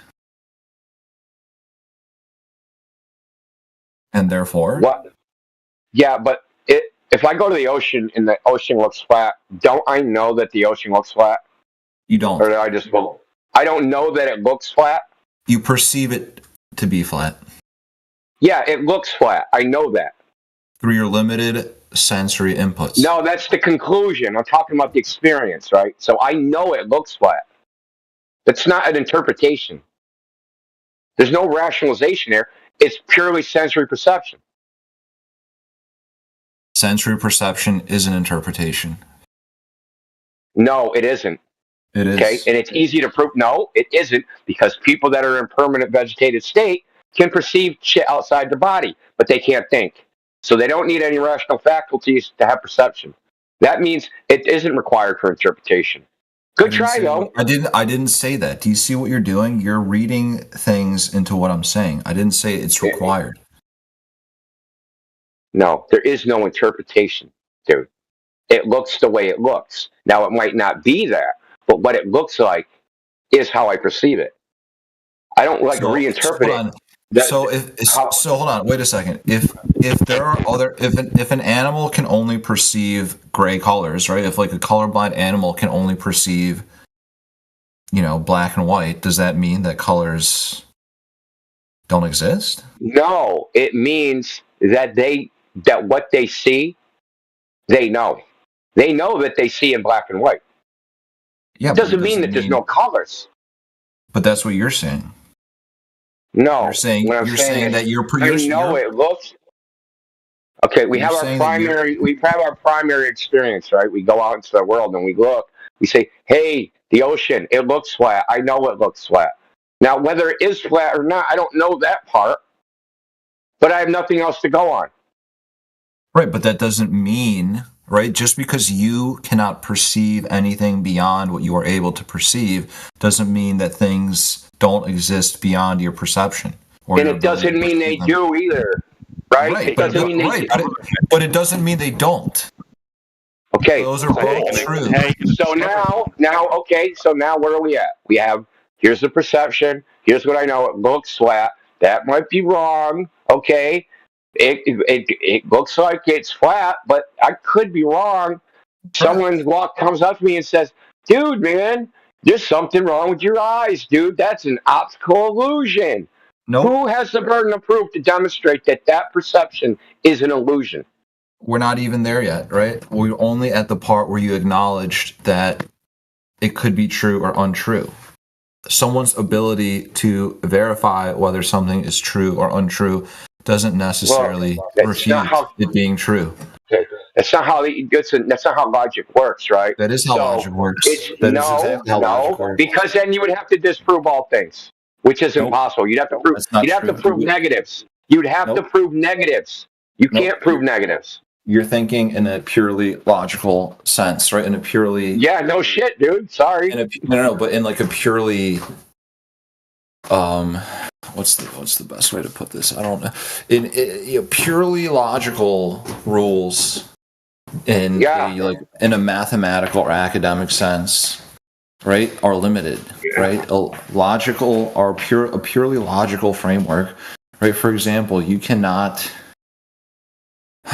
What's the best way to put it? I don't know what's limited to? Proving things. Right, but just because you can't prove something doesn't mean it's untrue. It just means you can't prove we're aware of that. Right. We are aware of that. So we're also aware that not all things can be proven. That's obvious, right? It's Gödel's incompleteness theorem, etc. Right? So that's not the point. That is the point. Is that we're talking about the physical. We're talking about what's the figure of the earth. Now we have our observation. Someone comes along and says that's an optical illusion. The burden of proof is on them to prove that is true. And I've proven it's not on us. I've proven that not today. Okay, what did you present that was proof of that? It's there. You have to have like a. There's in court, right? In jurisprudence, there's a phrase of proving beyond a reasonable doubt. So I could give you one. I could got no witnesses. Cappuccino. I could give you a singular. I could give you like a single instance of some phenomena that demonstrates that the Earth is round. What we're talking about, he's not just saying, "Hey, prove that anything can be something that it doesn't look like." Specifically, the fucking Earth, man. Right. So I'm saying, if I gave you like a singular physical phenomena that indicates that the Earth is a sphere, right? that may not be a sufficient No, that indicates that may not meet your standard of evidence. It may not meet your threshold for what constitutes proof, right? That doesn't mean that it isn't proof, right? It just... So there's only one threshold for proof of a geometric claim. And that's the same way we've always proved geometry. Okay, so there's certain requirements for... Well, okay, I will...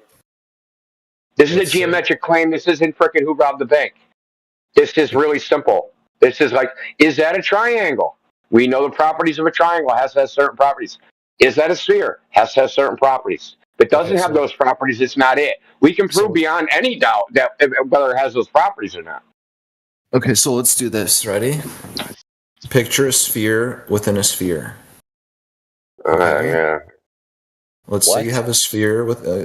just work with me, all right? I'll leave if you want me to leave after this, but let me get this out. Or you could have a sphere within a cube, right? However you want to think of it, right?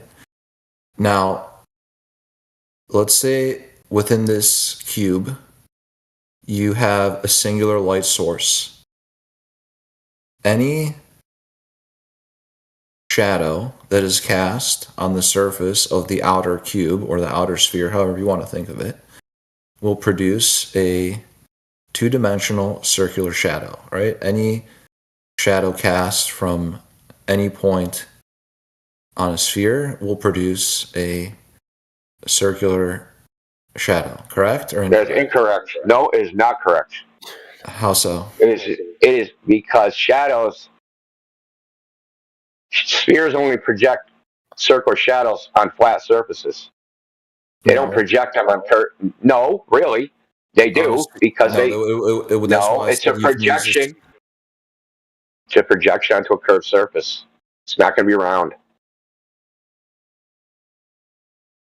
Just like you have a shadow, I'll use an extreme example, a set of stairs, and you have the handrail against the stairs, and the shadow of the handrail is getting projected on the stairs. The shadow won't be a straight line, it's going to be zigzag, because the shadow is going to follow the contours of the stairs.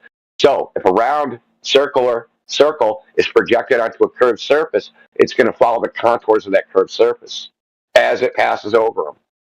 So that will distort.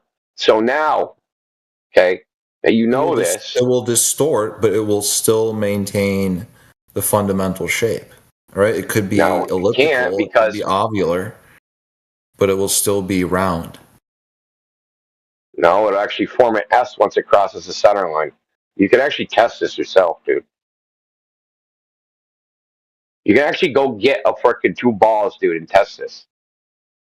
So when it crosses the center line of the sphere, right, the shadow, right, the edge of the shadow crosses the center line, the surface of the sphere is curving in different directions, right?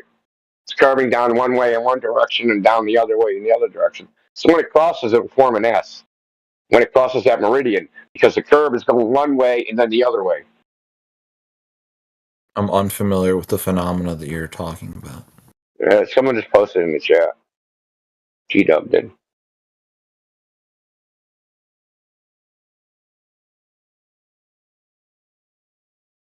So yeah, and on top of that, dude. Yeah, but hold on, but that's not what I'm talking about. Wait, hold on. My example was a sphere within a room, right? A sphere within a sphere, or a sphere within a cube. Okay, if you have a cube is a bad example. Well, let's just use a cube for argument's sake, because it's a simple example. Okay, so in that example, in that particular controlled example, the light source would produce a circular shadow if it was from any one of the cardinal, if it was projected from any one of the cardinal directions. Agree or disagree?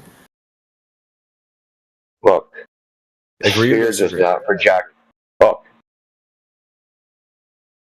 dude. Because I feel like you're being. I disagree. Look, you're being intentionally. No, you're trying to be a weasel. It's really simple. If you project a shadow onto an irregular surface, curved, freaking zigzag, whatever, the shadow is going to distort to conform to that surface. This is not debatable. Okay, I have to go. I'm sorry. Thank you for your time. Yeah, go like in a 3D game and play with bump maps, and you can see for yourself, dude. It's like literally, dude. It's obvious.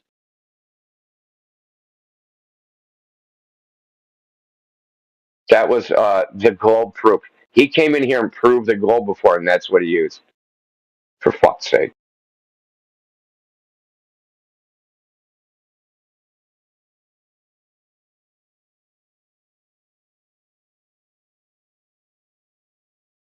Am I being too hostile?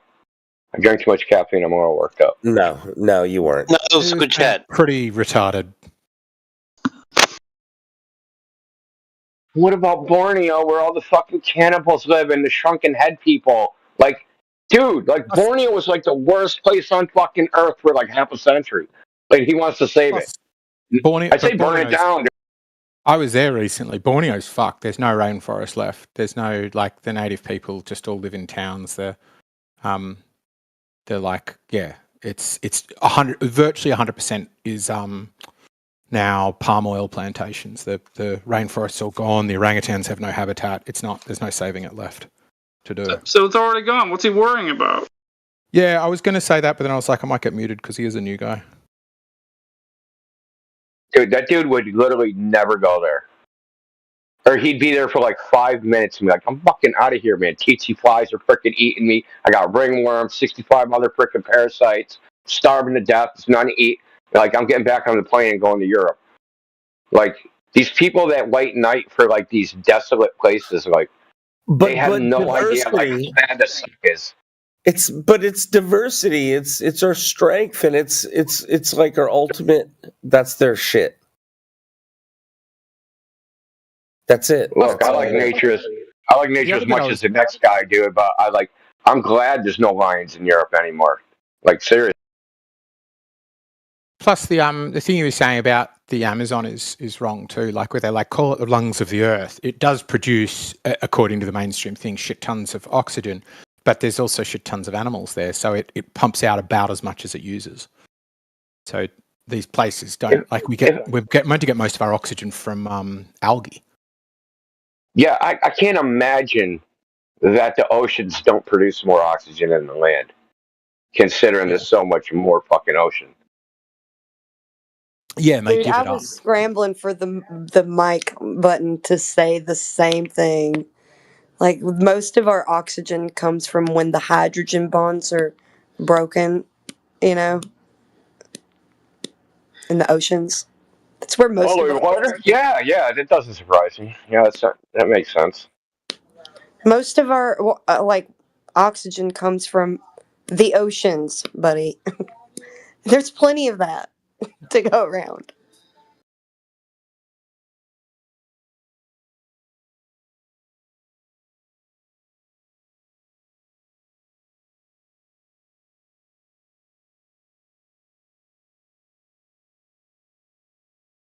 Sorry, I didn't mean to butt in. You guys continue. No, that was a good point. I do agree with the point about biodiversity, though, in general. Like, I think he was making really shit arguments, but like, I noticed it from Australia onwards, where like everywhere is just a monocrop. You just get to one point, it's all sugar cane, and the next bit's all palm oil, and it's like, I think really, really bad. It's because you're just going to suck out some nutrients and replace it with others, and then eventually end up with desertifying, I think, everywhere, where it just can't produce anything anymore because it's toxic soil. Yeah, but to me, that's like confirmation bias type shit, man. Because the places you go and the shit you see, is, I don't know if that's really a representative sample to how the overall world is. Maybe, but like, I did travel across a fair chunk of it, but my understanding is it happens. Yeah, but where there was roads, right? But like, where the most biodiversity is going to be, there's no roads, and you're not even going to go there in the first place. Yeah, I don't mean we've got no jungles left. It's not about not having any jungles left. Like, I do worry about them being deforested, but what I mean is, when we've got crops, while those crops could be useful, they would be more useful if there was like a whole mix. So some like pull the nitrogen out and others put the nitrogen back, because you've got like, you do crop rotation or have what do you call it when it's not a monocrop? like where you're not all growing the same thing. That's more what I'm talking about. So where you are farming. Well, Native Americans, they used to make like the mounds. Like they would make a mound that they would grow the crops on. And like depending on how high that particular crop would go is where they would go on the mound, like a dome. Right? So they grew multiple crops on the same patch of land basically. And that way you actually don't get the depletion problem. Because it's like it's you're growing multiple plants at the same time. It's not just like one plant doing a bunch of shit. What? Native Americans? You mean in America? Yeah, Native Americans. And like there's old I read about fucking settlers writing about it. That the natives. This is in the Northeast, so I don't know if this is ubiquitous to North America. Yeah, that's different. All right, I was thinking about out west. Out west, they're dumb as fuck. They would sprinkle some seeds along rivers and pray and dance and whoop and holler, hoping for rain, so that the rivers would flood. And then when the rivers would flood, then they would get some crops. Otherwise, they would starve. That proves the rain dance works. No. It just meant they were stupid and were ignorant and had no clue how to grow crops and irrigation.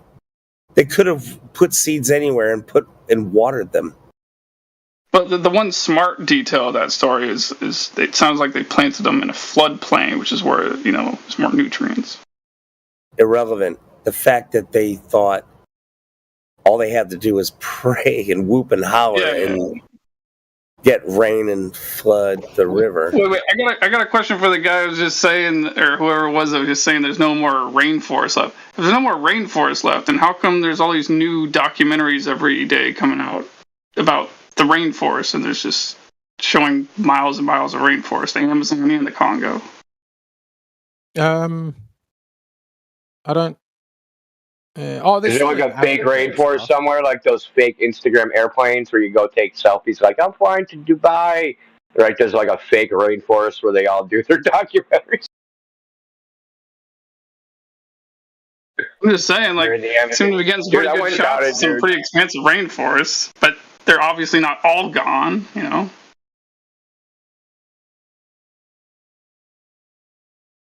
Dude, I just started a business, man.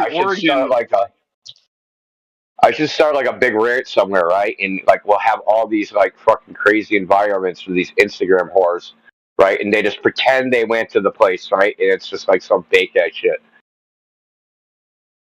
So like a few months ago, I was like talking with one of my brothers, and we were kind of arguing about like politics and stuff. And out of the blue, he says to me, like, "Oh, people are destroying the environment. Like they're cutting down rainforests." Charles, he was saying to me, and I said to him, "Which forest?" And he like reacts like, "What do you mean? How could you possibly say that?" And I was like, "Buddy, listen, Zach. Like, I'm not saying that's not happening anywhere. I'm just saying there are some forests where they're not cutting down enough trees, and there are some forests where they're cutting down too many trees. Which one are you talking about? Because around here, around where I live, Oregon, they're not cutting down enough trees. They're letting them overgrow and then burn down." Well, here's the funny thing, right? If he really cared about the rainforest, when you said which forest, he should have thought, yeah, you're concerned. You actually want to help, so you want to know which forest to help out. Right? No, he took it some other way, which is weird to me. That he don't even believe it himself. Yes, the old performative concern for the environment. I have that so much with my friends where I'm like, I don't pretend anymore because I started taking stock of how often I fly places. And I'm like, yeah, I can't fucking pretend to care for the environment and then be like catching a plane to Melbourne or Indonesia or the UK like 4, 5, 10 times a year.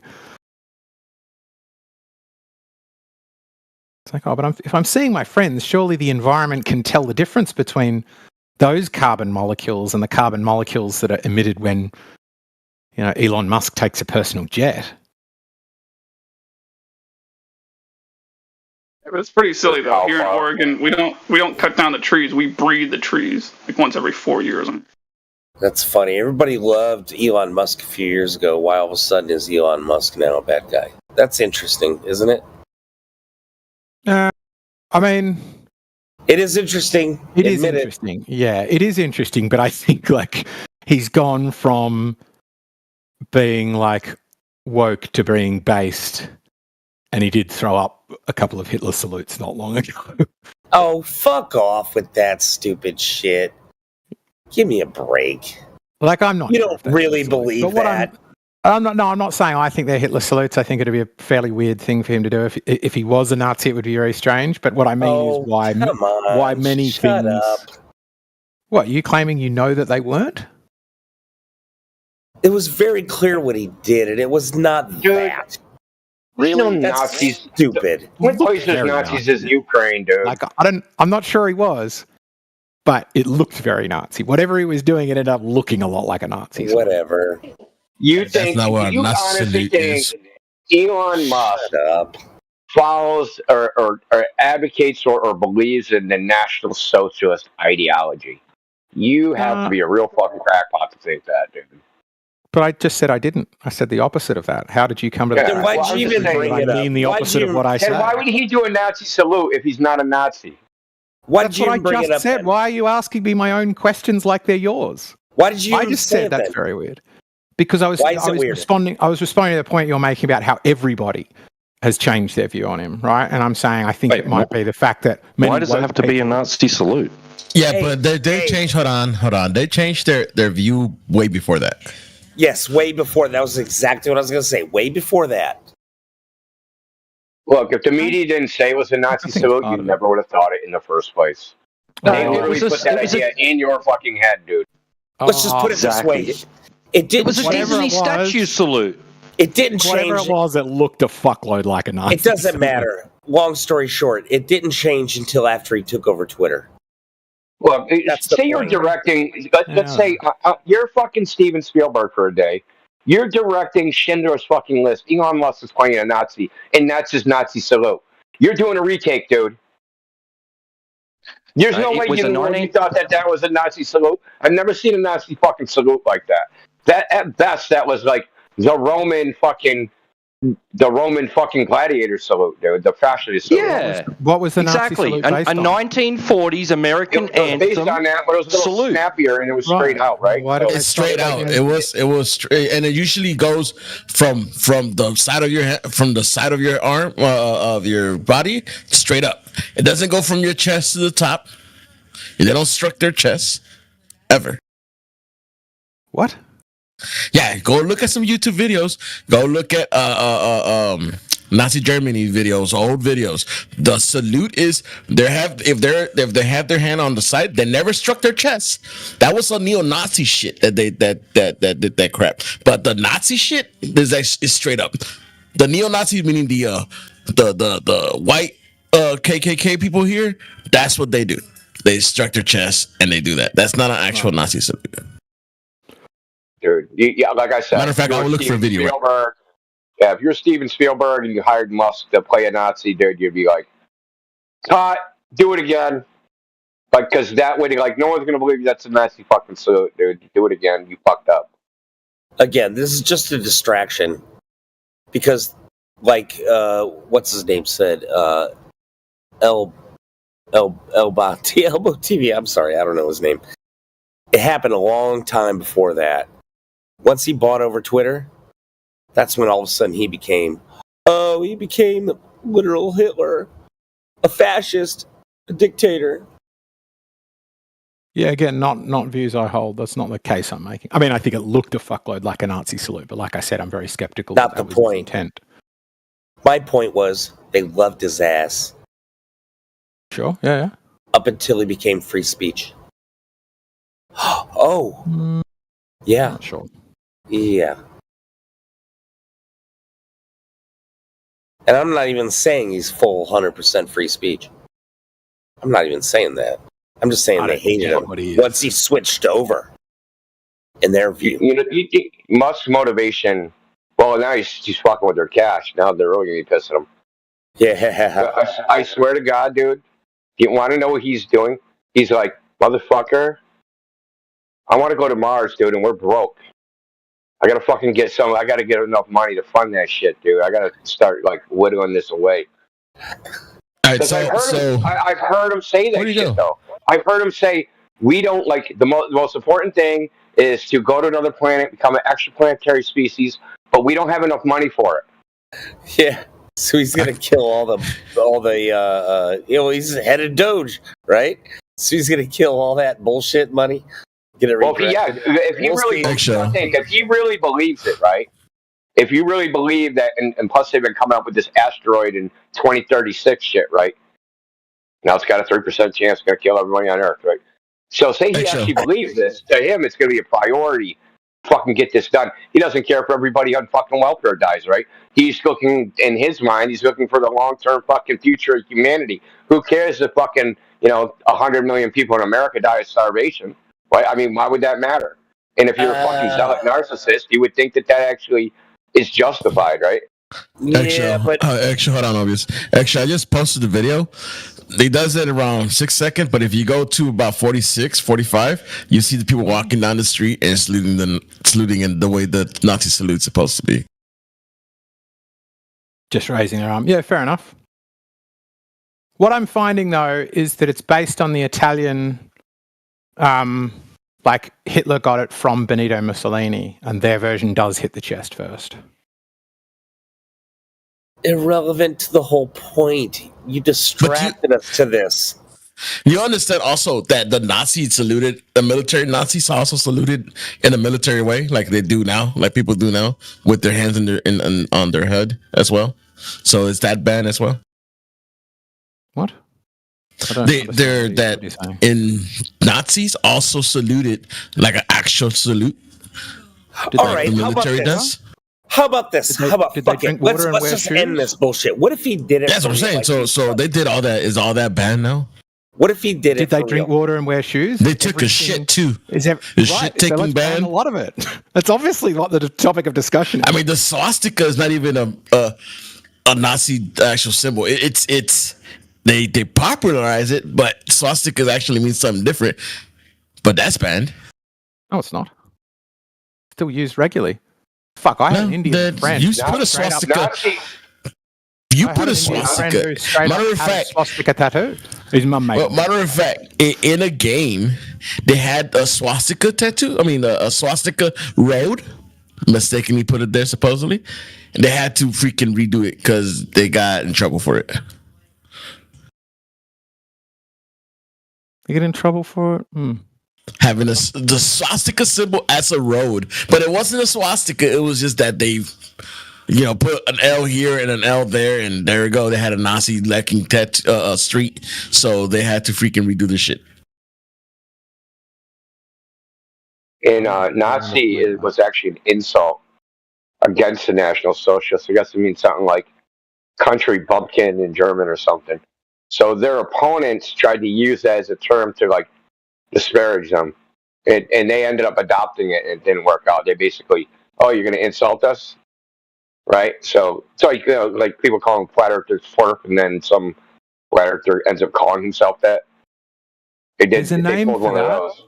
I forget what it is, but yeah, there's a name for that. It's same like queer, right? Queer was an insult, and now the gay community quite likes it. There's some name for that where you use a disparaging term for your community, and then you pick it up. I'll find the name. Yeah, sort of pick it up and use it to. The Big Bangers did it to Fred Hoyle. Fred Hoyle.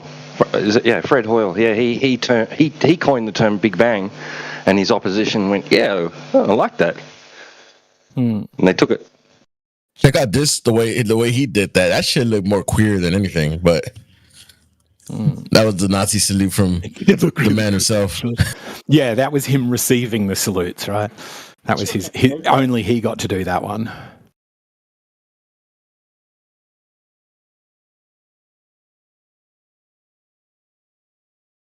So you know something crazy about dictators? In North Korea, Kim Jong-un is allowed to have whatever haircut he wants, but there's 4 or 5 or 6 haircuts that men are allowed to have, and if you're caught with long hair or with any haircut that's not one of these state designated haircuts, and you're fined or thrown in jail for a little while. But his haircut, like Kim Jong-un's haircut, is not one of these 4, 5, or 6 haircuts. Yes.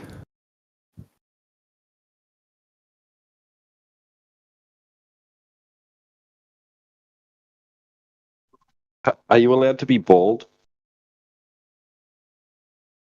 I don't think so, but maybe. Well, yeah, I mean, if you're like elderly and you're losing your hair anyway, I don't think they'd like give you in trouble for that. Do they sell wigs? They sell. No, but there's a big economy, like an underground economy of people getting hairstylists, like haircuts that are not state designated, but they do it like in their own homes and stuff, not like with a big sign out front.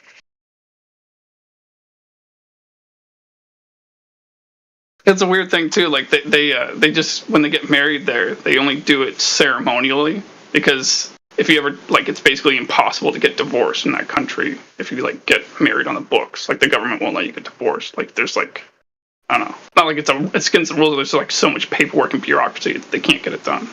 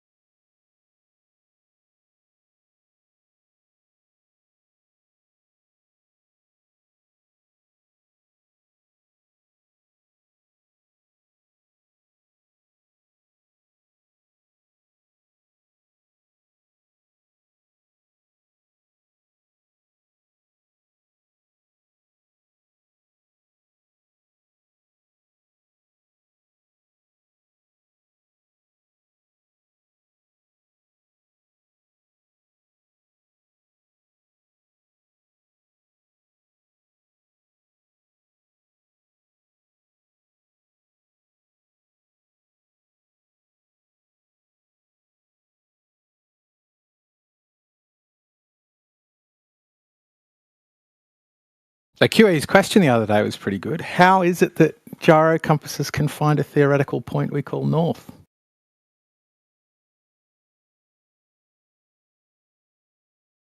The Earth is an upward, infinite, moving plane. Cool story, bro. What do you think? I think you're a LARPer. Why? Your voice. Wow. Sounds old. You're a real fucking piece of shit, you know that?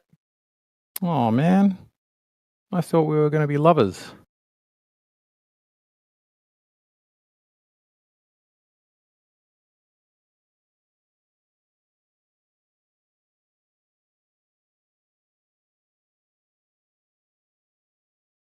Did he just come in, say that, and then leave?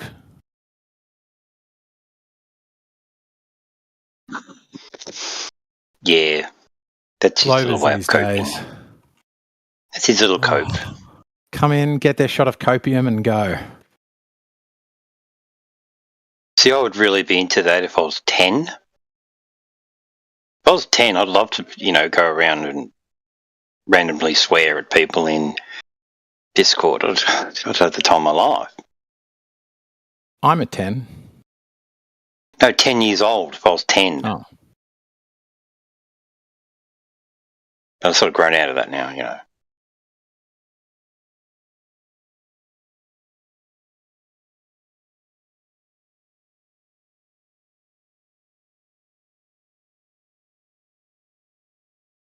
I did hear some real flat earthers. Have you got Nick Docking? Have you got Nick Docking when you were a kid? No, what's that? What's that? Racist. You go up to someone's house at like 2 a.m, you just bang on the door really loud and run away. Oh, what do we call that? Knock run or something? I forget. We had a name for it. We called it Nick Knocking. Nick Knocking sounds hella racist. Yeah. We used to ride up to the Macca's drive-through speaker order thingy, microphone, and then on our push bikes, on our BMX bikes, and say crude stuff and stupid stuff, you know, and then order ridiculous things, and then ride off really quick laughing, that's hilarious. That's the sort of behaviour you're talking about, right? Yeah. Yeah, love that.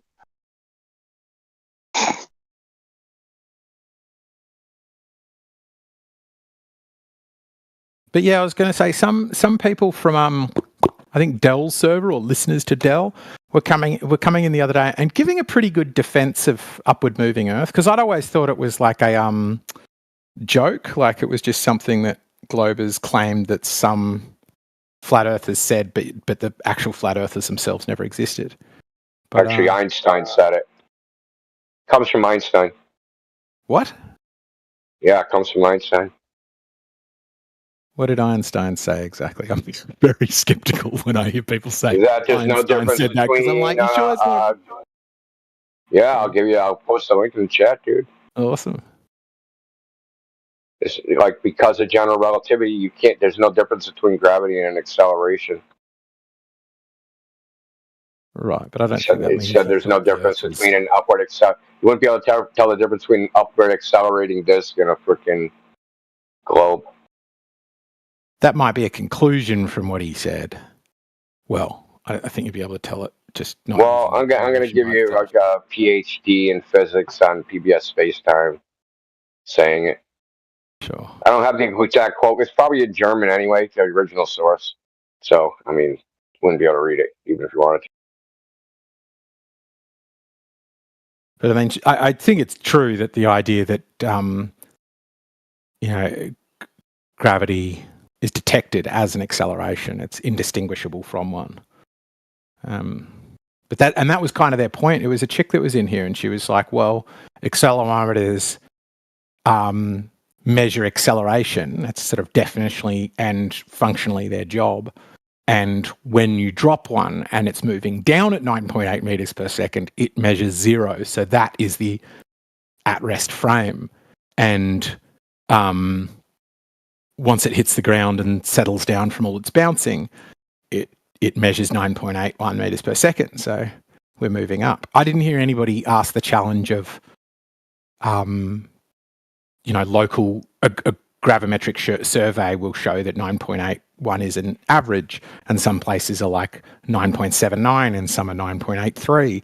And that would be impossible, because that would mean that there are some parts, like, let's say, the west coast of Australia, if that happens to be one of the faster areas, would be moving up at a faster rate than the east coast of Australia, let's say, yet the whole nation isn't stretching, or you don't have a mountain range on one side or the other. So I thought that was the debunk to it, but I didn't hear any. Well, I mean, there's all sorts of problems with gravity, just generally, obviously.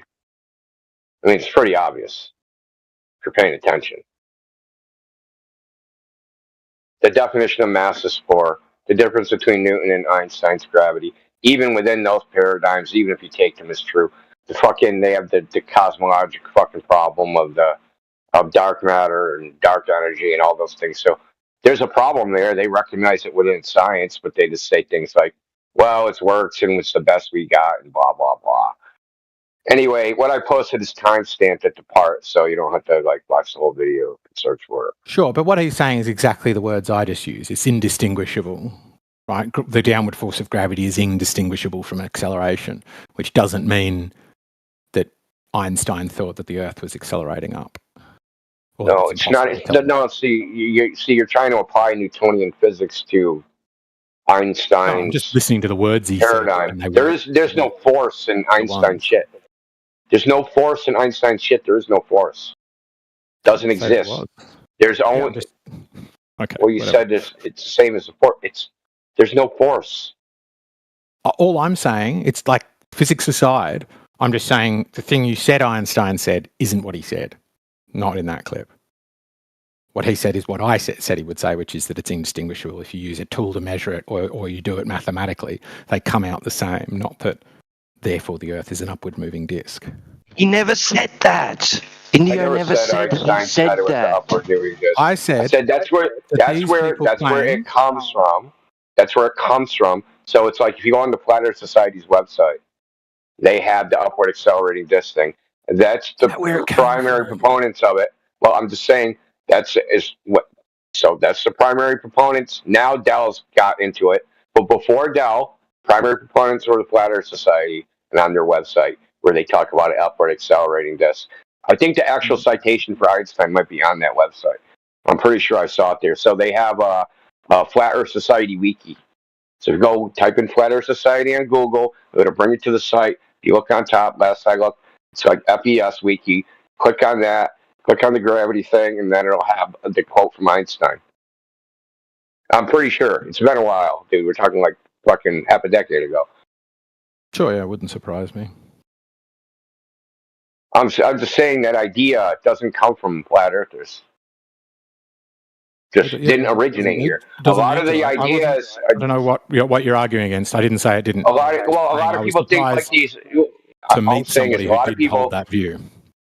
A lot of people attribute some of these ideas, ice wall, upward accelerating Earth, like we came up with them. No, so I would say that some flat earthers somewhere said they saw that in the mainstream literature and was like, hey, they recognized this as some time period ago, and I'm going to accept this. There's a lot of things that were like theories in the past that somehow got abandoned or left behind or not accepted.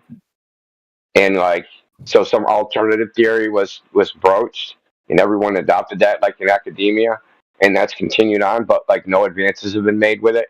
And then they end up going back to the original because the original was actually had a better foundation.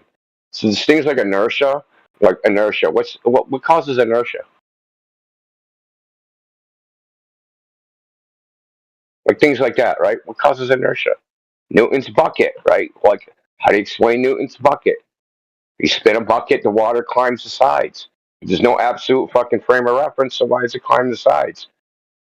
If I fucking held the bucket still and it spun the universe around it, would the water climb the sides of the bucket? Like, so there is certain unanswered questions about motion, inertia, mass. So these ideas that are in physics, they're not like solved.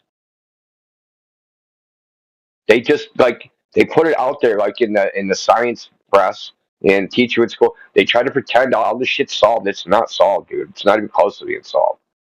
The fact that there's constants of nature. Why are there constants in nature? That's not solved. And there is I'm not sure that kind of a question, because that's certainly not a scientific inquiry, right? That's not a cause and effect relationship. That's a metaphysical, Well, it could be. That's the point. It could be.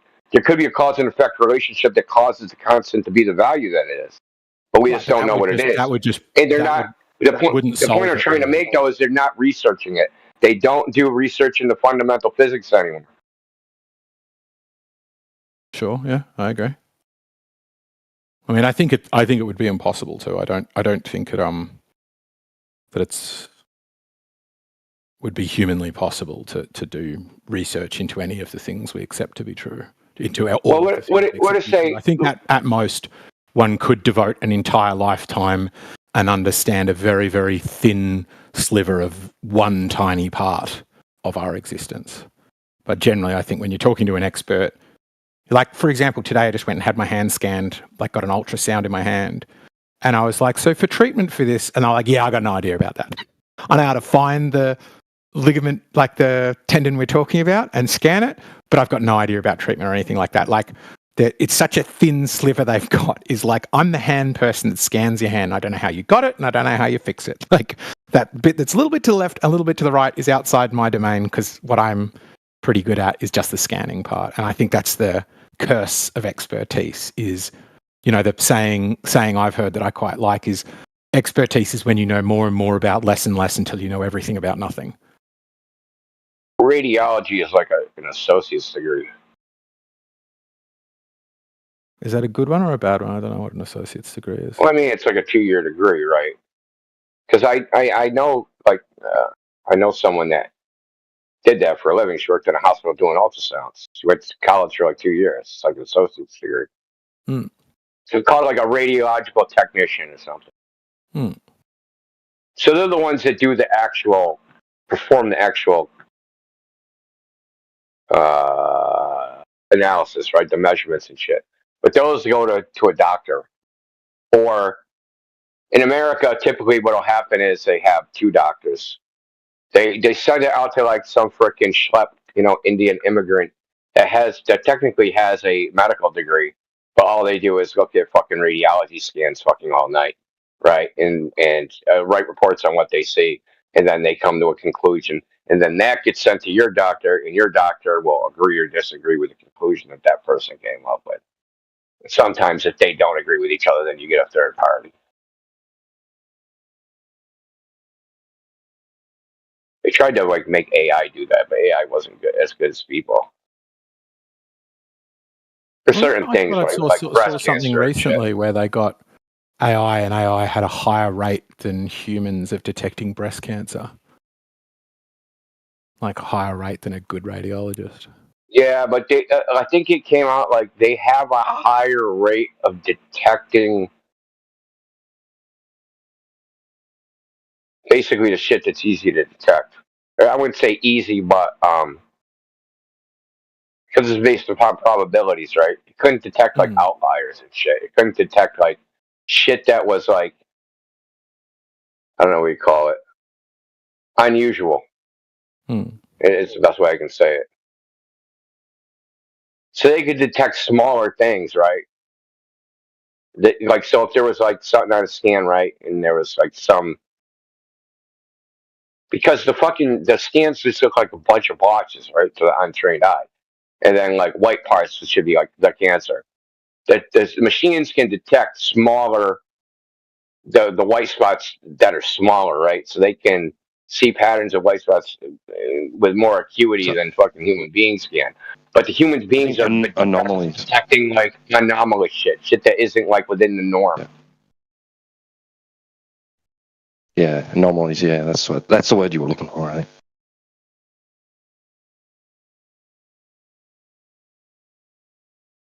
But not much better. Only a little bit.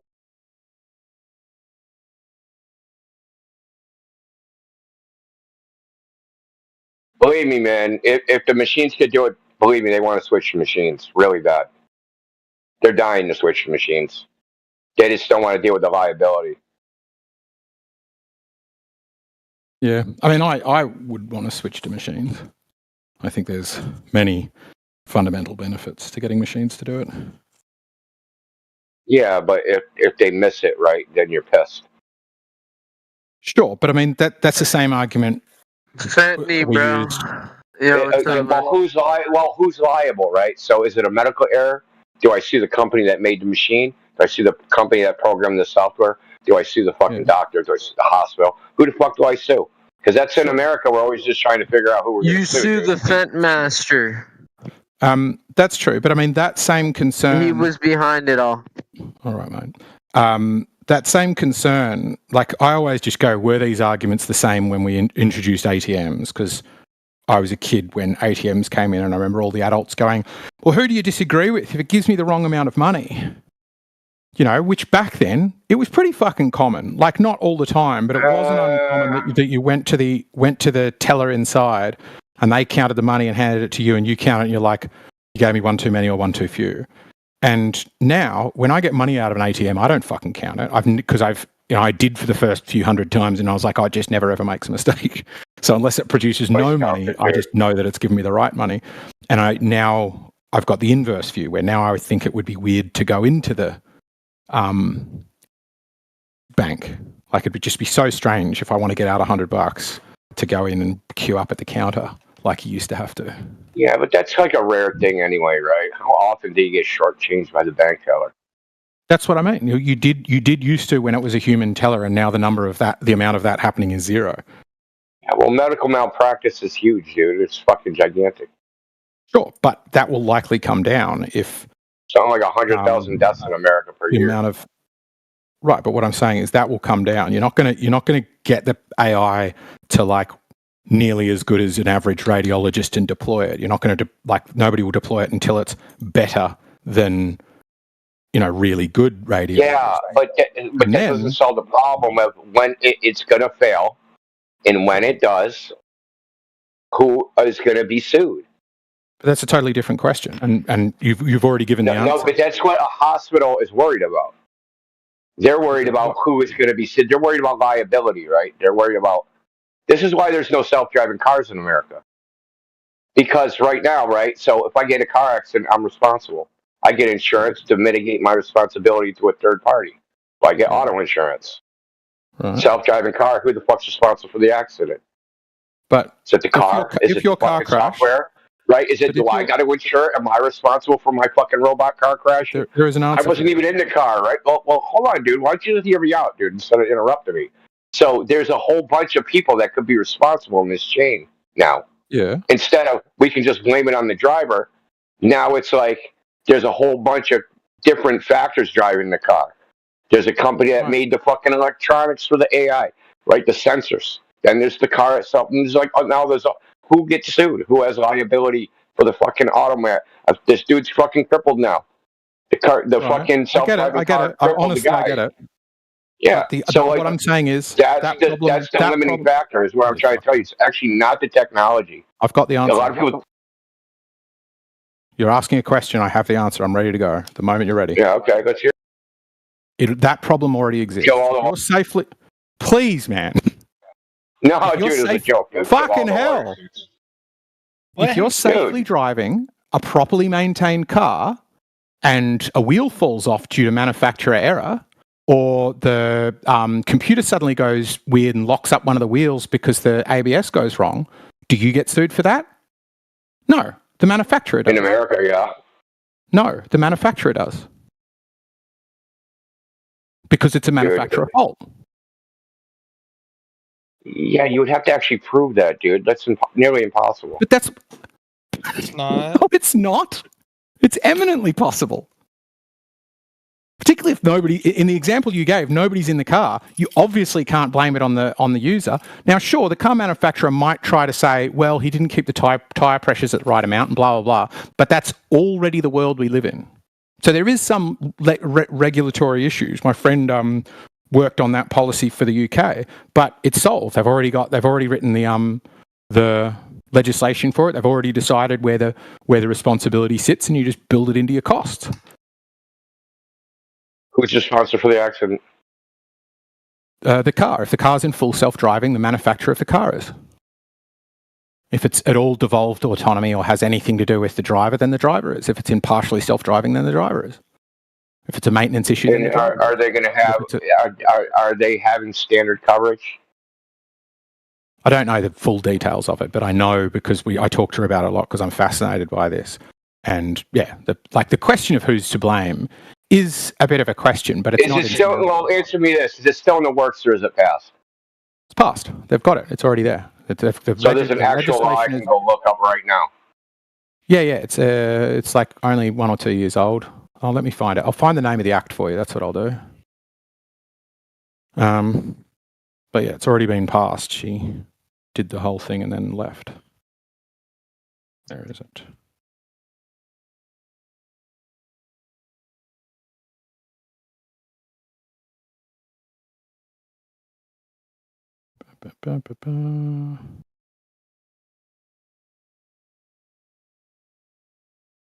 Here we go.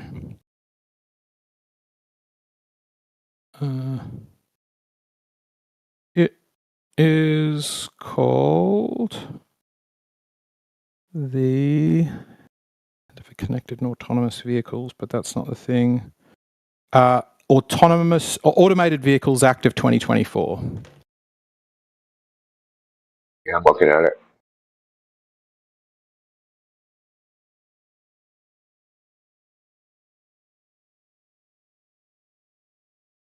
Yeah, it seems.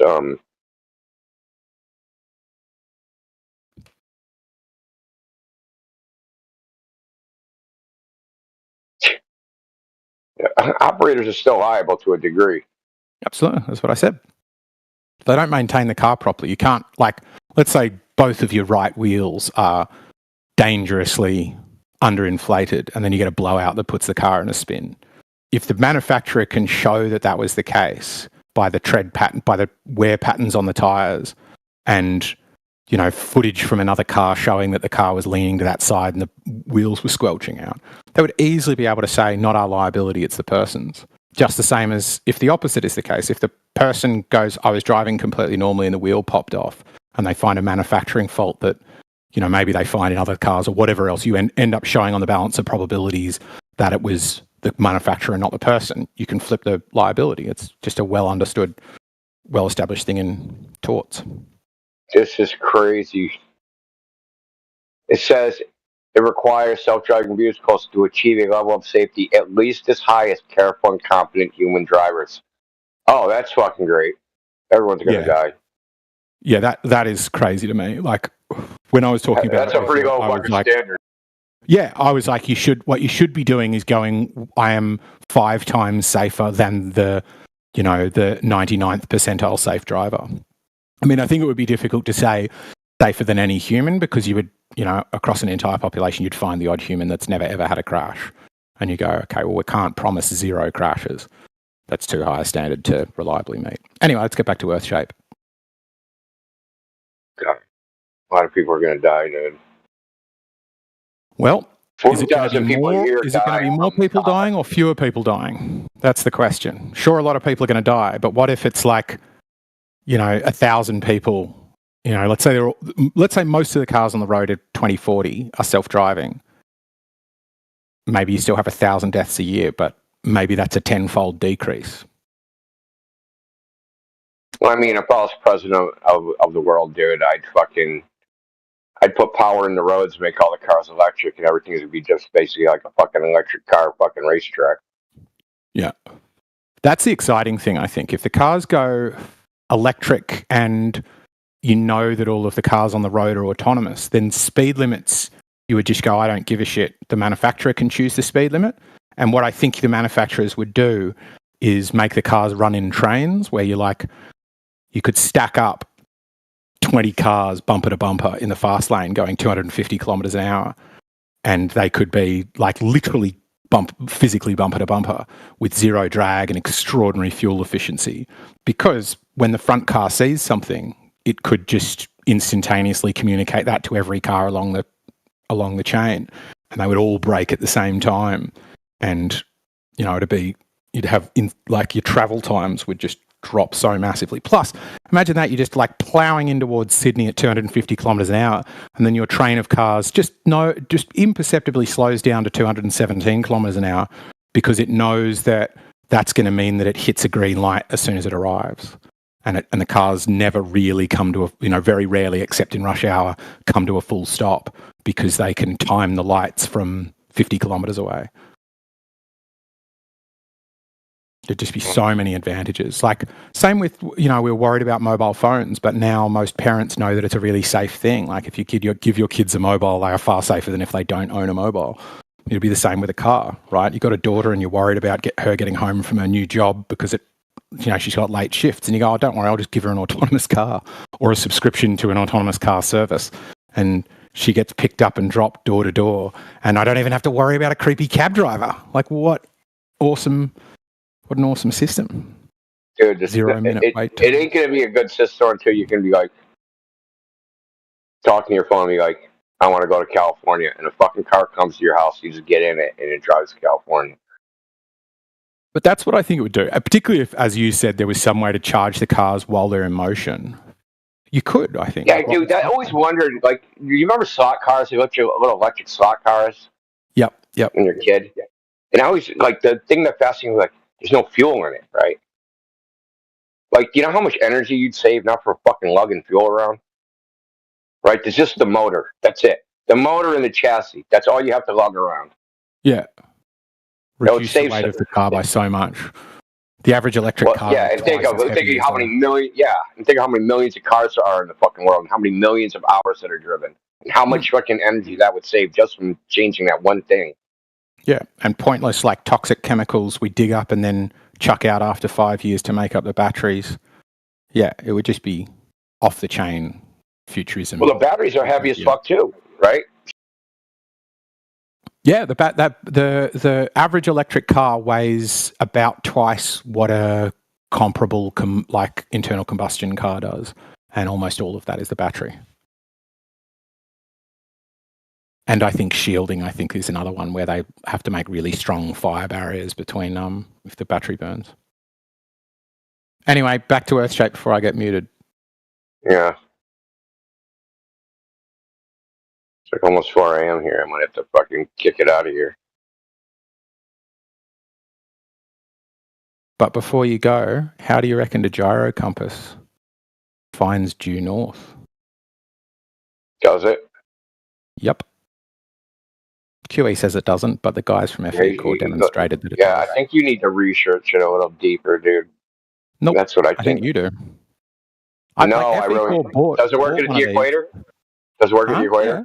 Works everywhere. No, it don't, dude. So you need to research it a little more before you can have the discussion. Why would it not?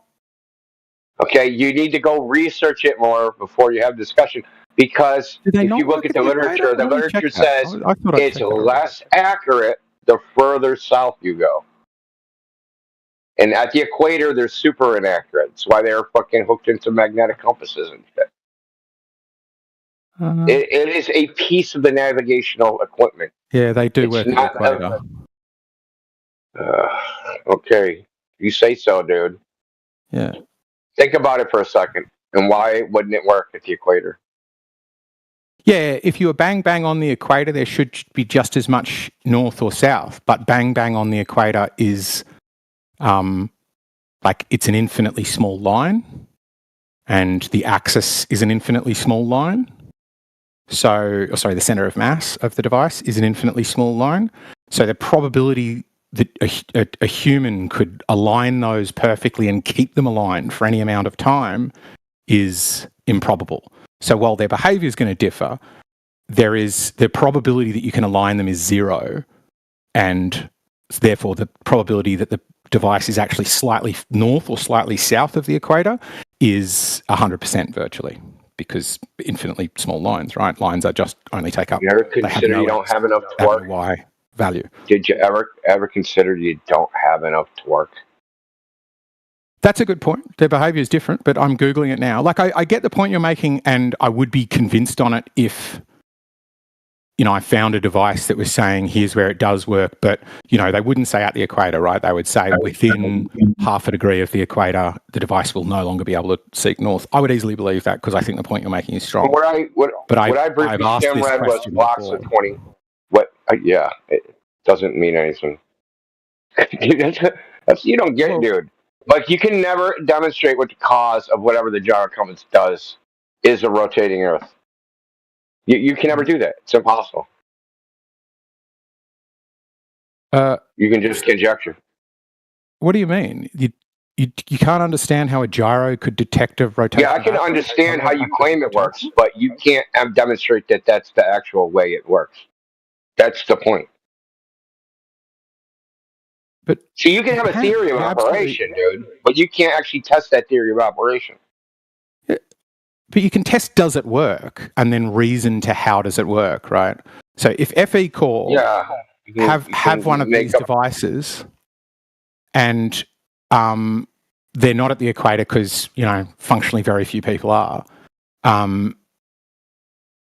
then it locks onto north. They make a video to test if it locks onto north, and it does. And they test the thing that QE likes to say, that if you point it in the other direction and spin it up pointing the wrong way, it'll lock on there, right? His claim is that you find due north, you adjust for magnetic declination, and then point it due north.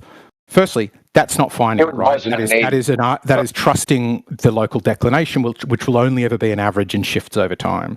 So it doesn't do that. Like, there is a device that is based on a gyroscope that does do that, which are used in planes and rarely on ships. But the mechanical gyro compass, the true gyro compass, finds north regardless of which way you point it, provided you input its latitude and your speed and keep it maintained and calibrated and all of that.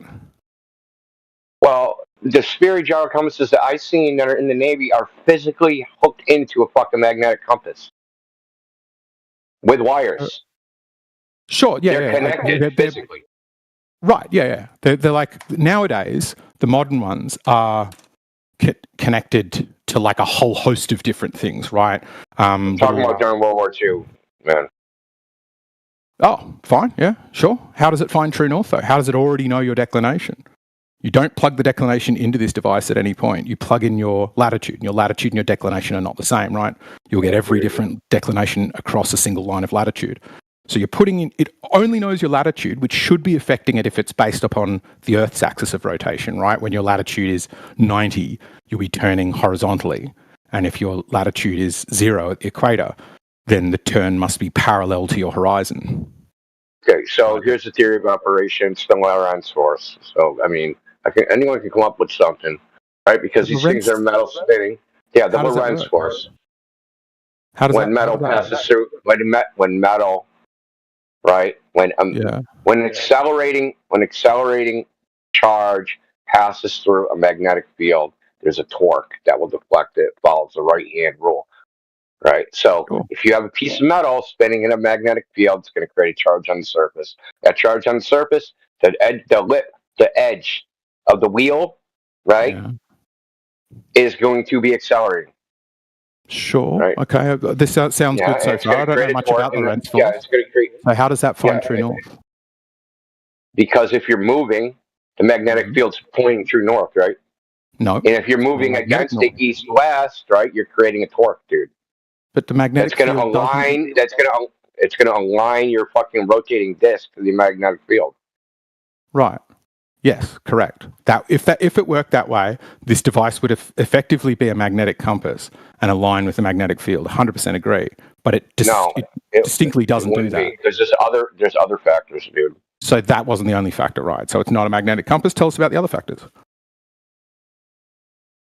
It's a spinning fucking wheel, right? So it has inertia. Yep. That's exactly how it works. Yeah. And then? Yeah. What do you mean? And then? I can keep describing. Like, please. Should I go deeper into something you're not going to understand, and you're going to waste my time?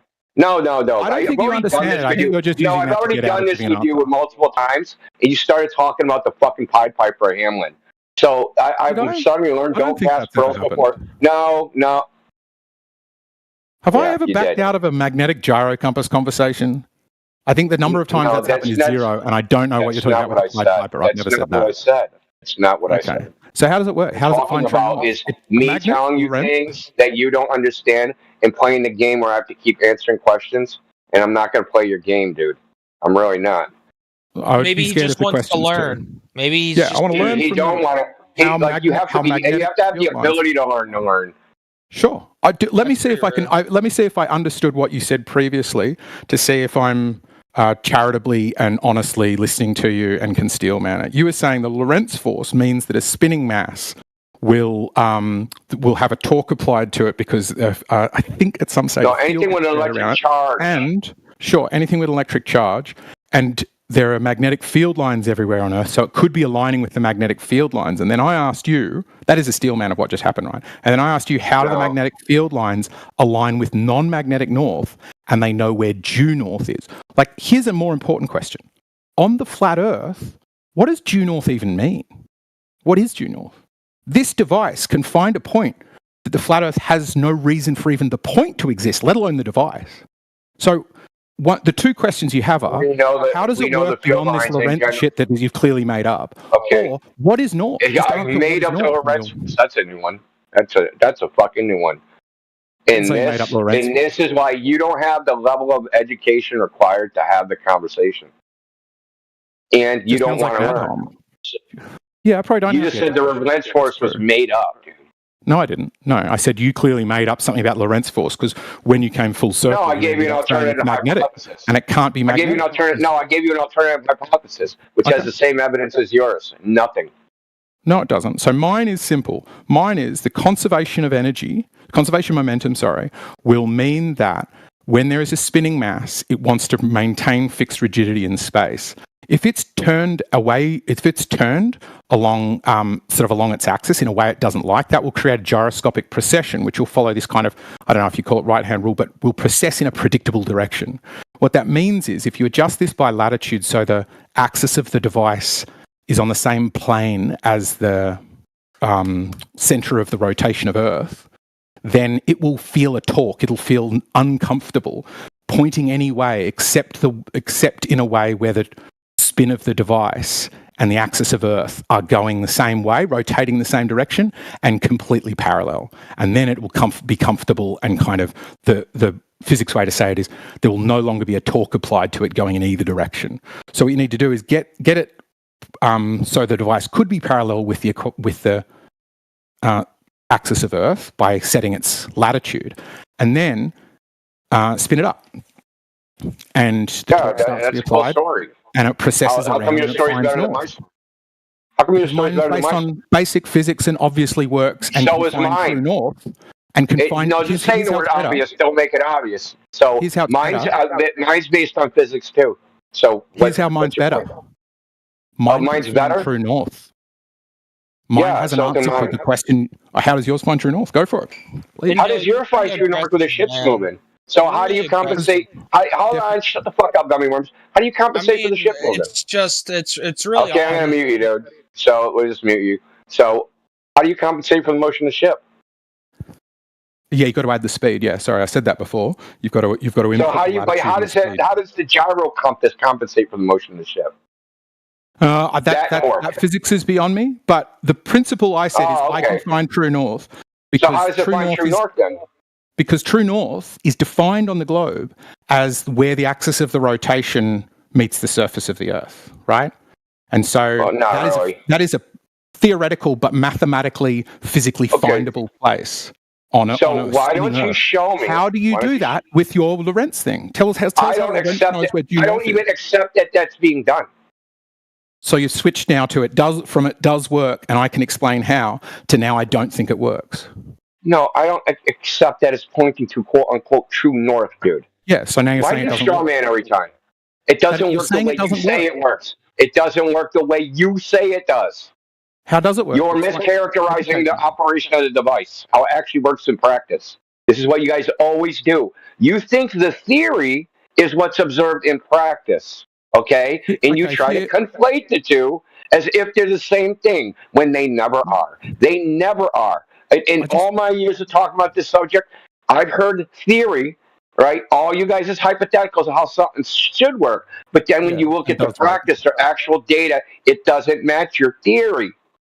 Well, where the theory, I think, matches is that a physical spinning device should be able to find this axis. And that axis is what we call north. Let me finish, please. And there is no north is not a reasonable question on a flat Earth that isn't moving. It doesn't make sense to say what is north. So there is no way that Lorentz, you can draw a line between this place that doesn't exist that this device will always point at, and how does, the question is still there. How does Lorentz find this? How does it choose where to point? Let me say that. How does this Lorentz force and the field that's applied to the gyro that might be applied through magnetic fields, how does that then adjust for declination?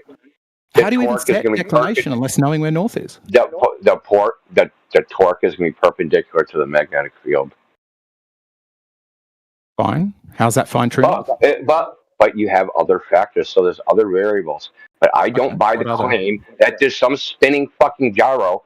If I looked down the fucking axis of it and it's pointing at the fucking North Star, I don't fucking think that's happening. Period. So, I think they just use it. You don't it's think good the enough. device works? So, what I think is that they use it and it's good enough for practical purposes, and that it points north. Is it out by 90 degrees? No, I bet you it varies by 5 fucking degrees either direction.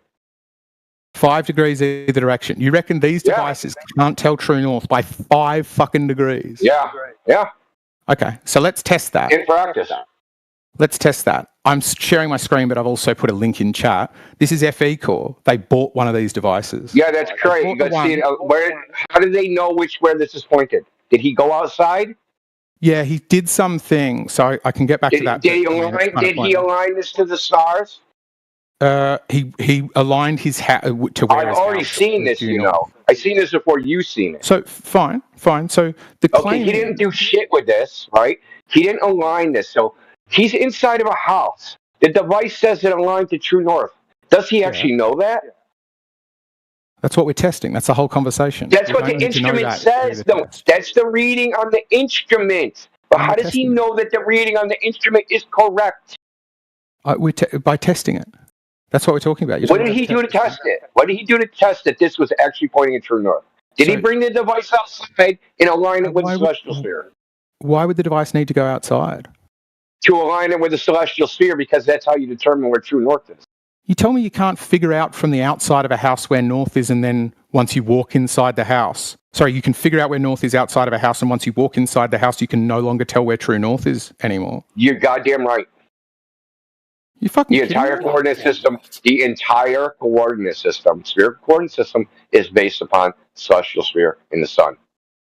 You can't just use a wall in your house and test the north's angle from that wall?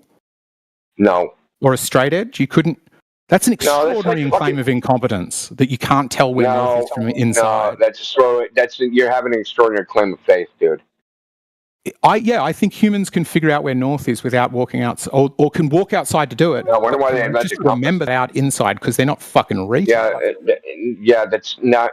Listen, okay? You probably never played any sports in your life.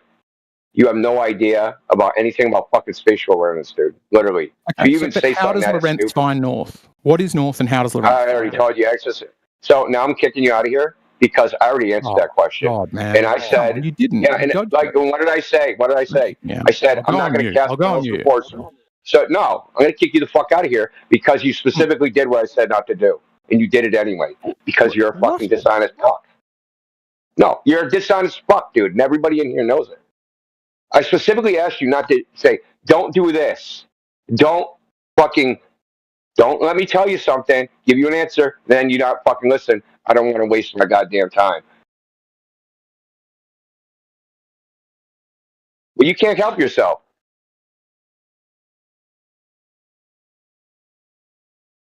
Dr. Jordan B. Peterson. Hello.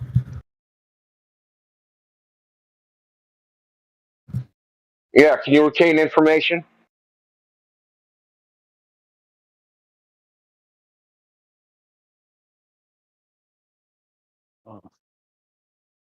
Wait, was that Dr. Jordan Peterson that's parked in this chat 24/7 that just spoke? Dude, that motherfucker be pissing me off, dude. Dude literally does what I said not to do. Hawk one. Yeah, I didn't want to waste my time. And what does he do? He fucking wastes my time. Yeah, I want to ask. Yeah, I'm looking into it, and I've got some reading material and shit. But there's something about these pendulous and dampening mechanisms that are absolutely necessary, or it doesn't work. The Earth's rotation. Yes, the Earth's rotation is not sufficient enough alone. That's what is said, right? That they need to add these extra mechanisms to aid it. It actually aids it in its ability to maintain north, because the Earth's rotation is not sufficient. It doesn't work. I'm getting this from Perplexity, and it's linked to me material to read, and I'm gonna fucking read it, even though I probably won't understand half of it. Well, like I was saying, I bet you in practice, like we got like a sailor that actually used one, like some fucking old World War II relic in here, and he talked about using it, and he was a navigator. He'd be fucking complaining about what a piece of shit it was. I guarantee it.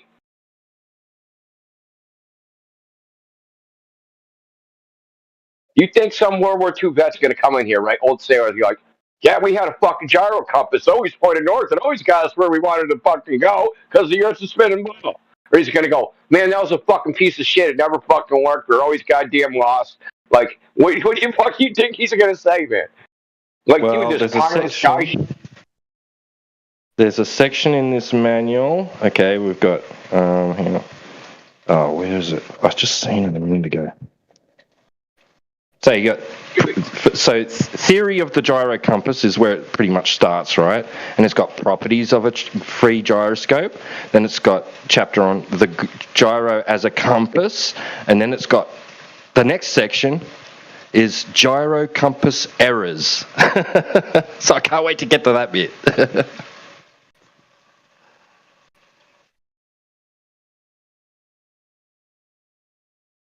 Dude, we looked into this years ago, dude. There isn't a lot of literature on it. They were only in use for a brief period of time, and they basically suck. From what I've gathered from the literature I read, but there wasn't a lot of literature on it. Like, we had to go look at like the patents and shit to fix it because Goldberg would bring this shit up. There's fucking gyro compass. Okay, they don't present any evidence to that fact, right? We have to go look up the patents for like Sperry gyro compass because they were like the only manufacturer of it in the world. And it turns out that they're hooked into other. We're like looking at old naval fucking magazines and shit, dude. It was pathetic.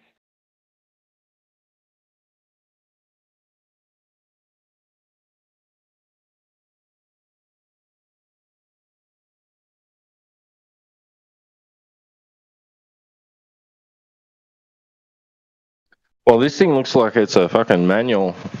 Like, it's pretty in depth. So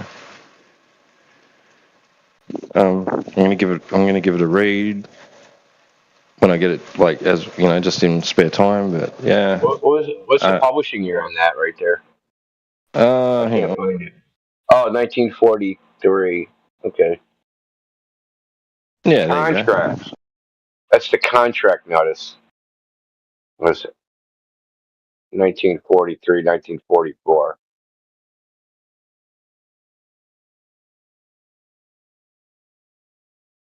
Good. Yeah, like anybody that says, "Yeah, we use this as C, dude," and we fucking work exactly as we say.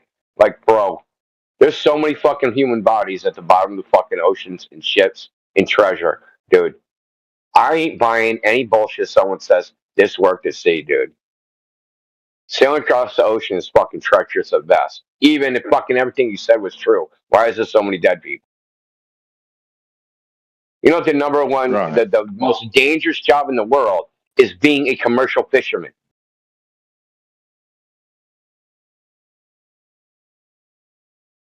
As far as fatalities. Yeah. I can imagine. True north, dude. We just fucking hit the fucking switch, and it just points true north. We sail around, this fucking wave is 50 feet high, and it just points true north. Shut the fuck up, dude. That's cap, man. I bet it's more complicated than that. I bet this manual is fucking in depth, man. There's like shitloads of pages on it. Yeah, dude. It should only be one page. Just flip the switch. Just points true north.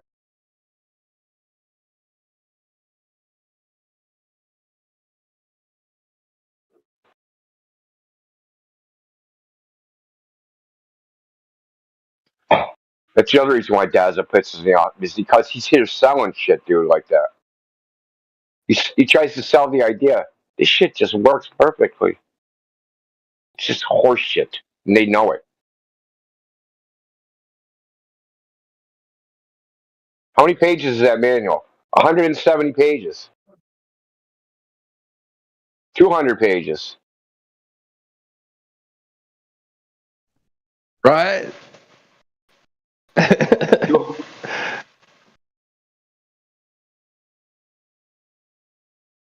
Just flip a switch. Just turn it on, dude. It just points true north. Speed correction and driving mechanism. Speed correction mechanism. Motor connector, control panel, master compass. What's the compass for, man? What do you need a compass for?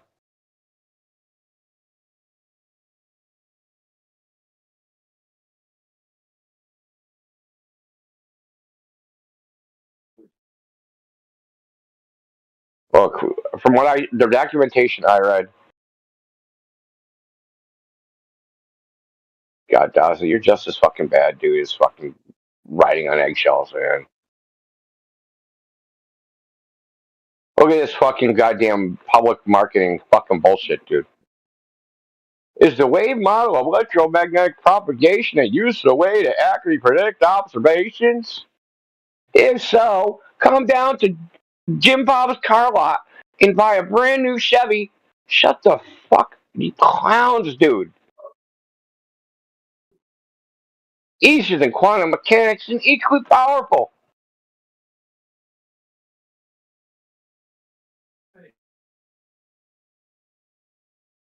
Dude, I swear to God, some of these dudes have got to be agents, man.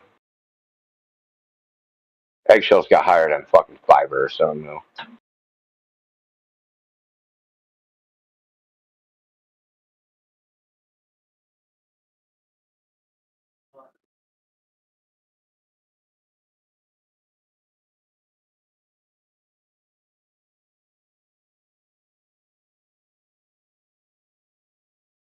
You ever notice, like certain of these guys, they use it, there's like an excessive use of qualitative adjectives. Useful way to accurately predict observation. How do you know it's useful? What? Yeah. Easier than quantum mechanics and equally powerful. This whole blurb is like a fucking marketing brochure.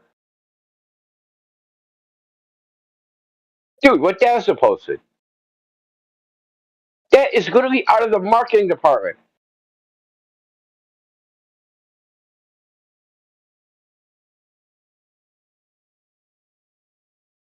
Dude, some of these guys write like this, man. I don't mean just in this place, but there's Globers that they write like this.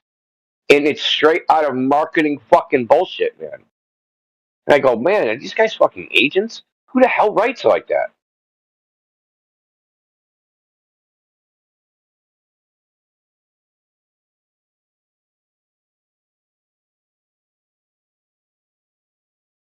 It's like a sales pitch, dude. It's fucked up, man.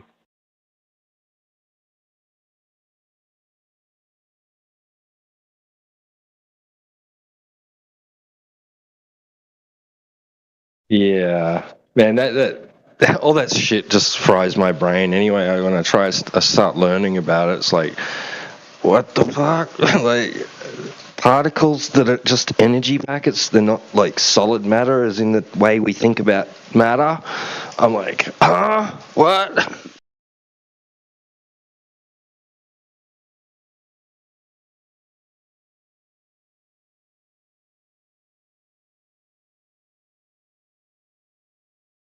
Like seriously, man, I got lost in it there one night, and I was just like, at the end of it, I was just like, I can't. This is like, my mind is too blown. I can't fucking understand it.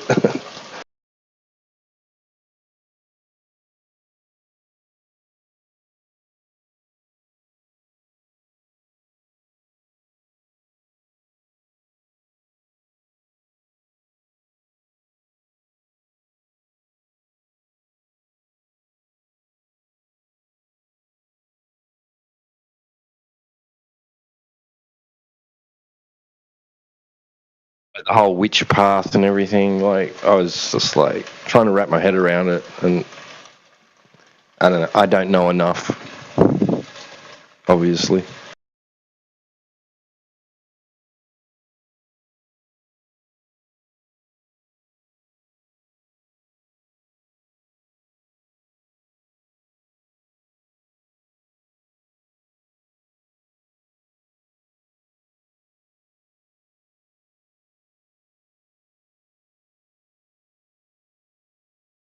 Yeah, you guys were talking about it there one night, and then it made me think of something, and I had a question to ask, and now I can't remember the question or in what context it was or anything. It's gone.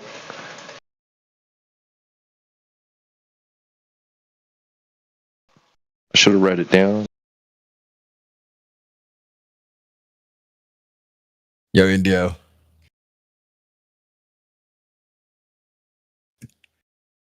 You heard about that Delta plane that crashed in Toronto, in Canada? it was an all-women crew.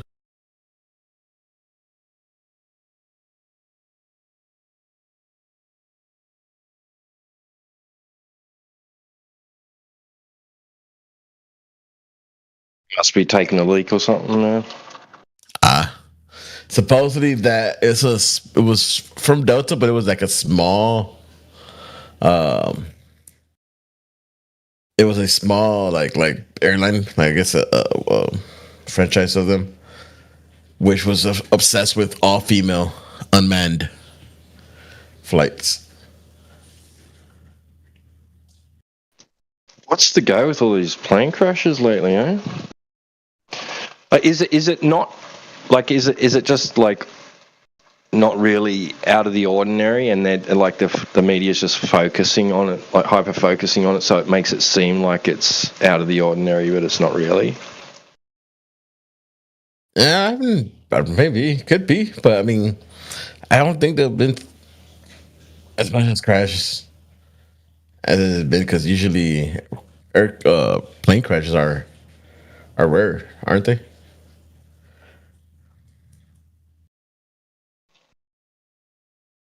You'd think so, but usually it's covered by like a relatively local news network, like usually like my news agents over here won't report on some like what you just described, but at the moment they are, like it's like they've hooked onto a trend, that's because it's gaining attention, and people are paying to hear about it. I know why the crash happened. I mean, Eggshells gave us the hint why the crash happened. They set the gyro compass for the southern hemisphere, and so they landed upside down. Oh shit! That. You heard what I said earlier about it was unmanned? Yeah, unmanned airplane. Yeah, it was all female crew. Yeah, that's it. I actually saw a video, like some of the aftermath of that is kind of suspect, man. They all sound like conspiratard. But they showed like a video like side by side with like a movie, and it looked nearly identical to the movie scene, like scarily so. What's weird? There's a video that's I don't know if it was a guy in a car or it was a plane, but was just filming the landing for some odd reason. Well, like they're like filming like the passengers that got out. They're filming, dude, and all the smoke is gone. There's like no smoke, and like, what I'm saying.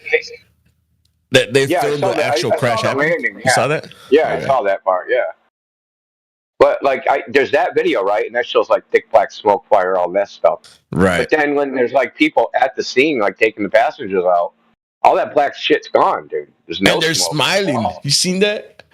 Yeah, and they're laughing and shit. They had like this huge smile. But I gotta say, that lady got a free fill from that other girl. You seen that? Like the lady grabbed her ass. I was like, what the hell? Fucking gave her a little fucking.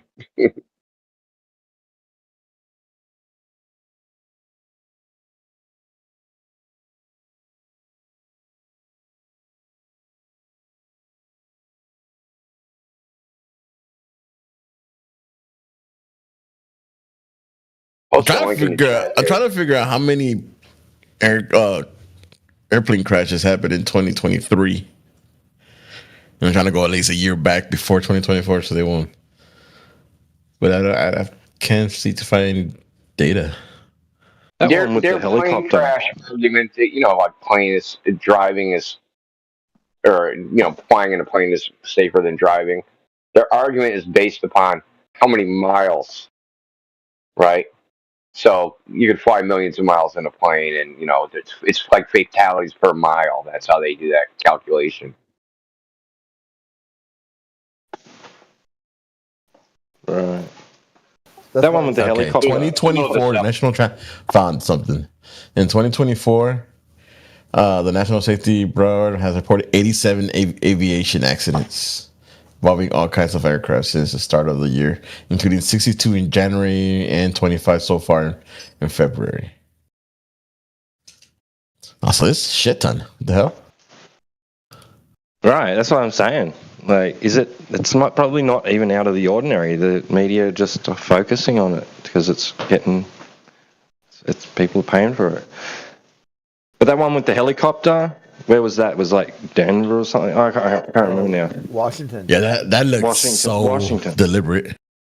Yeah, didn't it? It looked like that helicopter deliberately flew into that plane. That was my immediate thought. I'm like, that's gotta be, you would have fucking seen it. Like, why would, I don't get it. Yeah, freaking planes, headlight, the lights are so freaking bright. And they're flashing. The strobe lights.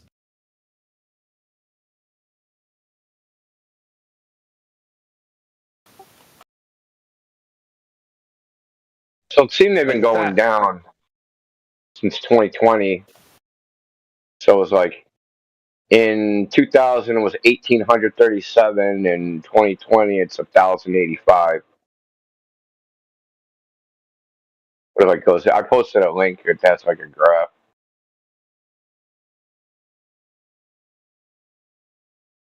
It only goes to 2020 though.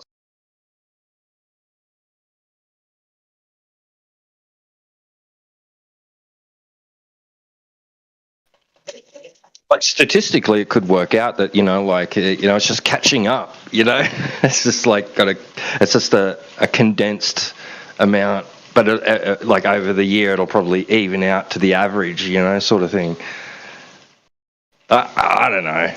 Like you see the news outlets do this though. Like there'll be a dog bite, right? And so, some kid will get injured from a dog bite or something. Next minute, there's another one, and that wouldn't usually have got reported, but because there was one incident and followed by another one, like a couple of days later, it's like, oh, we've got to do something about dogs now, Yeah, the distraction, trying to put a narrative out there for some unreason. Yeah, it's out of hand, What's going on with dog owners and all this shit, it's bullshit. It just happens.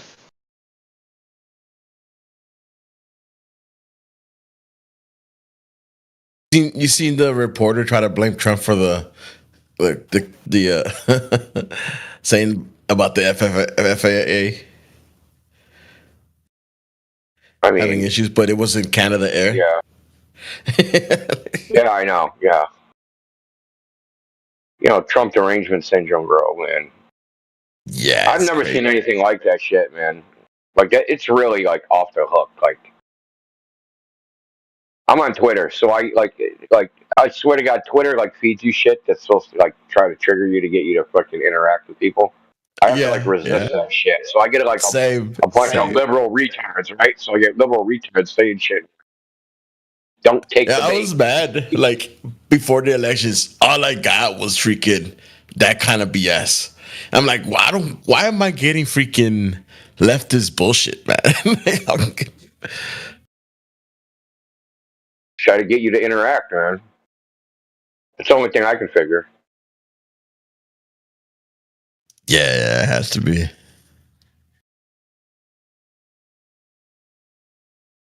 Shows you what you want, and then like the opposite of what you want.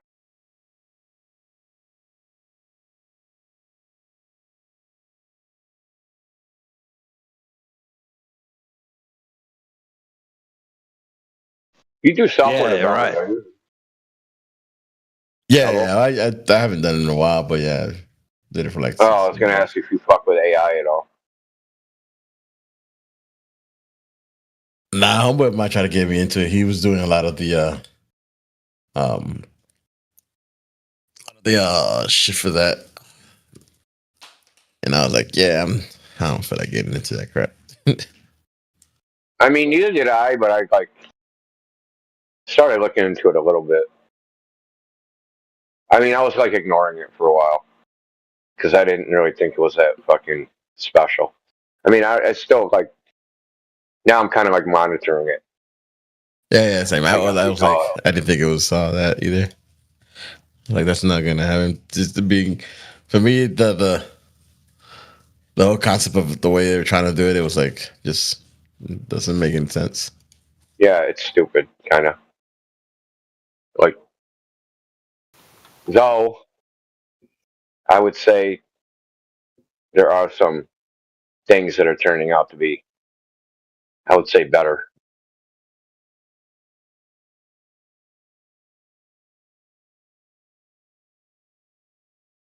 Like, dude, they take like, a word or a phrase or like, and they turn it into a token, which is basically a numerical representation. You can think of it just like a hash. So the word frickin' crayon, we're going to make a hash for it. We're going to call it a token. And then this token is going to have a numerical value, and we're going to put it into some vector space, right? And like, they like tokenize all the shit, right? So all the words, letters, all the shit in it is like tokenized. So it's not actually like in this like mathematical. And then they transform it into so that this token is a representation of a vector in like some fucking 50 billion dimensional space. So when they say it has 50 billion parameters, what they're really saying is it has a 50 billion dimensional space, which is like crazy, right? You can't even comprehend that shit. But it's really weird. It's like some of the shit is that I don't know how he ended up on this guy, ended up on my algo, man. But he like showed something which was like really fucking strange to me. So you can think of this. So the machine learning models are in some like abstract multi-dimensional space, and just like any other space, it has. So the data set has boundaries, right? So like there's an edge here, right? So the highest value in fucking 250 fucking 6 dimensions, and the highest, like, you know what I mean? So actually, if you could represent it in like 3 dimensions, it would look like a blob, right? But it's a blob, a fucking 20 billion dimensional blob. Anyway, that's not the point. So this guy, he did this thing. Is like, I'm going to take words that have a known opposite, and I'm going to, like, whatever the opposite word is, I'm going to get the token for that, and I'm going to see how far away it is in this space, right? So you'd figure intuitively, if I do the word hot, right, the word cold for that token should be the farthest away it is in that space. That's actually like not how it works, like in the thing, right? So it's called K. It's called K farthest neighbor. So like that means what fucking token is farthest away from me in space, right? In this vector space, and it never turns out that it's the opposite of that fucking word, which is fucking very strange to me. What? Yeah. Yeah, exactly. Because so you're representing fucking like, I guess fucking human communication in English, right? So you'd figure hot is one value, right? Say hot is fucking -1,000,000. The furthest away from -1,000,000 that's represented in the space should be cold. Or not. Right? But it's not. It's like fucking like crayon or something. No, it's hot or it's not. You're a 10 or a 1. Hot or not hot. So that's just like a segue to get to like what I really wanted to say was like, so what they do is when they actually do the fucking like then they do like so you ask, say, a ChatGPT a question, it tokenizes all the words, then it runs it through all the fucking layers of the neural network, but each layer it's like re-tokenizing it, right? So it'll take that fucking vector and it'll turn that into a token, and that vector in the next layer turn into token, and then they do this, and then they fucking output some token, and that's what you read, right? And the final product is, you said, what time is it in Spain? And then, like, after all this processing, spits out the token that means, 3 o'clock. Doesn't mean 3 o'clock, it's a token. What it actually means in the neural network is just some position in vector space. Thing is that they don't even have to turn it into tokens, but the reason they do that is because if they don't do that, they'll have no idea what the fucking thing is doing. So they won't let it think natively in this, like, vector matrix shit. Yeah, so it's like that was kind of crazy to me. It's called continuous.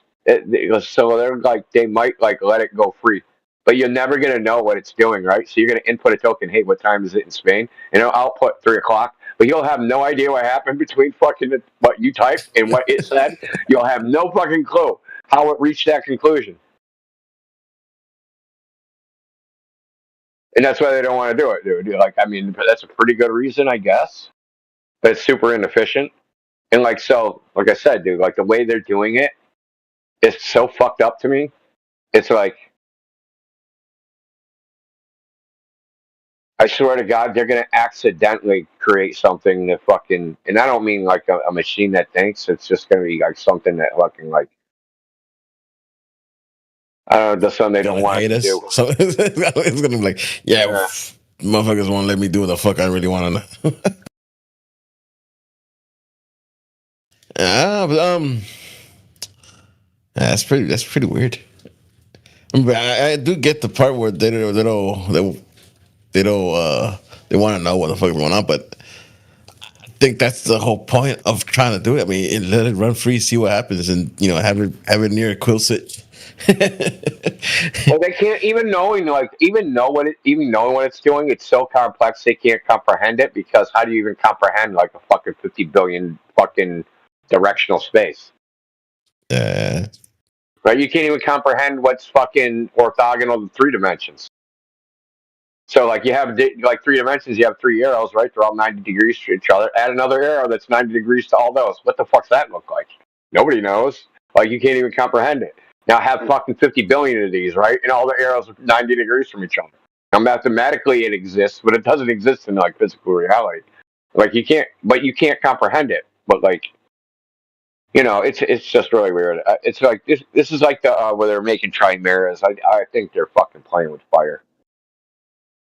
I was gonna download DeepSeek. Seek. I did. I ran it for a bit. Yeah, I was gonna look into the code and whatnot. It ran okay. Yeah. The buzz. Did you close it? I mean, did you close it off and just ask the questions? Like. Yeah. So you can download this thing called Olama, and then it's basically a console. I ran it on Windows, so like, and it'll give you a choice. Like you can like type in a command, and like it'll download one of the like the quote unquote skilled models. So like 1.5 billion up to the full one is like 600 billion parameters. So you can choose like between a bunch of them, but like they all have to like whatever you run has to fit into your RAM, like your GPU RAM. Otherwise, it'll be like fucking not really functional. Mm-hmm. So I ran like the smallest one. The thing is, the smaller they are, the stupider they are. So I did it just to see if it would run, and it ran fine. It was kind of stupid, kind of gave a little nonsensical answers. And I swear to God, there was a dude in 24/7 like using that to answer our questions, dude. I'm like, these answers are so nonsensical. I think you're running like a 1.5 billion parameter fucking AI model that's just giving back nonsense, and you're posting it in the chat.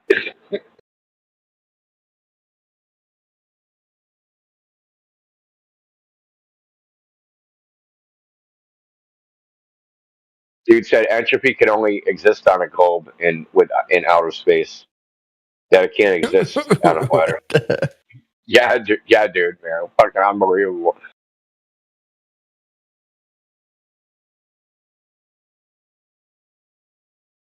It's amazing the things that can't work on a flat Earth, according to these guys.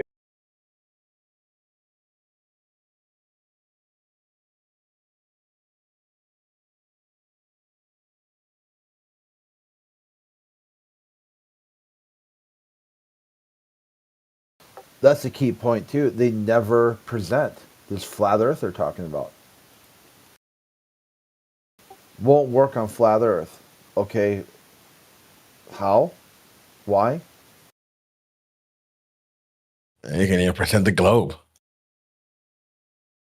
Yeah. Yeah, you're like, well, that's interesting that you've debunked something that you don't even have in hand to even look at. You're like, just wave this magic wand.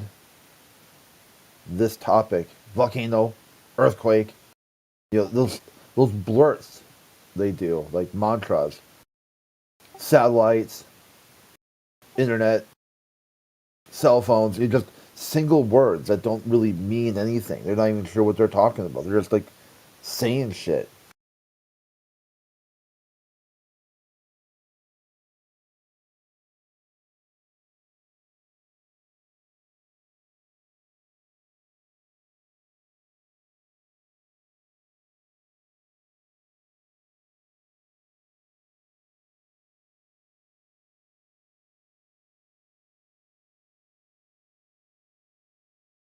Yo, Trump has done so fucking much that it feels like he's been there for a year or so.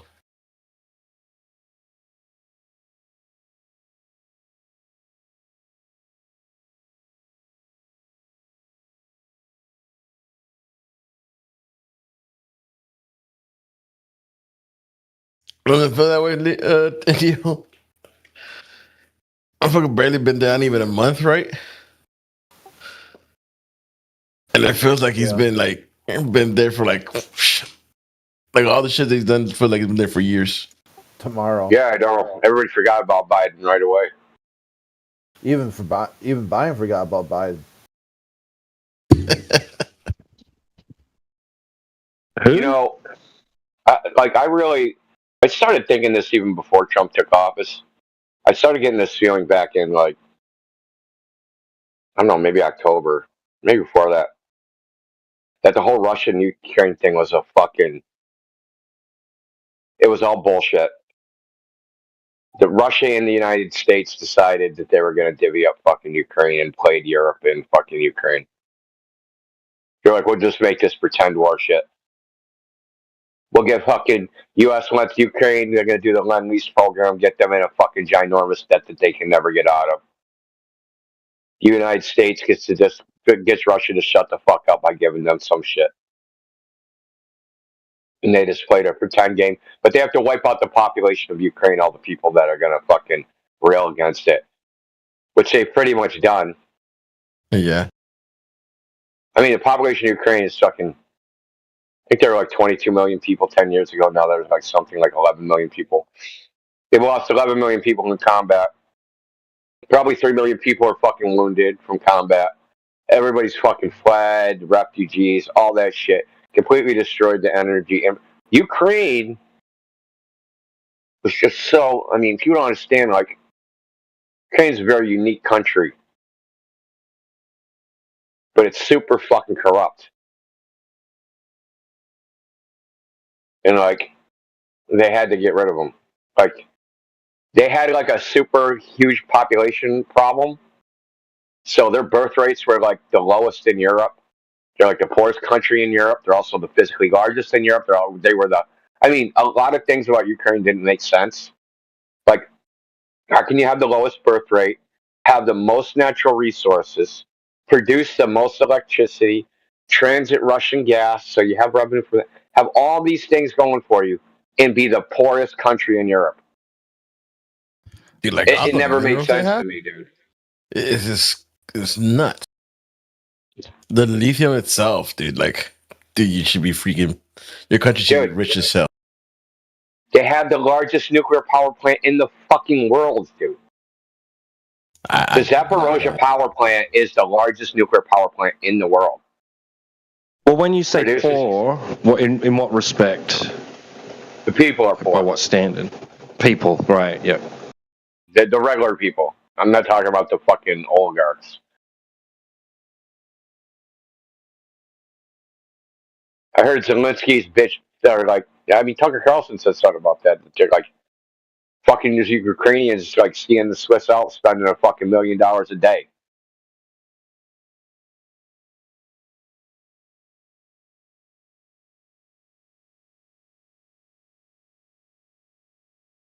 Was that Brewster's Millions, where they had to, like, he had, like, spend a bunch of money to inherit the rest of it?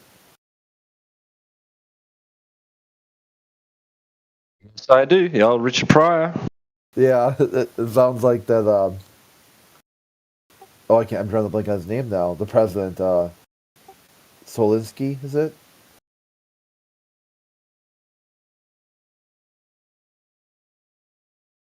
of Ukraine? Is it? Yeah, yeah, I think so. Okay, Isn't it? yeah. So, yeah, he's got to blow all this money as quick as possible, so nothing's left over at the end. And then he gets to ride off into the sunset, as like the do boy. You got to play both sides, and that's a really solid take. It's colonialism. This is settler colonialism. They're depopulating Ukraine. They're going to repopulate it. That's right. No, they're going to repopulate it. So all the men are dead, but the women are still alive. And, I remember when I was a kid, man, like the Ukrainian chicks that were like in Miss America, Miss Universe, dude, they were the hottest chicks, right? Remember that whole Ukrainian mail order bride? You get a beautiful Ukrainian girl. Oh, like yeah, now you don't even today. I mean, yeah, now you don't even have to mail order them, right? You can just go to Ukraine and their husbands are dead, right? Right? Kill all the men. Now what you have, the men can't defend the women. The men can't fucking rebel against you. The men can't stop the wholesale fucking, taking up all the resources. All there's left is women with no protection, right? And what are they going to do? I mean, sorry, women aren't equal. They need men to survive. Women aren't going to maintain the fucking electrical fucking nuclear power plant in Zaporozhye. Sorry, women ain't going to do it. They're not going to put up the power lines. They're not going to run the trains. They're not going to fucking make the roads. They're not going to do any of that shit. They need men to do that, right? So, European men, well, it's going to be American men now. American men are going to go there and rebuild Ukraine, and they're going to have Ukraine fucking sleeping with Ukrainian chicks and having babies. And the Russians on their side of the fucking Dnieper River are going to be doing the same thing. But at least those people are a little bit Russian, right? So, because Trump said something like he's going to turn Ukraine into a training partner of the United States, right? So he wants to create a closer economic relationship with Ukraine. Now, right now, I've never seen any Ukrainian imports in the fucking store. But since they're poor, right, we can have some white people making fucking stupid things instead of the fucking Asians. And it's so much closer to ship. And Ukrainians, are educated, right? Because in Eastern Europe, they're mathematics freaks. It's better to have a nice fucking semiconductor fab in fucking, Lvov instead of fucking Taiwan.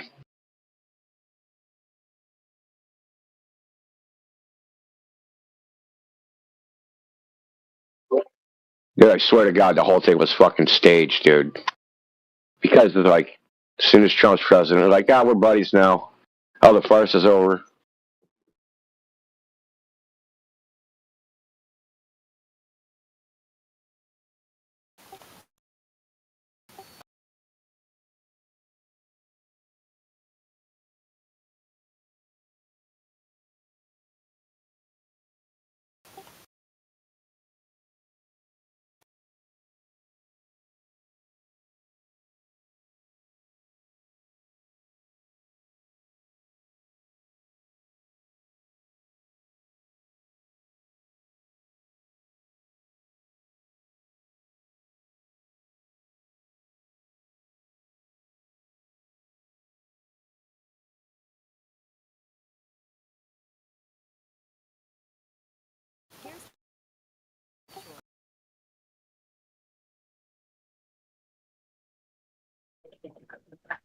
It has made me want to watch Gene Wilder and Richard Pryor movies now.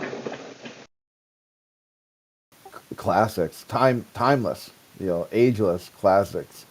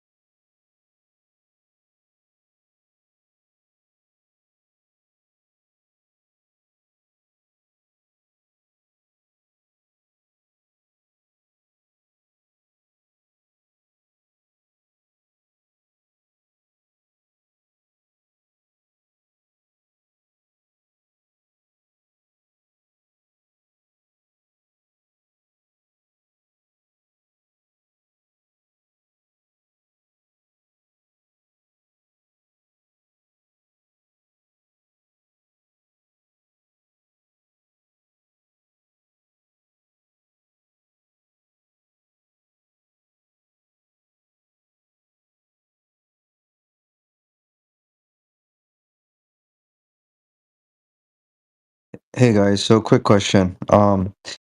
So somebody asked me, "Hey, do you have any flat Earth measurements?" I say, "Oh, yeah, sure I do."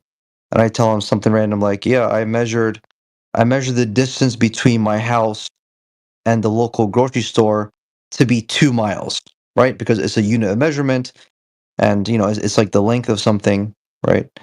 So I'll just tell them that, right? But when you guys, I've been being asked. See, you got okay. Hold pump the brakes. You got to calm down. You Wait, have to use. wait, can I ask my actual question though? No, because you fucked the word up. You did a word switch from a noun to a verb. So you got to slow down and pay attention to the magic trick. Which word is a verb and which word is a noun? Measure, measurements.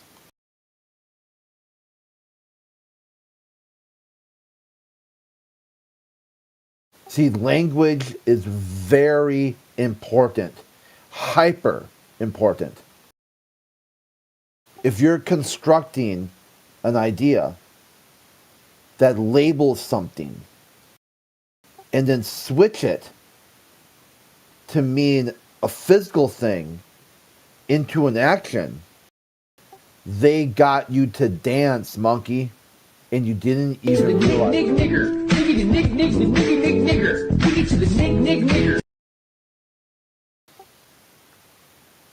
That quick, huh?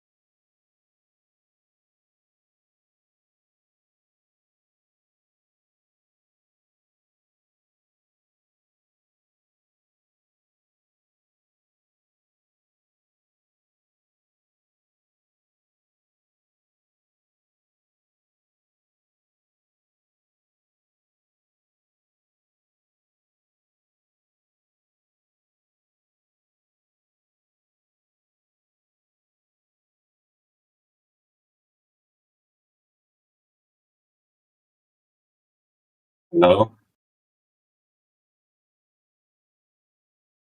Hello.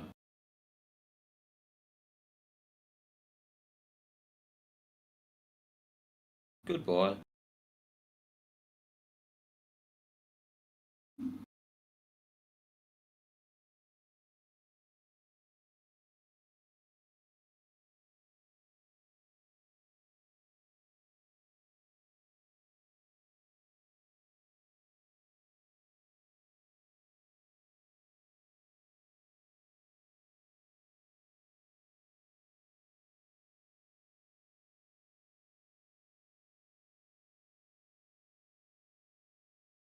Hello. Goodbye.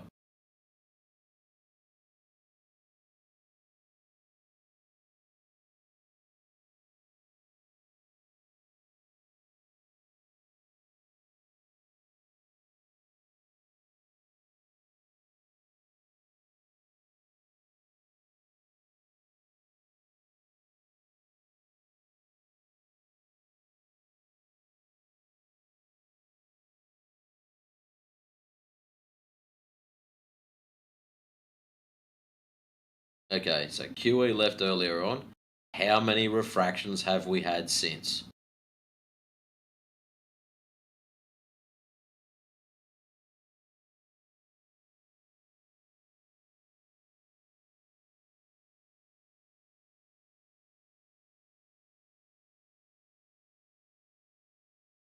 Multiple.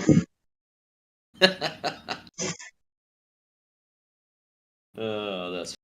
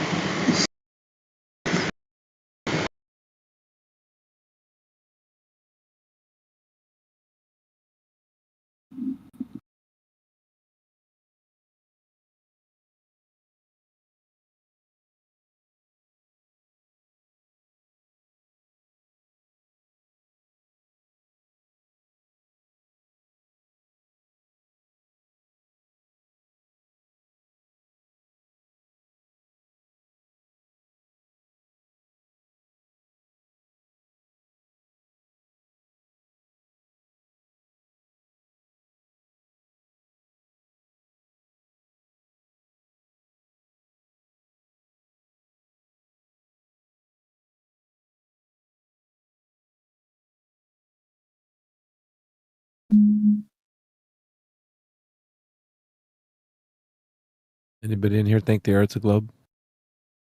Hell yeah, brother. Yep. Anybody have any proof for the Earth being a globe? No, but I got evidence. I wouldn't call it proof though. When you say proof, this is an interesting thing I just thought of, right? When you say proof, what do you mean by that? Like, what are you asking? Like, what is proof Rick, to you? come on, man. It's a reasonable question. There's different proofs. It's not a reasonable question, dude. You're an academic. Why would you even ask that? I mean, in most fields, 95% likelihood is considered, quote unquote proof. That's the burden that they put on, most statistical testing, p-value. No, I don't want to go down that road, honestly. Well, I think it's a reasonable question. The question is, it really isn't, Rick. It's not what you think about it. It's what it defined as. I mean, you asked the question if we had proof, and I was just looking for clarity on what you considered proof. Well, I mean, what does the definition state? What proof is? I'll have to have a look. Let me have a look. Yeah, go have a look.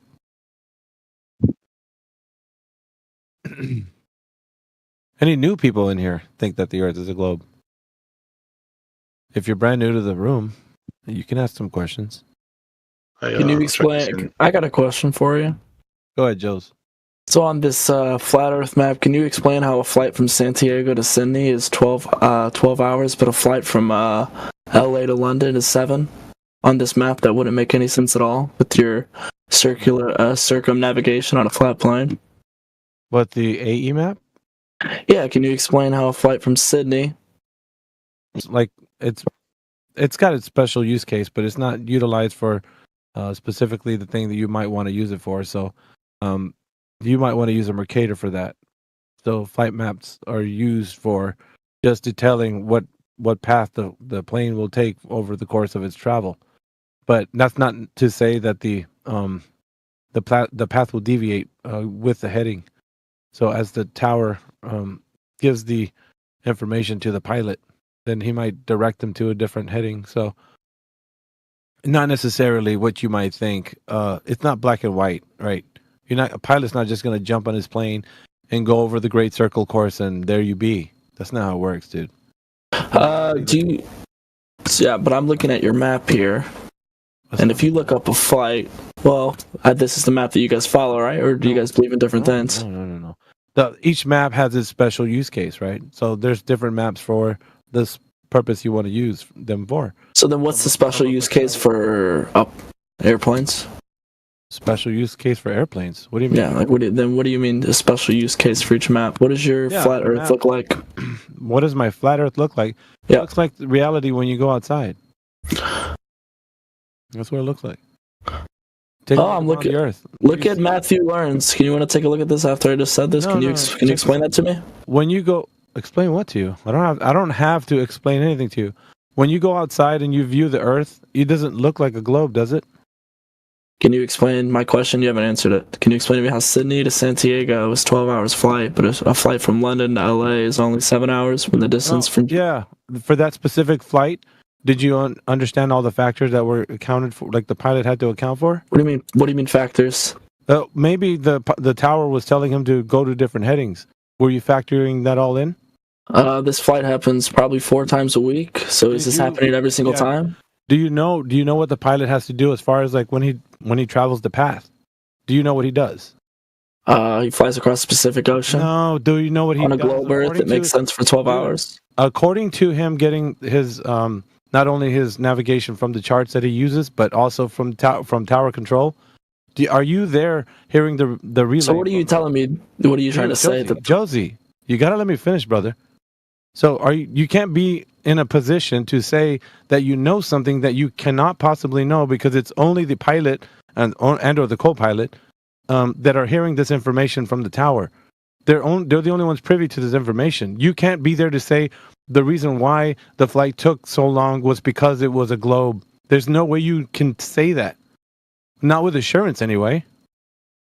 What are you trying to say? So you're telling me that your evidence, the reason why that's true, is that the person that's talking to the pilot is giving him directions to slow down the travel flight from Sydney to San Diego? No. What are you saying? What I'm saying is you don't know the information that's... And flights are tracked globally, and you can track speed, so it's not like he's going off track. So I don't know what your point is. I'm not saying he's going off track, but do you know what information has been given to him to relay to like what... Yeah, I can actually track a plane flight, so yeah. What's your point? That's great. So what information does this tell you, all of this? This information tells me that on your flat map, a flight from Sydney to San... No, wait.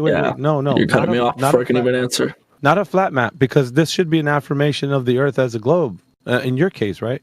Yeah.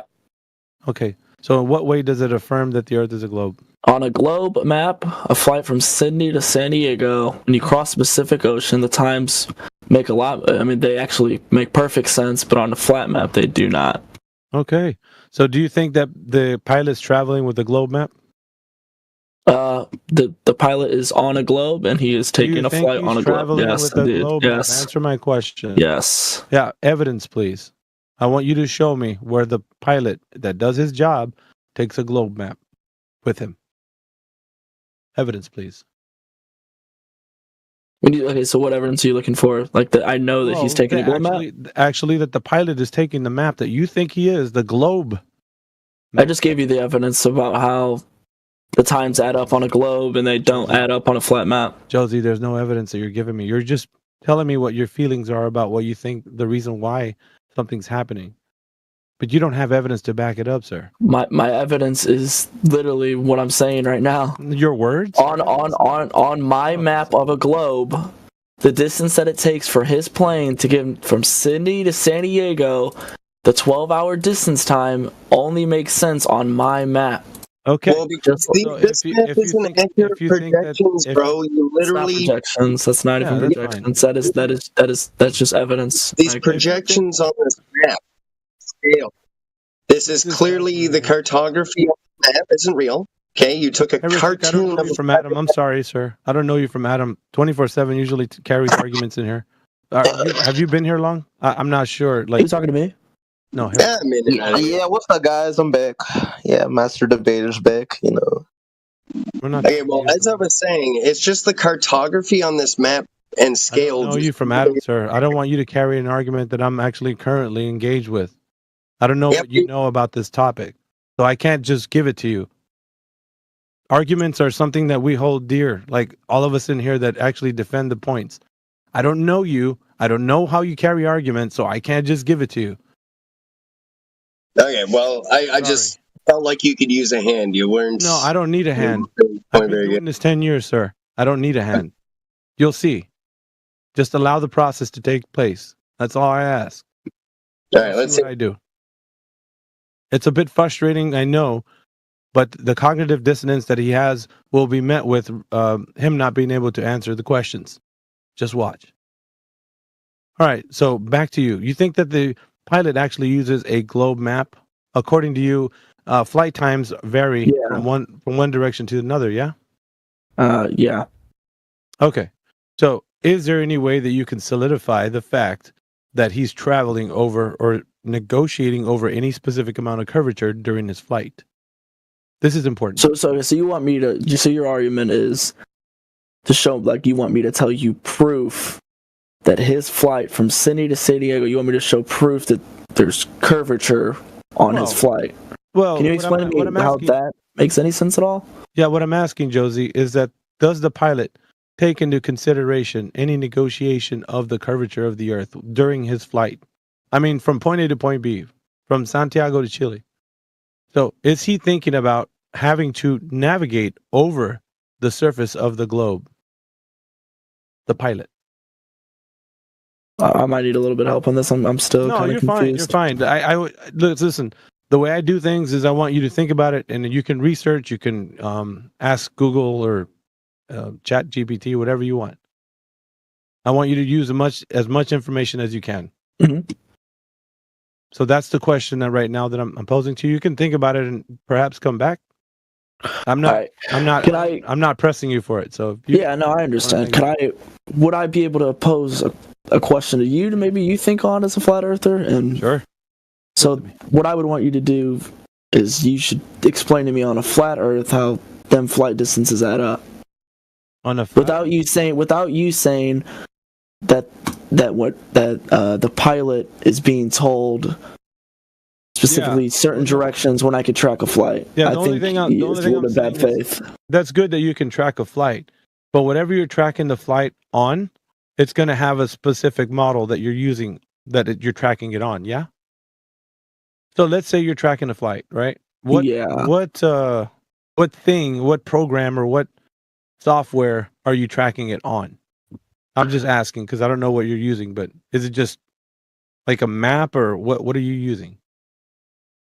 I mean, I'm sure specifically it'd probably just be websites of trackers on flights that but like it's on a globe map if that's what you're trying to get to. Is it on a globe? Yeah, that's what you're trying to get to, then yeah. Yeah. So that would already presuppose that the Earth is a globe via just using the map. But no demonstration or evidence of the curved surface is needed. So it's reifying a model. So I think go on. No, you go. I feel like the point that you're missing here is what I'm trying to say is with my evidence, it doesn't make sense on a flat Earth. Like it's physically not possible. Man. I get you. Trust me. I've had this discussion thousands of times with many people. Yeah. So what the problem that you're having right now, and I'll tell you, is that it's called a presupposition. You're presupposing that the Earth that you're seeing a flight take place is happening over a curved surface, and you have things to reify the mind that you have for this, which means what I just asked you.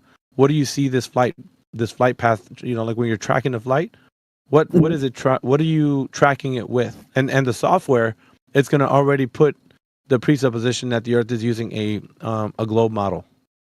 And so when you're doing this, you already see it happening, and you're tracking it on this globe model. So it's not like you need to ask any more questions. I get it. That's not, and Okay, if you can just table that right for a second. Yeah, I understand. What I'm saying is the evidence of the Earth being a globe needs to be presented so that it's not just a model. Because a model can, if I was to presuppose any other model, as long as I have the flight times worked out perfectly, then it would work on that model too. So it doesn't matter what model I present, so long as the flight time and the distance traveled would be equal to the, like when you track it on your software, I could put it on any specific geometric shape, so long as the flight times equal the same that it would from the pilot going from point A to point B. So what I'm saying to you is, that's great. That's great. You see a globe and you're tracking the flight and you see the flight times and that's all good. But I need the hard evidence that the pilot is actually taking into consideration the negotiation of the curvature from point A to point B. Like he's actually considering it in the cockpit. Yeah, I understand what you're saying. But I get where you're coming from. I wouldn't be able to answer that question. But the point that I'd probably oppose to that would be, I could give you evidence of multiple different flights on this globe Earth that I believe in, that I actually think is true. And all of these flights, if I took every single one and matched them up with distance and how they're traveling across the globe, and with it going against winds, when they're going east or west, all of this, and they would all be consistent with the distance that they're in, and they would all add up to a globe Earth. So the point that I'm trying to make to you is, tell me how we can have a globe map and every single flight adds up, but you guys make this flat Earth map and can't get any of the flights to be constant or make sense at all. Josie, let's get something straight. We didn't make the flat Earth map. It's actually a globe map. It's squished. Can you answer my question though? Yeah, the map. Why can you guys not make a map that makes the flights make sense? Yeah, Can you explain that thing though? That map that you were seeing in the text channel, that's just a flattened out globe. That's all that is. It's not a flat Earth map. So but so why are you guys not able to make a map that makes sense for this? Yeah, we don't need to. Why do you not need to? Because you're telling me something that makes sense. Just because you can come up with evidence to disprove a globe Earth does not mean the Earth's flat. If that's what you're trying to say. No. That's just bad thinking. No, I'm trying to tell you something, dude. I can affirm that the Earth is flat, and I can disprove that the Earth is a globe. I can do both. Can you confirm it through flights and explain how they make sense? No. On a flat Earth? Because you can't actually prove it. The geometric shape of the Earth isn't described by a flight path, which is what I'm telling you. How is that not true? How is that not true? How is the geometrical shape not confirmed through a flight path? The follow-up question that I gave you during your questions that you were asking in the beginning was that how does a pilot know he's negotiating over curvature? Because indeed, if the Earth is curving, the pilot would have to take not only the route that he's going to travel, but the actual curving Earth into consideration, because that plane is flying at if you want to put a median at it, it would be like 500 miles per hour, right? Roundabout. So it's going pretty quick. Yeah. So as it's flying over the surface, you'd have to consider that the pilot needs to understand that he's going to be traveling over a certain amount of distance and or curvature. So he's going to have to compensate in some way for that. Now, what I'm asking for is the very thing that you said you were going to take some time to look into, is does he compensate for that curvature from point A to point B? And if that's true, then we're going to know that pilots are doing the thing that you think they're doing when they're flying over the surface, and it's going to coincide with the information that's used. No, I understand what you're saying. I honestly, I'm gonna be good faith. I cannot answer that for you. I don't think I have any evidence to. Yeah. Well, I would say this, man. Like, furthermore, I would say just look into it, and then if you can come back and perhaps give it another try, like see what happens. Because I know the end point of each argument. So I'd rather you just take the walk, the journey, and figure it out. But yeah, if you think currently right now that the Earth is a globe because of maps, I can't do nothing with that because that's your belief. Can I give you one thing? Sure. So your argument that these flights make sense for your Earth would be. You didn't say that. You wouldn't be able to explain the flights because. Okay. I didn't say that. Easy. So I'm just trying to ask you a question. And something Yeah, but I you didn't might say want what to you look just up said. But go ahead. is the emergency landing points of some of these so-called long-distance flights that you praise. Go and look up the emergency landing points of some of these long-distance flights you're talking about. And you'll be So are you saying that the flights interested from? on where they are. It'll make you ask a few more questions, hopefully. What was your? So I'm was that your- confused. was that your question you were gonna ask? I was me. Yeah. Well, I honestly just forgot. Well, just think about it, man. Yeah, I'm gonna try to think about it. What was I gonna say? I think it. Let's see. You might have to come back to me one moment. Yeah, I'm gonna kind of do a little spiel here. If anybody's in here and you're brand new to the topic, you could chime in. We'll talk with you. Usually, preferably, I would say, the 24/7 group, team, whatever you want to call them, just group of friends. I'd rather them champion the points. Usually, when we let some random people that we've never talked to actually do it, that's why Heretic I said that, because I don't know what you know, and sometimes people get off into the weeds really quickly. And we're very efficient when we do what we do, so we don't. Yeah, and if you want to just hang around 24/7, man, you'll see what we do, and perhaps you can kind of glean some of the things we say, and make your own arguments and that. But it's No worries, Sam. vastly different. No than worries the at all. forums.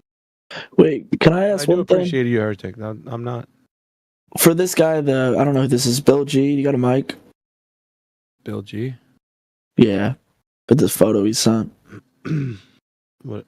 With that photo, like if I was to attack the fourth point, would you just go back to the third, and then you go back to the second, and then you're gonna go back to the first, and you're just gonna go down the list?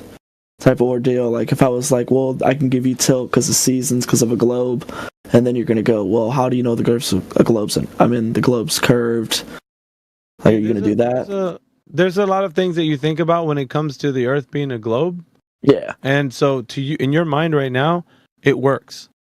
Yeah. So if it works, you don't need to like really investigate anymore. It's what it is. What it is.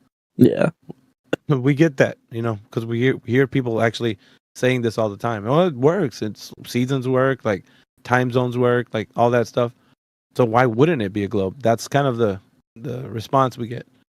But more than that, I think the empirical evidence needs to stand out. Like if you say, and if it is a globe, we're not just refuting the fact that it's a globe and we're saying, no, it's flat. Like that's silly. We have to be standing on some kind of empirical evidence in order for us to say that. Yeah. Because like most of the people in here have been doing this a long time. We've heard a lot of arguments that people have. And if you basically have heard other iterations of the type of argument that you're giving us now. So it's not lost on us that what you're saying. Yeah. It's just it takes time for you to actually kind of disseminate the information that we talk about in here and then come to your own conclusion. If you, at the end of the day, if you're like, you know what, it's a globe because that's what I know and that's it. Like no one else is here is going to twist your arm and want you to say flat earth. No, yeah. That's not our goal. No, not really. So, and what is your guys' definition of level? Would you guys say level is horizontal, just flat, or like would you say it's synonymous with the horizontal flat? So you wouldn't say it corresponds to the center of the earth because you guys don't believe in it. Well, I mean, it's not. Okay, so when somebody says, "Why don't you believe in this?" I usually rebut that with, "Have you proven it?" So if somebody says there's a core of the earth or there's center or whatever, I'm saying, how do you know? Oh, I'd probably say the level, maybe. Yeah, I know, but that's on the surface. If you're on the surface, how would you know if the center, if there is a core or a center? How do you know that? It's something unknown, man, to be honest. It takes people have theories about what they speculate, as far as going down into the earth. There's no definitive evidence that down into the earth is like this core or anything. Yeah.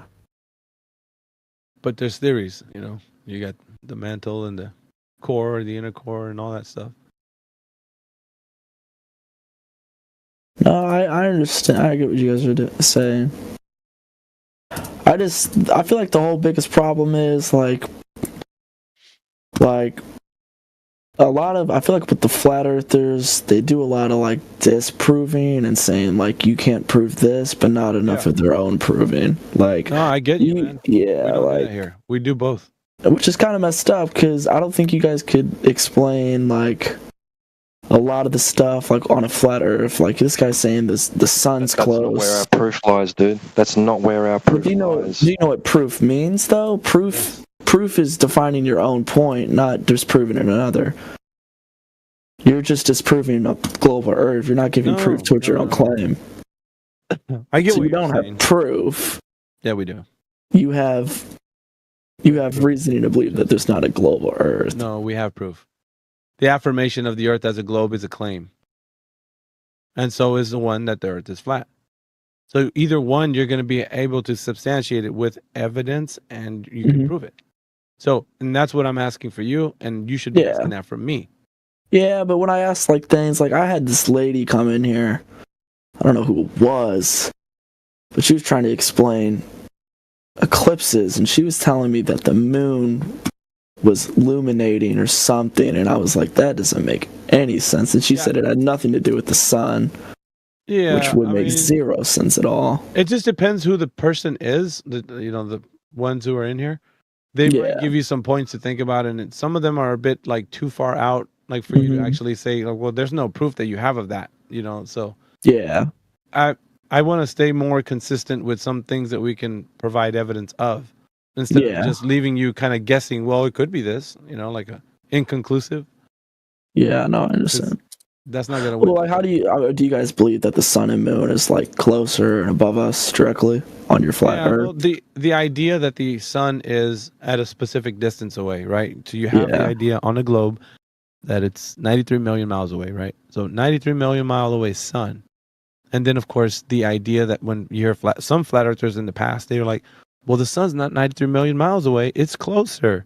Yeah. I have beef with that because you can't say either or.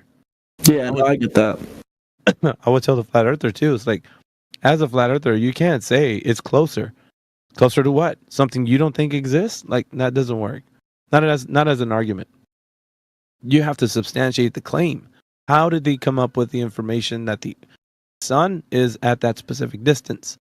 And if that has been in any way solidified in empiricism, then you can say, okay, I know that the sun could be thought of as 93 million miles away, but it's closer. No. There's no, it's a false dichotomy. You can't put something against something else that you don't know the distance to. It doesn't make sense. Yeah, no, I understand that. Well, can I say something to you? Yeah. I want you to be I'm biased with it. Would you say that people who believe in the globe Earth, scientists, everything, all this stuff, they have a lot more evidence and stuff that correlates? Yeah, I know you altogether more than a flat earther would? No, they have what's considered explanations, or the way I say it is lore. If you've ever read a fantasy novel, it's what it is like all the things that make up the story, right? Yeah. So it's the lore, right? So they have a lot of it. So if they tell us, okay, well, the sun's a giant burning ball of plasma, it's the sun, it's emitting light, it takes 1 million years to reach the surface, but from the surface to Earth, it takes 8 minutes. And would you agree that it all correlates, though? No, there's no. You really don't think so? It's all like it's like story time. What it does is it gives you a mental picture. Okay, so you start thinking of stuff because you can see it in your mind's eye. But if I was to tell you, because we've had a guy who's a scientific communicator, his name is Mick West. He came into our server, a 24/7 server, and we were asking him some questions. He's one of the top dogs for science, speaker anyway. Yeah, I know. And we were asking him because he's a cosmologist, and we're like, so how do we know what the sun is? Basic questions. He's like, well, as far as science can tell, and we had to kind of give him uninterrupted time so he could speak because everybody was like chomping at the bit to try to talk to him. But he's basically, like, paraphrasing here, but He was saying that they know that the sun is this way as an educated guess.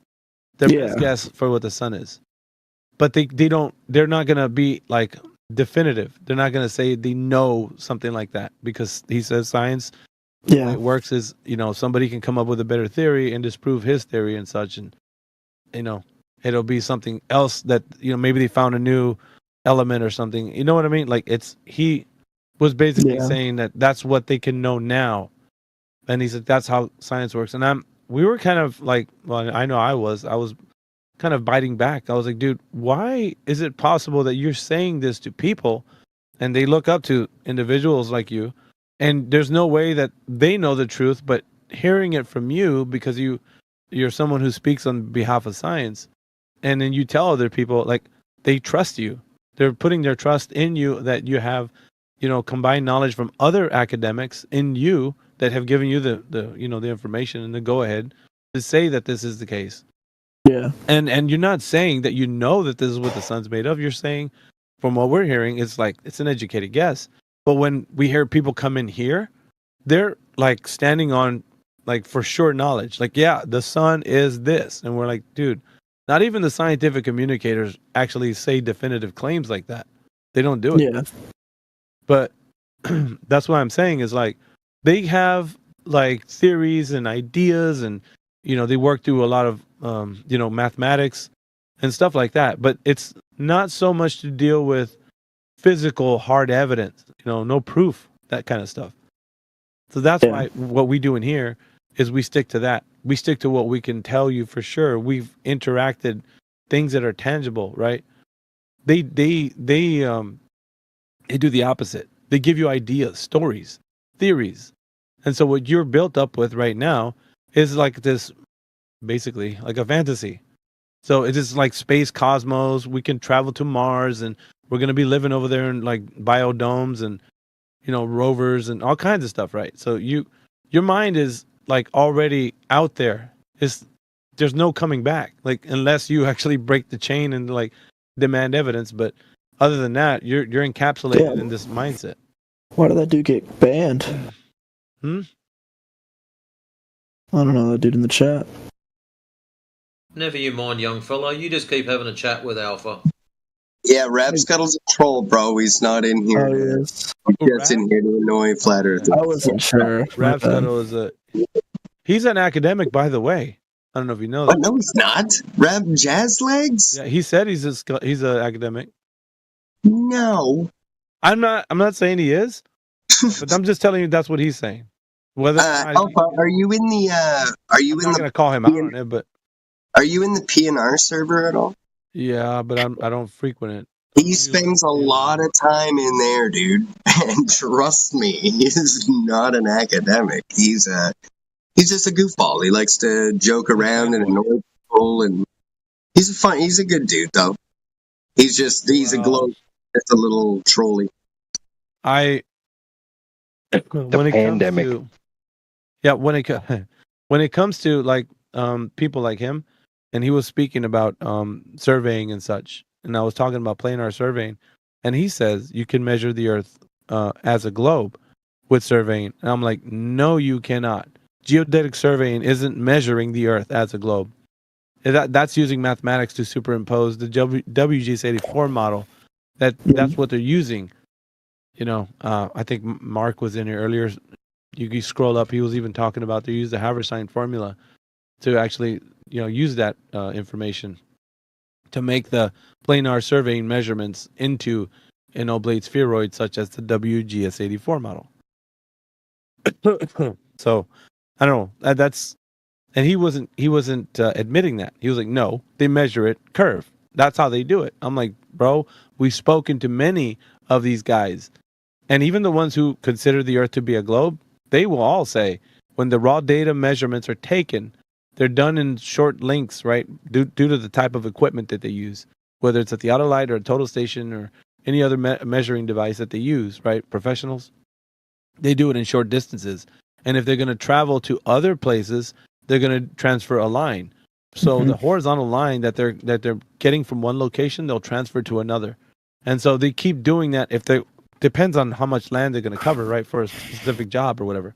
But it's not measured as a curved surface.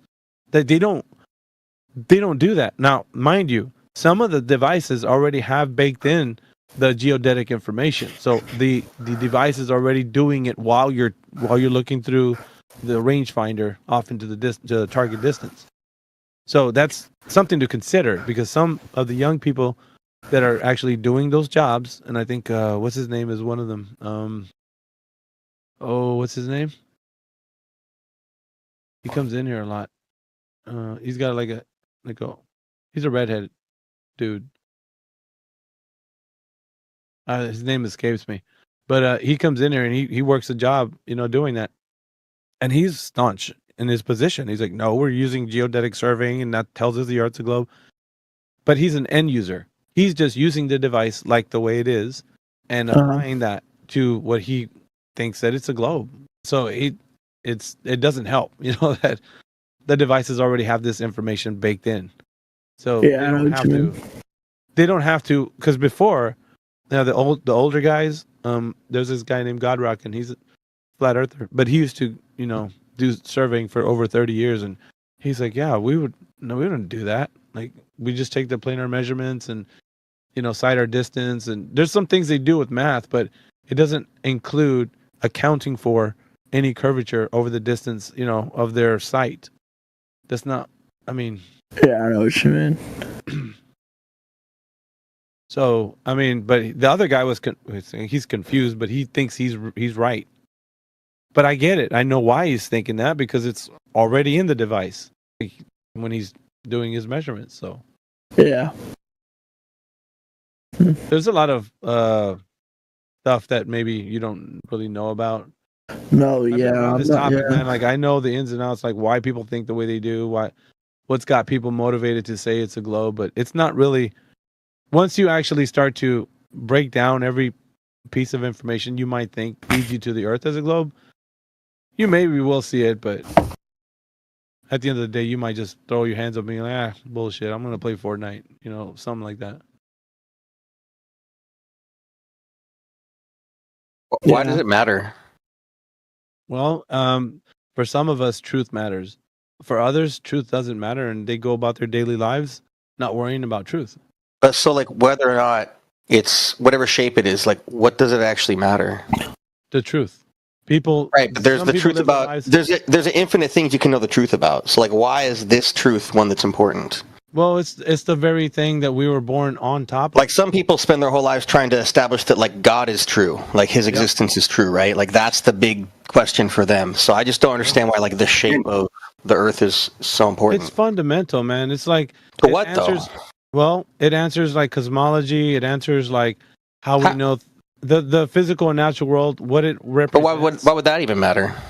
Like, let's say like the distance to certain celestial bodies is different than we think it is. Yeah, Gabe, so I guess your argument would be that, like, there's an elite that's trying to like hide that. Not my argument. To a certain level. That's not my argument.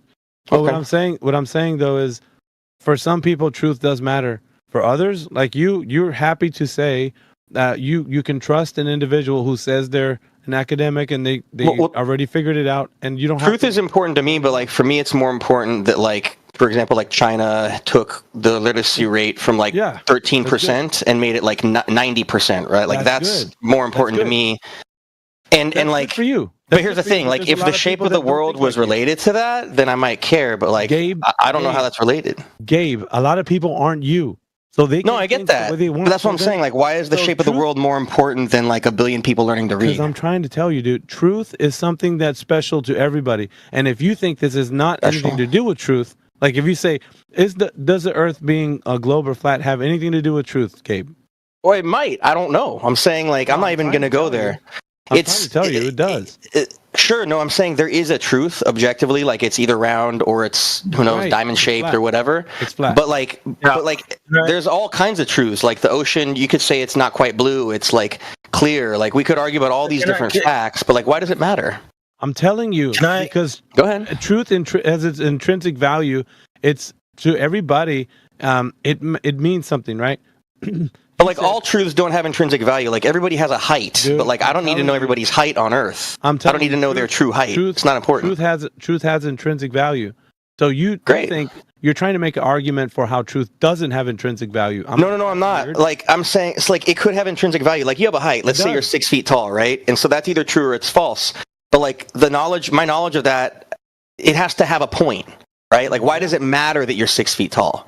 It might. It might within a certain context. Maybe I need to fit in a vehicle that you're designing. Correct. But that's what I'm saying. But hold on. But that's what I'm saying is how do we weigh these truths against each other? The fact that you're 6 feet tall or you're lying or you're not, and the fact that the Earth is round or an oval, like how do you determine one's more important than the other? It all boils down to you as an individual. So I can't tell you like. So you just think it's a vibe? No, it's what you consider. Like a lot of people. It's like a vibe. It's like what you feel. Yeah, well, if you come to this forum and you're like, this is bullshit, I'm out. Like I don't care if it's bullshit. I just don't know if it's important. I'm just telling you. What I'm using as an example. Sure. Right? I'm showing you an example. If you come in here nonchalant or indifferent, you're just gonna be like, why do you guys argue, but not you, right? The royal you. Like, why do you guys argue about the Earth being flat or round? Like, and to them, it doesn't matter. But you know what's weird is that those guys that say that, they sit around for hours and they come back. So obviously, to some subconscious level, it does matter to them. I don't think that's a legitimate argument. Like I've known Crit for like 5 years, and I just never found it an interesting argument. I hang out in the communist room, and I find arguments about history and like what affects human life. I don't get this, man. Interesting. This is the part that doesn't make any sense. I'm not trying to come down on you. I'm just genuinely curious, like because there's other facts out there, right? Like I could say there's 20 planets in the solar system, right? And I could be really tell about proving that. I get it, Gabe. Wait, we get it. Just wait, man. Why would you come into this? Why would you come into this VC and tell us why you don't care? Like it's easy. I'm not telling you why I don't care. I'm asking you why it's important. Hold on, that's all I'm saying. Me off, bro. Like what I'm saying is, it's easy enough for you not to come in here and tell us, hey, you know what, guys? I don't care about the Earth being flat or round. Okay, there's another channel over there if you'd like. But I would think that you guys would have arguments about why it's important. See, because you guys are flat earthers. Listen, I don't need to make things important to you. If you don't like things in your worldview, then that's fine. You can go out. It's not about me liking it or not. It's just like it is. It really is. I mean, we could. What I guess I'm trying to say is you guys might have like 300,000 pages on like the exact shape of the Earth, but you've got like one page on why it's important. Let me try this. It's not about it's what. And I'm just wanting to know like why it's important because then I might actually care. You don't need to listen. I don't need to make you care for anything because at the end of the day, you care about what you care about, Gabe. I can't make if I put up a good argument and say, look, this is the reason why you need to care. You're gonna be like, yeah, but I'd rather talk about politics. And I don't think that's true.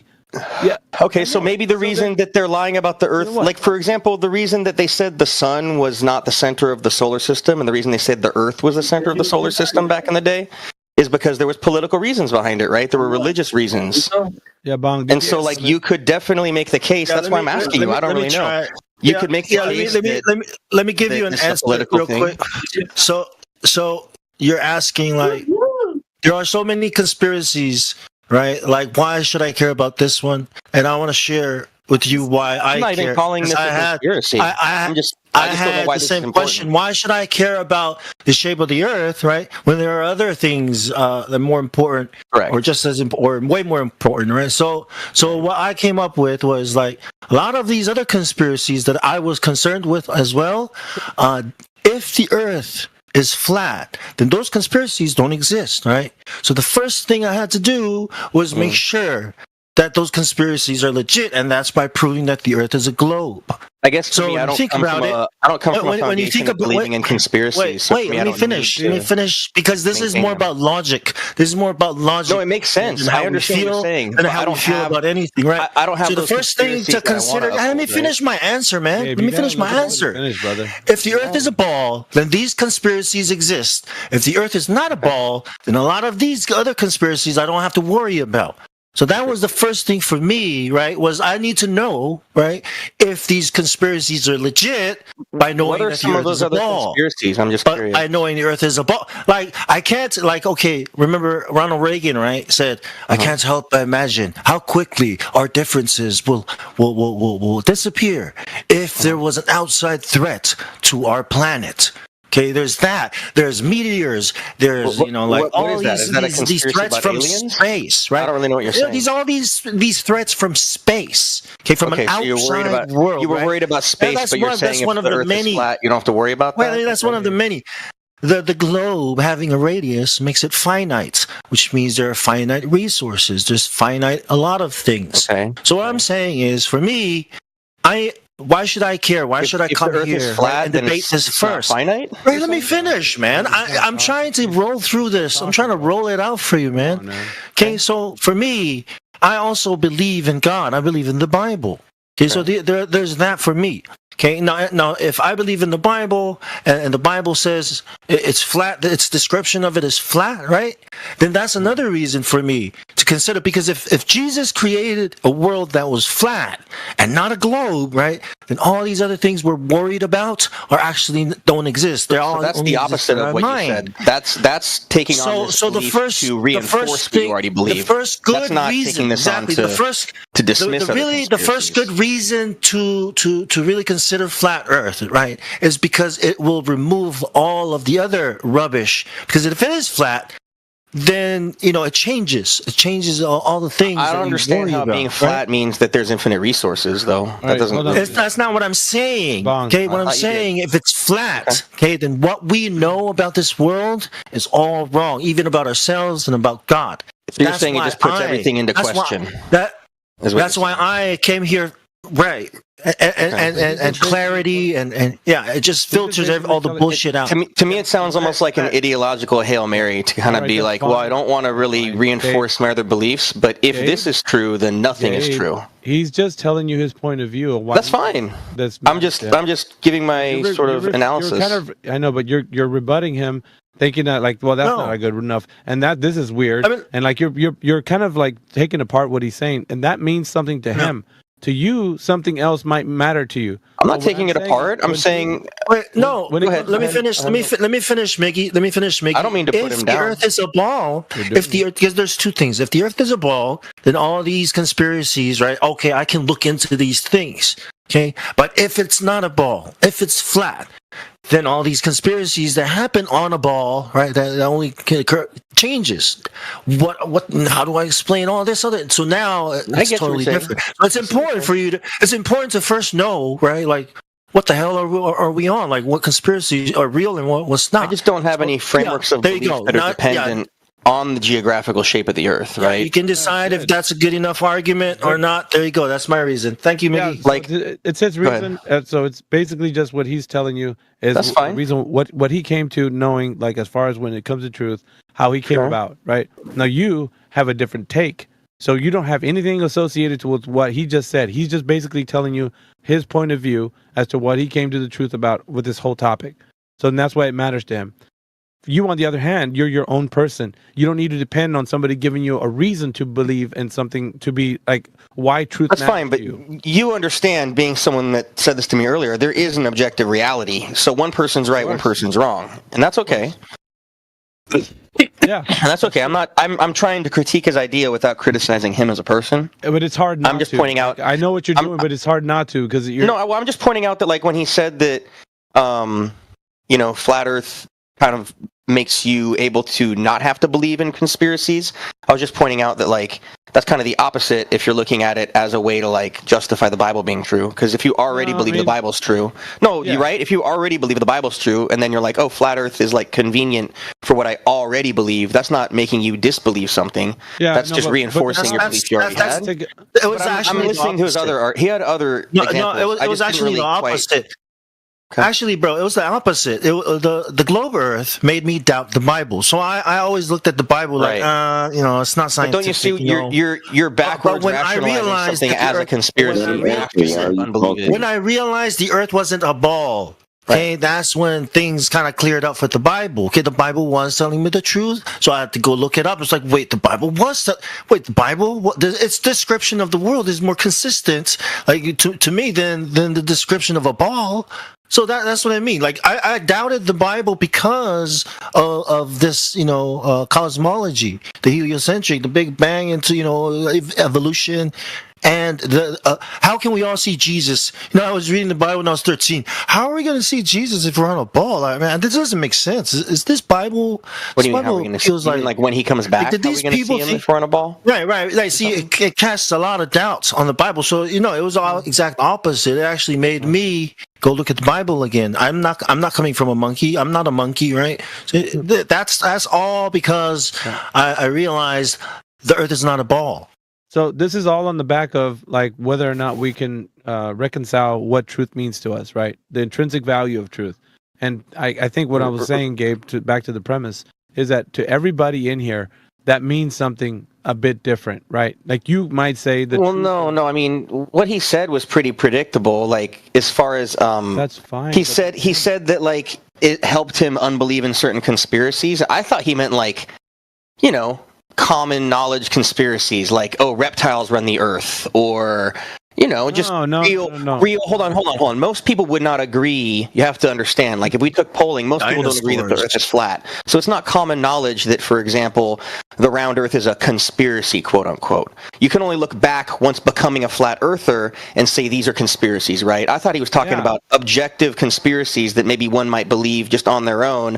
The Jews control the world. Whatever. Name your conspiracy. Reptiles run stuff. The aliens have come to Earth and they're running things through people. Any of these conspiracies, I thought he meant that flat Earth helped him get past those. That's still not. But what he's saying is flat Earth helped him just basically shed the belief that the Earth is round. That's because those are the only conspiracies he's referring to. That's wonderful, but we've gotten off topic. It's like we're off the beaten path. I'm responding directly to what he said. I'm not getting off topic. That's great. That's superb, man. I'm glad that you were able to do that. Well, I'm just trying to listen to what he said and respond. Yeah, but so what does that have to do with all the tea in China, bro? Like it doesn't have anything to do with the premise that you brought up to bring forth as to what intrinsic value truth has and why. You're right. I mean, I think it's related to the question of why does this actually matter?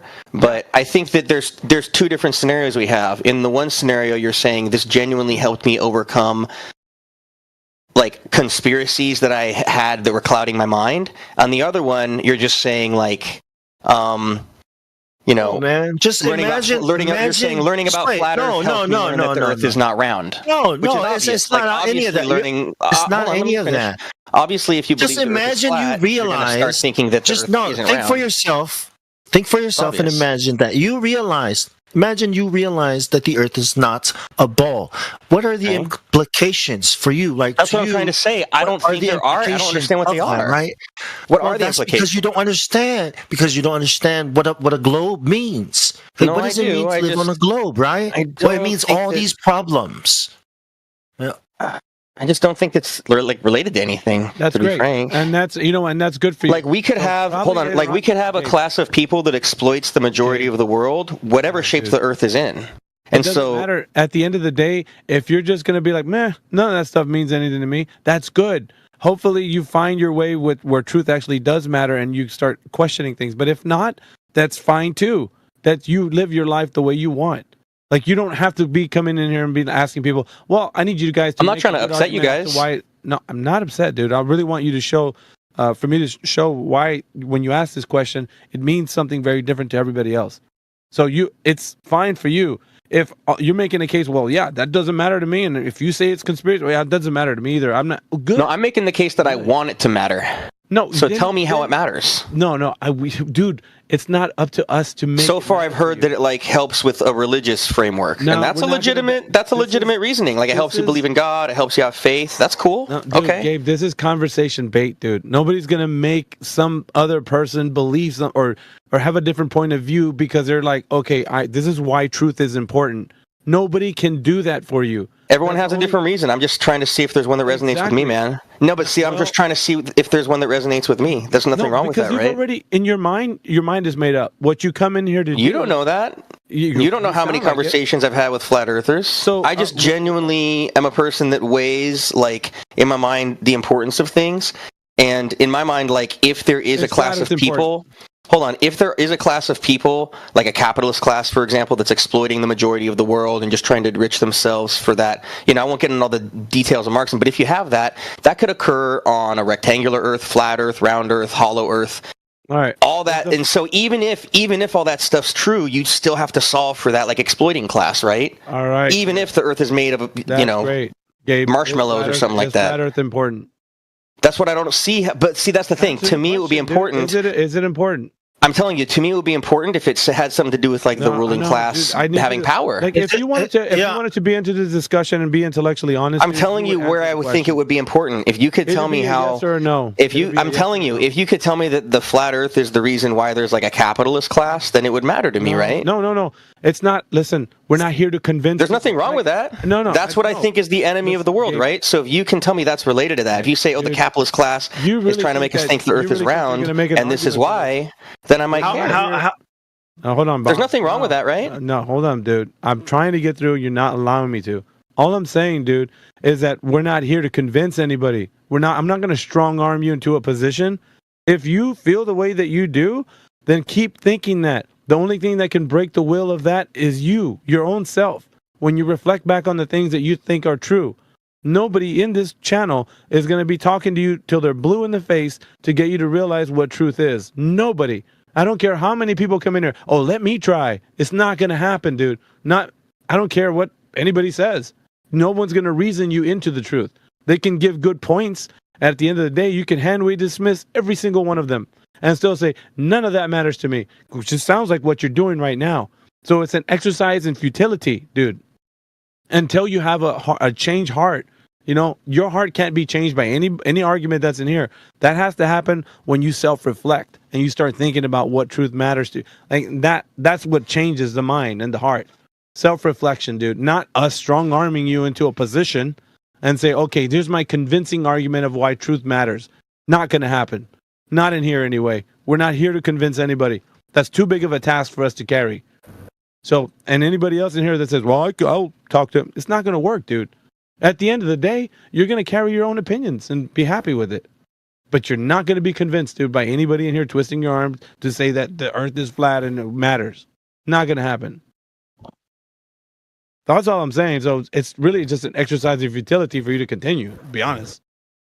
I'm only in here because it says I can make a claim to debate.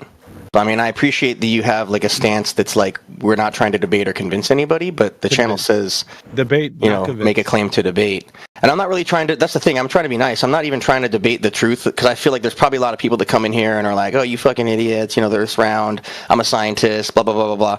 I'm not trying to do that. I'm just like, let's accept everything. Like, let's say it's flat. I just don't really see. I know. I'm just not sure. Like, let's just take what I am, right? I'm a Marxist, and like, let's just take that at a very basic level. I think there's like a rich class of people that kind of lives off the world. They don't want to work. They exploit people. And to me, like, if the shape of the Earth is related to that, it matters. At the same time, I can tell you that, the fact that there's an exploiting class in the world, I could tell all you guys in here why that matters to you, right? Unless all you guys own your own companies, you're probably not in that class, so it matters. But like, I would think that if this is a big deal to you, you could also explain why it matters, right? No. It doesn't need to be our... Like if the Earth being flat is a big deal to you. It's not incumbent upon us to carry that burden to try... I'm not saying it's incumbent at all. Like, I just in 10 seconds, though, explained why, like, a Marxist sees a certain, like, class of people as their enemy, right? Labels on yourself, man. If that makes you... at the end of the day, if that makes you feel good about who you think you are... It's not about putting a label on myself. I'm just talking about, like, a framework of understanding. Did you call yourself a Marxist? You're calling yourself a Flat Earth 24/7 mod, dude. Yeah, so what? These are all just labels. Exactly, and I'm not coming at you for that. It's just it's a term to understand someone's position. It's not a reason. When you use it as a cage, that's on you. I'm simply giving you an introduction to my position, and you can kind of explore it more. But it's on you to, if you're saying it's a label and you can't move past it, that's your thing. I'm just saying, to you, right? I'm just the fact that you can't move on and the fact that you can't just let go that I have an ideology that's not based in just selfishness. No, I hear you. Oh, so being a Marxist, it matters to you, right? It matters in this. I don't know what you mean by it matters. It's just what I am. That's like saying being a boy. Does being a boy matter to you? Right? No, boy is something that you were born into. Are you born into being a Marxist? I think I was, yeah. That's just how my intellect developed, to be honest. I think I was. That's subjective. No, it's not. It is. I think that that's the way that I've interpreted truth, and I think that I've done a really careful job of making sure I'm using the best type of analysis I can, which is like at least a form of class analysis where you look at like the power differential between people and the economic class they're from. But you weren't born into a Marxist, dude. No, I was, because I was born into an economic class. You were I was born into an economic class, into a particular social position in relation with other people, and that is gonna like predispose me to a particular ideology. Absolutely. You still have choices to make, dude.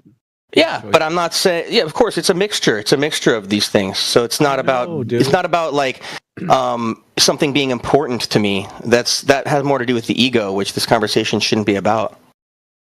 Whatever. But all I'm saying is that no one here is not going to sit here all day long and just talk. Look, some people think that there's that like everyone gets what they like deserve, and other people think that there's like people kind of exploiting, you know. And then some people disagree about who's. Hold on, some people disagree about who's doing the exploiting. Trump thinks it's the Mexicans doing the exploiting, right? This is just regular like beliefs. Yeah, but that has nothing to do with the topic of the room. It does, because some people in here might think that the Mexicans are the ones doing the exploiting, and I think that it's the capitalist class. But I'm just telling you, to me, and they would explain why that's a big deal too. People that think that there's too many Mexicans in America. No, I'm not. I'm telling you the things that people find as problems, and then they explain. We're done. Thank you, but we're done.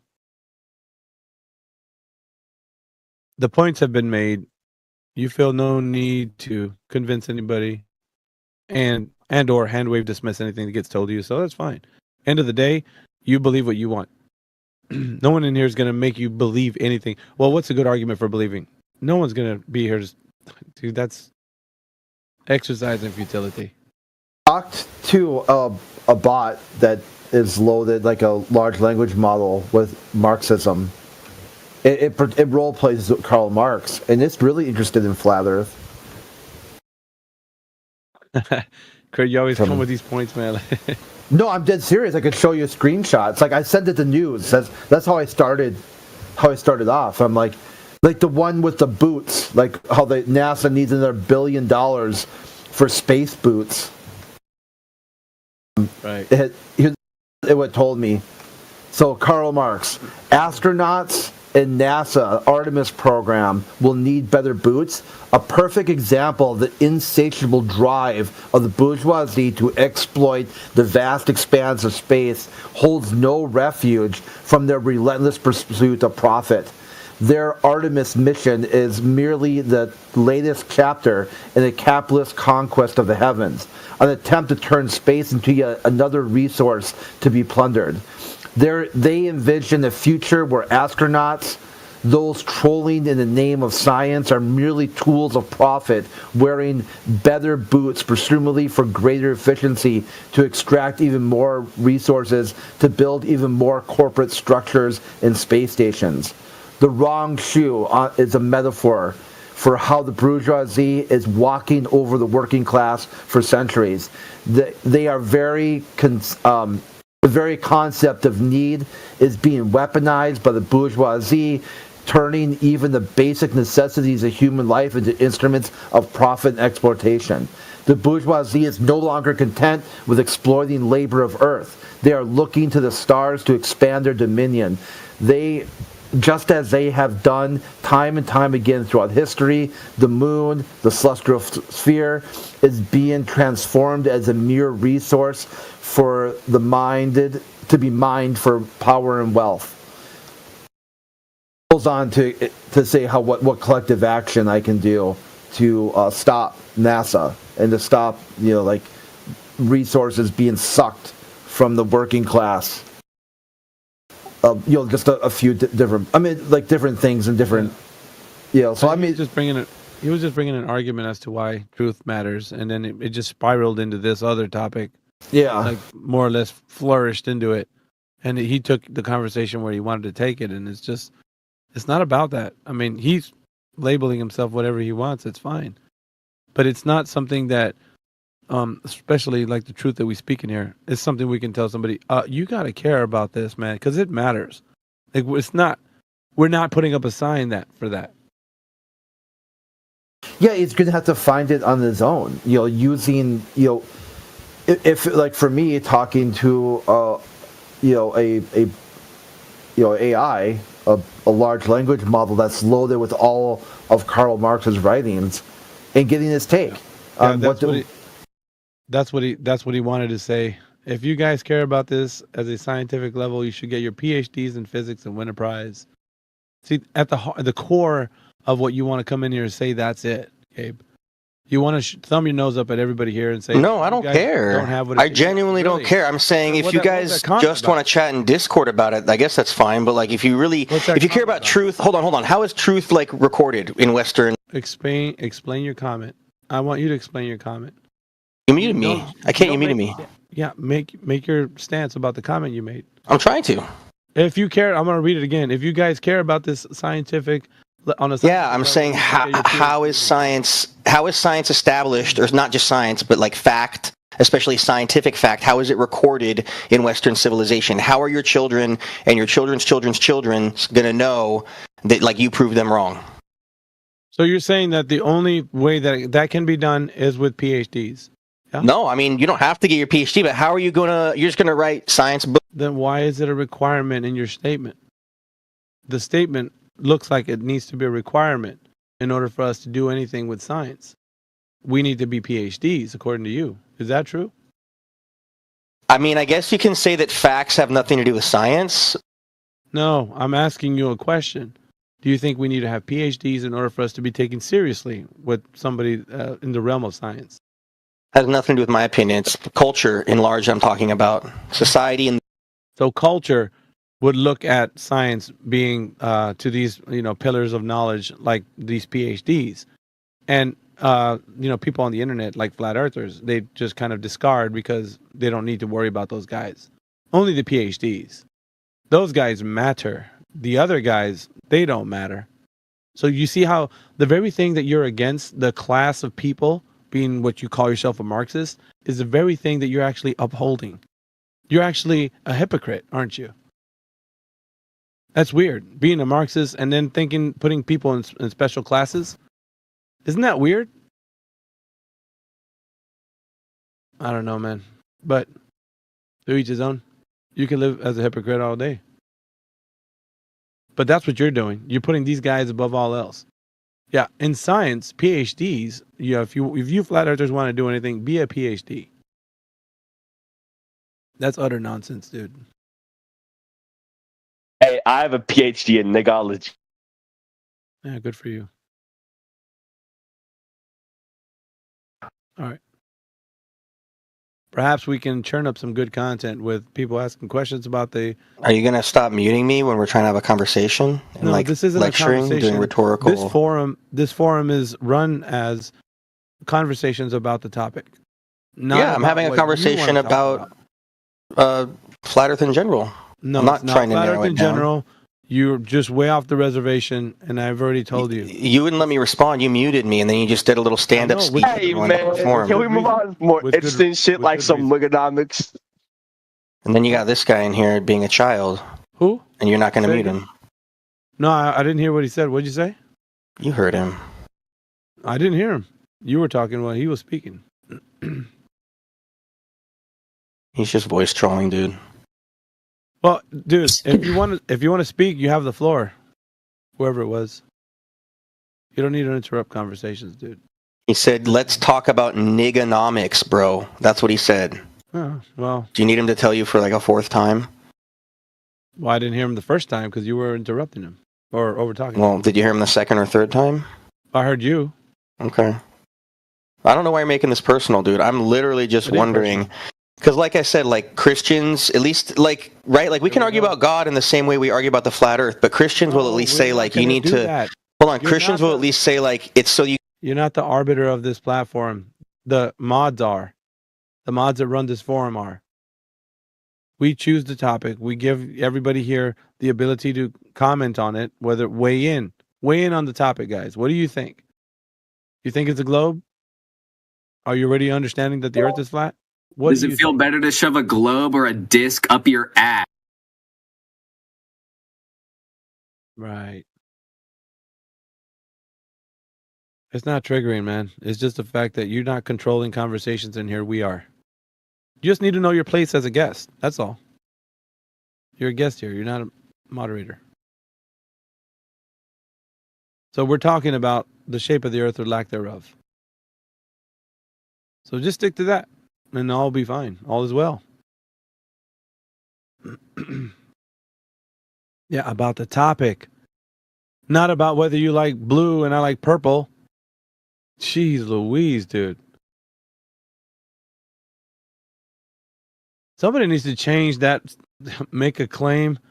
Because these guys come in here and they're lost in the woods, man. They don't know what it means to make a claim about the shape of the earth.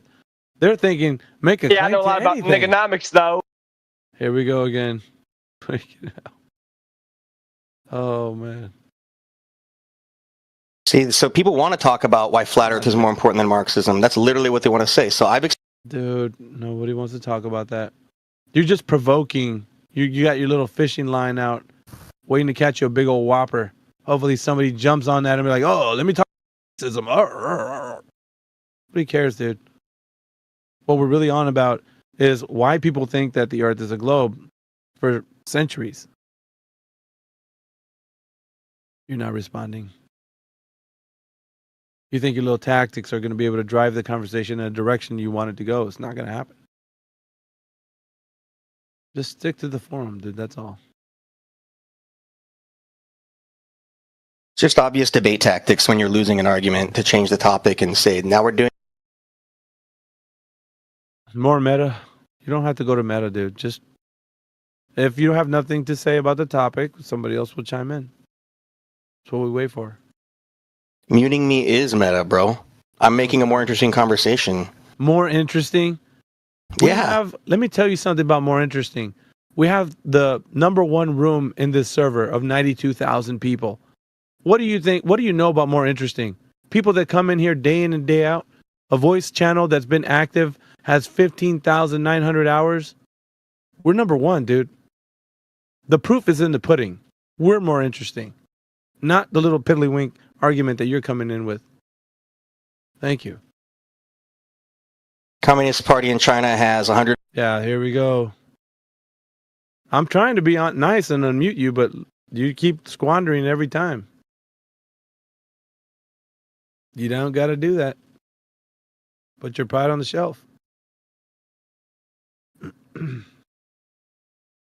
Now, we got some new people in here, however. We got Asher in here. Asher, welcome to the forum.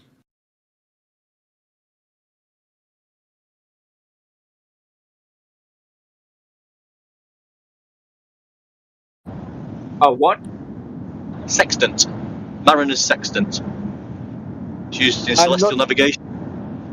I'm not the best with English. It's funny, this guy, isn't it? You need to work on the accent a bit, though, pal. Yeah, no. You guys are fucking wrong. Giving you all these points, and then you say, oh, you're only throwing questions at us. Right? But you're throwing questions at me. How's that work?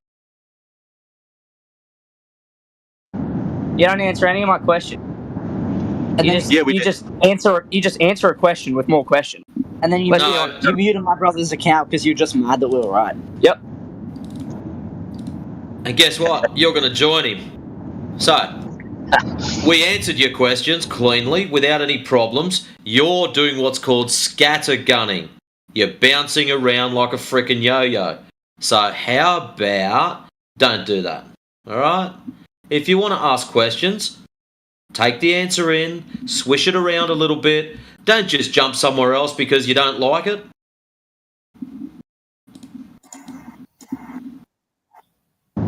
In fact, like I said, don't ask questions. Put a claim on the table, back it up with evidence. That's what we did. We did that like 8 times. Yeah, and if you think, well, go on then, prove you live on a globe scientifically.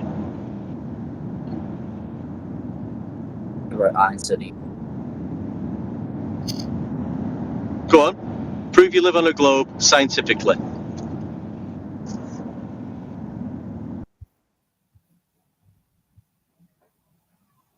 Prove you live on a fucking flat earth scientifically. Oh, that's right. You can't. Right. Why did you try to turn around and ask a dumbass question when you were asked a question? And I will take you up on your challenge, Junior. Mute me again, bitch. So, yeah, if you want to play stupid games, win stupid prizes. That's how it works around here. So how about you pull your head in, kid? If you want to ask questions, you're more than welcome to do so. One deck asked you a nice, easy question, and you decided to be a muppet. I didn't do it. Yeah, Darth Painus, you are hot micing, mate. I'll give you a question, and you just answer it with another question. You were asked a question, Junior. Please answer it. Got a name. Thanks. Well, you're a kid. What else would you like to be called? And you're a full-grown ass adult, and you think the Earth is flat, you fuckwit. God damn. It is flat. It's measured flat. We told you that before. What are your ears painted on? Flat doesn't mean it is flat. Okay, so let me get this straight. You go out and measure something. Don't fucking talk over me, you dumbass. You go and measure something. Say you measure a table and it's 2 meters wide, and you measure it 2 meters, and then some other fuckwit comes up and says, no, it's not 2 meters wide, after you've just measured it. You're an idiot. It is measured flat. We told you this, son. There's no curvature. No measurable curvature. Shut the fuck up for a second. Let me talk. You're telling us to prove our theories were science. You're telling us to prove that the Earth is round scientifically. There's a reason for it. Before you have a fucking meltdown, kid. There's a reason for. When I looked at the horizon, it measured. Whilst you're having a meltdown, there's a reason. Juniors, if you're going to have a conversation with each other, at least mute up so we don't get confused with what's going on here. There's a reason why you were asked to prove scientifically you're ball-tard. So please do so.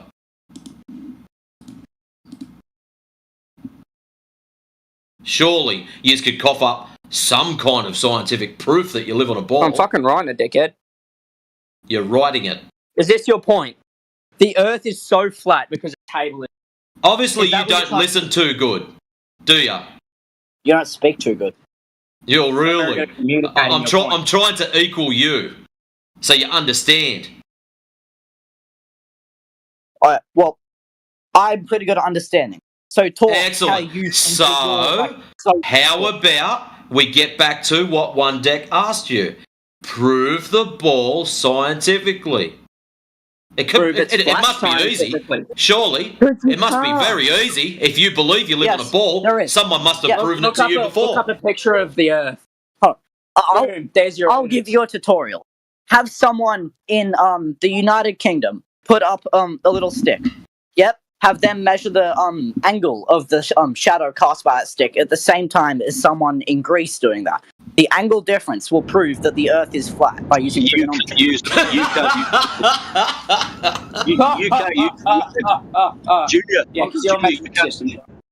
can't use the word angle, mate. That's our word. Oh, our word. Well, now you're dehumanizing people because they don't believe you're fucking stupid. Hey, Beans, slow down. Maybe you should ask one deck why. Instead of just being a numpty and thinking you're all that in a bag of chips. Maybe answer the fucking question. Yeah. Well, maybe you should shut up and listen. We did. For about 5 minutes. And has an angle got anything to do with curvature? Two straight lines. Justifying how the Earth is flat because you're fucking wrong. So you don't know what an angle is? They're too busy talking to each other, one deck, to even listen to you. Finally, unmuted us. All you're doing is muting us because we're right. No, you're getting muted because you're a dumbass and you won't shut up and listen. And you keep talking through one deck while he's trying to tell you stuff. You've got this concept. You've been force-fed some bullshit at school. The only reason you accepted it is because you probably had to pass some stupid test. That's it. Did you ever stop and question the teacher? Excuse me, miss, you said it's a ball. Can you prove that to me? Did you ever question that? Or did you just accept it and be on your stupid way? So you're calling me stupid because I don't think the Earth is flat? No, I didn't say that. I asked if you ever questioned your teachers at school. We question them all the time. Obviously. So you're saying we question them to ask if it's spherical. So I'm sure you do. Question them to ask if it's flat. Like, you're telling us to scientifically prove it's spherical. If you can That's all. Hold on. We'll try to prove it. Hold on. Just slow down. We asked you to prove it scientifically. Have you done this yet? Or have you just been arguing about it? Please provide your evidence. You provide your evidence. Oh, God, the reason, hey, dumbasses, the reason we want you to do this is to show you that you've been given no evidence at school. That's what we're trying to show you. And you're too busy arguing about other bullshit to realise that you've been given no evidence at school. Arguing about how the Earth is round, not flat, and you just refuse to take that as an answer. So your argument is, I say it's round, therefore it's round. That's it. That's all you can give me so far. No, it's not. Excellent. This is where we're getting to the crux of it. Hey, Jude. Yeah, for fuck's sake. Shut up, you fucking kids. I'm sick of them. Anyone else have kids? Fuck them off. Send them to work now. Do yourselves a favour. Kids, we're trying to get it through your head. All you've said to us is, I believe it's a ball. You're wrong. That's it. That's all we've got from you so far. We're trying to get out of you the proofsies that you live on a ball. And at the moment, you've given us no proof other than your word of a ball. So please, give us this proof that you live on a ball. They obviously don't know what science is.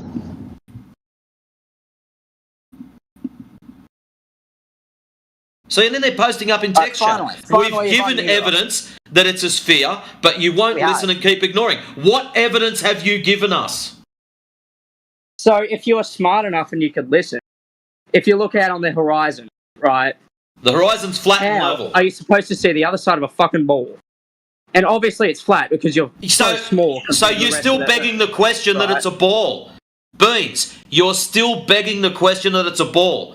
You've got to prove the ball before you can use it. Do you understand that? You can't get understand. You can look up a picture of the Earth.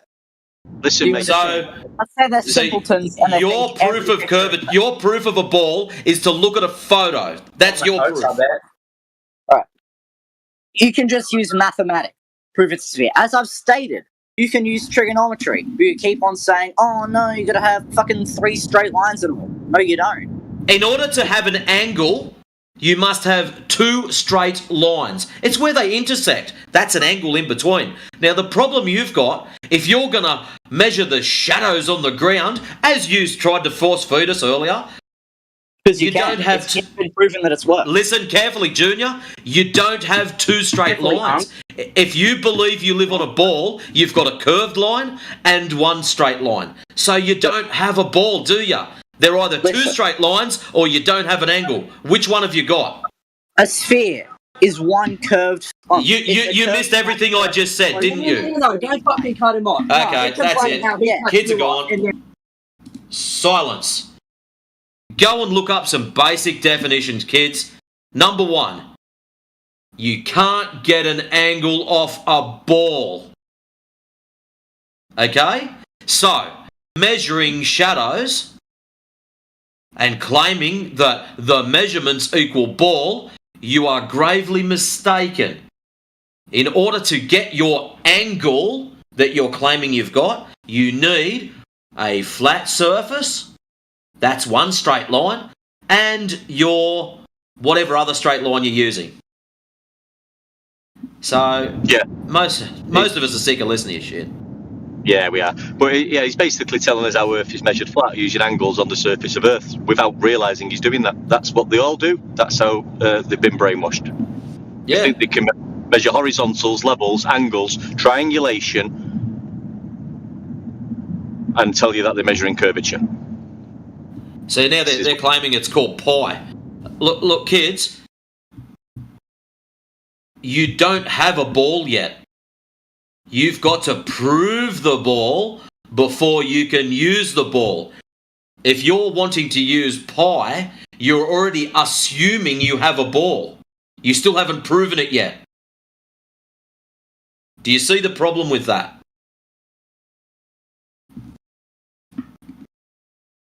So this is what's going to happen, Beans. I know there's 2 of yous there at least talking. 1 of yous talks at a time. If the other one cuts in, it's red flag time again. I hope you understand how this game's going to work. Wait, is that the same pair we had before? Yeah, they've jumped in on a second account. They were just putting on the Indian accent. Yeah. Sorry, I'd just been away for a bit. Yeah, just catching up. Not realise. Right, fun. Okay, Junior. Beans, you're back on. So, you can. Do you understand the angles thing? Yes or no? Yeah, cut you off. Yeah. So you have a 3D sphere. Let's say. Okay, so Beans, stop. Beans, No, Beans, you're not listening. You're cutting off me, and then you get. Yeah, here's how it's going to work. Fuck off. That was sharp. I asked you a simple question, Beantard. Did you Oh, hello. Actually, yeah, that's going to work. All right, let's go. Beans, you've been unmuted. I'm going to ask you a very simple question. In the text chat at 28 past the hour, you'll see a little picture. And the question there with those little pictures, which of the figures below are not triangles? And you've got a choice, A, B, C, D. So you tell me which one of those are not triangles for the panel. D. Is that your final answer? Yes, that's my final answer. I'll give you some time. Yeah, this is not a closed shape. It's not a closed shape. So you've checked them all out. You're happy with D? Going once. So what going do you think? Twice. A closed Fail. shape. Actually, 50%. So what's your answer? So what's your answer? Let me explain my first point again that you just so. No. You can just wait. What happened with B? A. Yeah, bravo. So that's a triangle, is it? That's a fucking triangle. You're off your fucking head. It has 3 sides, you dumb fuck. It's got a curved side, you spastard. You fucking special ed dumb shit. Fuck me dead. Triangles are defined as having 3 straight sides. Kids, hey kids. Triangles have 3 straight sides with internal angles adding up to 180 degrees. How are you going to get an angle off that curved line there? What the fuck? Did you skip kindergarten or something? It is fucking joking around, bro. Just let me explain my first point that you cut me off for again. I'm still stuck on the triangles. You spastics think that B is a triangle. Bro. Yeah, it is, because it has 3 sides and 3 edges. Guess what that is? Education failed the kid. Yeah. It's a triangle, Unc. B is not a triangle, you special ed first place fucking winner. Have we got the answer? Jedi, can you post the answer? I don't know if you've got it. You're giving evidence of B. It's not a triangle and not that the Earth is flat. Yeah. It's not a triangle because I say so.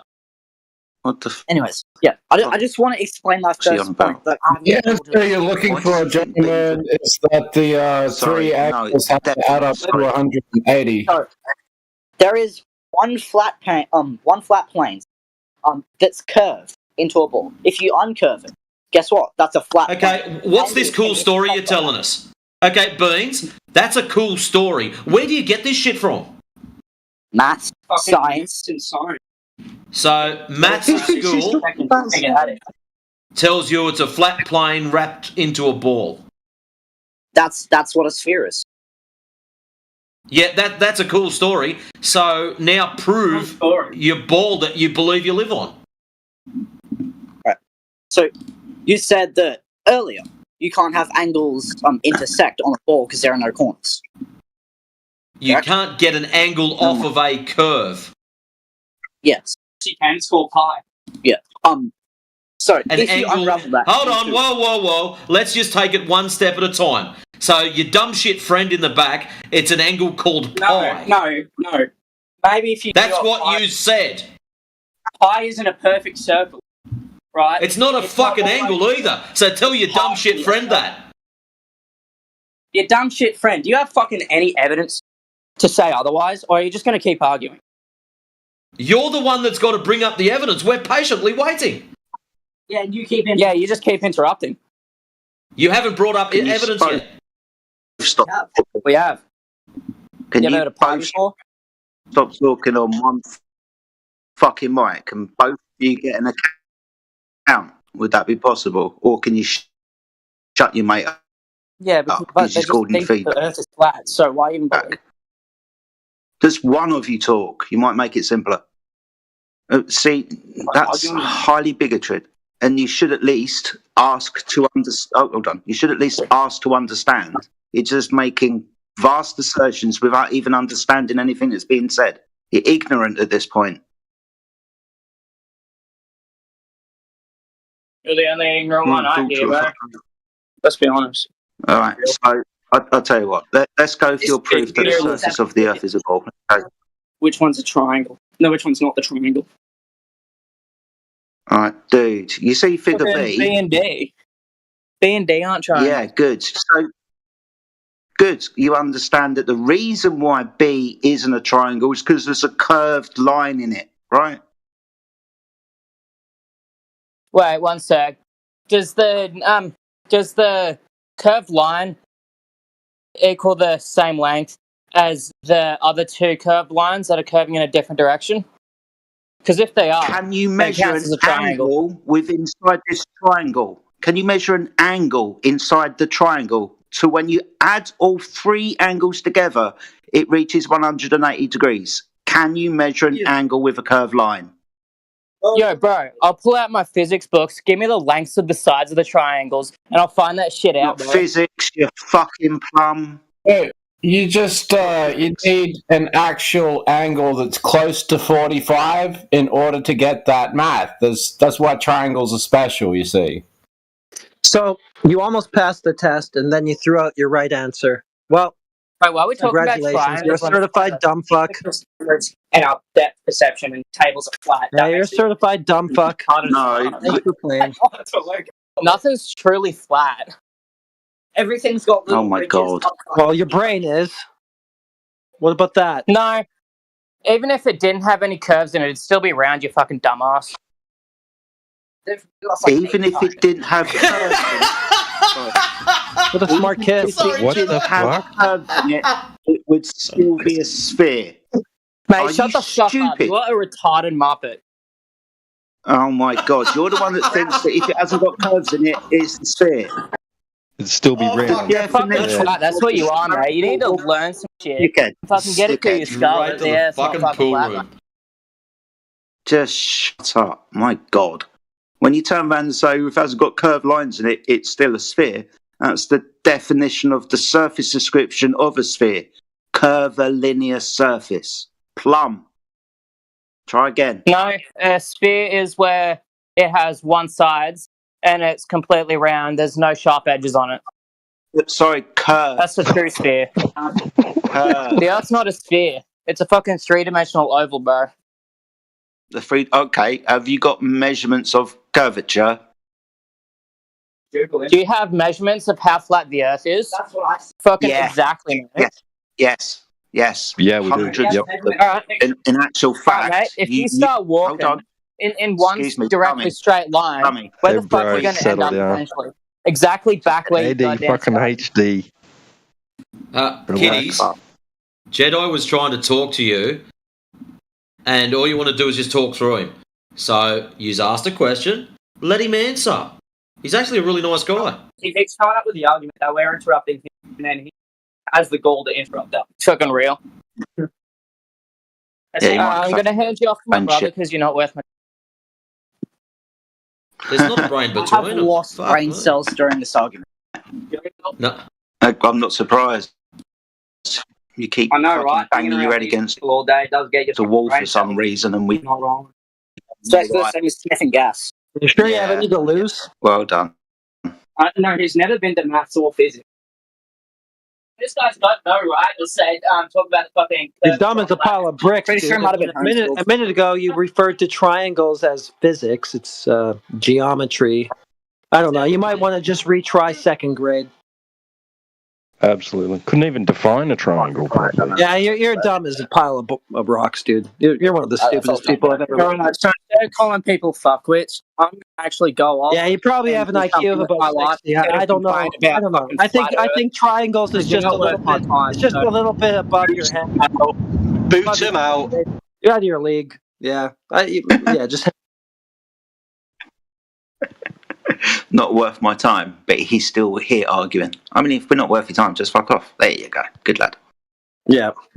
Shapes that you learn in the second grade, if not before then. It seems a bit over your head. Yeah. Just for everyone's entertainment, now do you understand why the Australian education system's so fucking good? Yeah. Only the lucky ones sneak through. Oh, fuck me. That's crazy. Awesome. I mean, at a certain point, you just have to call them out as retards.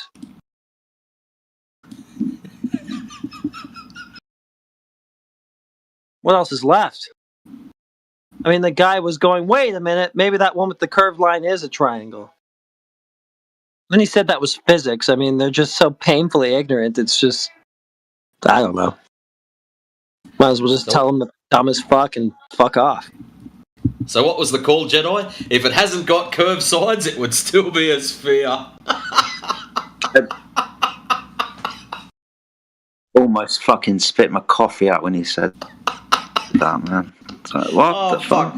That's going to the fucking pool room. Get in there, you bastard. I'll use that later on. Oh, shit, even QE'd like that one. That's a special type of special, that is.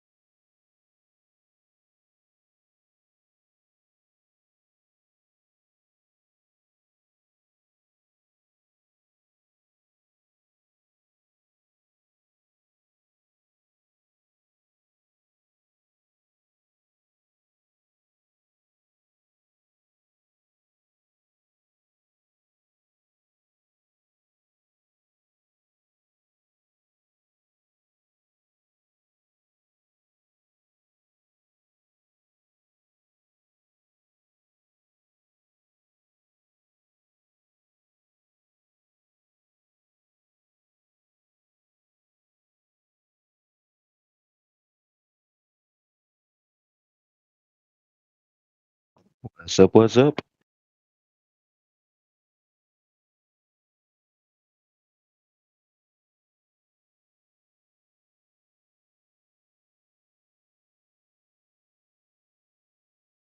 "24/7 Discord." We are definitely live. We are definitely live. Some of us are a bit dead, but apart from that, we are live. Jedi, how the devil are you, mate? Yeah, man. Pretty good as it goes. Pretty good. How about yourself? Yeah, good. Been dealing with a lot of stress here, there, and everywhere. You know, when one thing goes wrong, everything tends to go wrong at the same time. Just getting over one of them. Yeah, I understand that, mate. Story of my fucking life. Yeah, all you can do is laugh about it, keep calm, and carry on. Yep. Well, I hope it all sorts itself out for you, mate, whatever it is. Yeah, we're getting there, mate. We're getting there. Just got to put up a bit of a fight, don't you? Make sure you don't go down. Make sure you come back swinging. That's the fucking plan, mate. Yeah. How's it been this morning? I popped in about an hour ago and it was silent. They've been quiet. Well, I popped in about 10 minutes ago. Some Australian kid said really, really stupid things. It's made Matrix and T-Dub laugh a lot. But it hasn't stopped. All right, I'll hit you with it, Roots. Check it out. If it hasn't got curved sides, it would still be a sphere. Wow. That's amazing. Mm-hmm. That's a special type of special.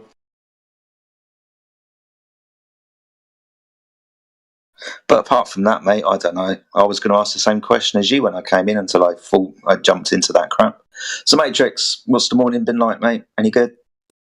I've actually been at squash. I come back. Those two kids were on one account, and then they got muted and they bounced to the other one's account just to have a little whinge. But it was entertaining because he did an Indian accent, and he did it quite well. And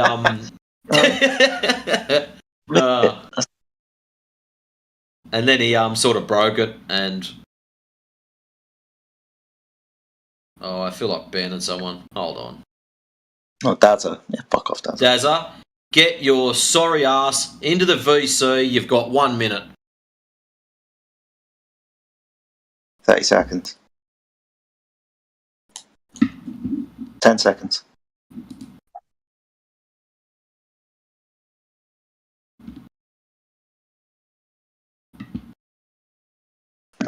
He's a proper chat skank, Kenny, that Dazza. Never see him in here.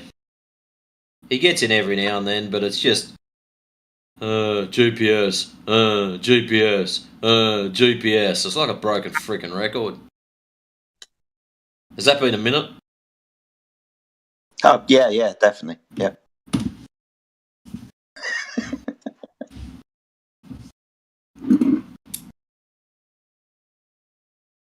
I can't Sorry, one Big Pond. Didn't mean to take your toy away, but he's a dumbass. He needs it.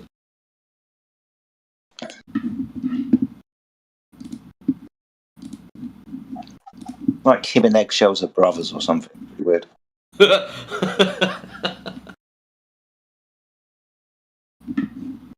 I better do the right thing. Better give him a little wave. Where's my hand wave? There he goes. Now I feel better.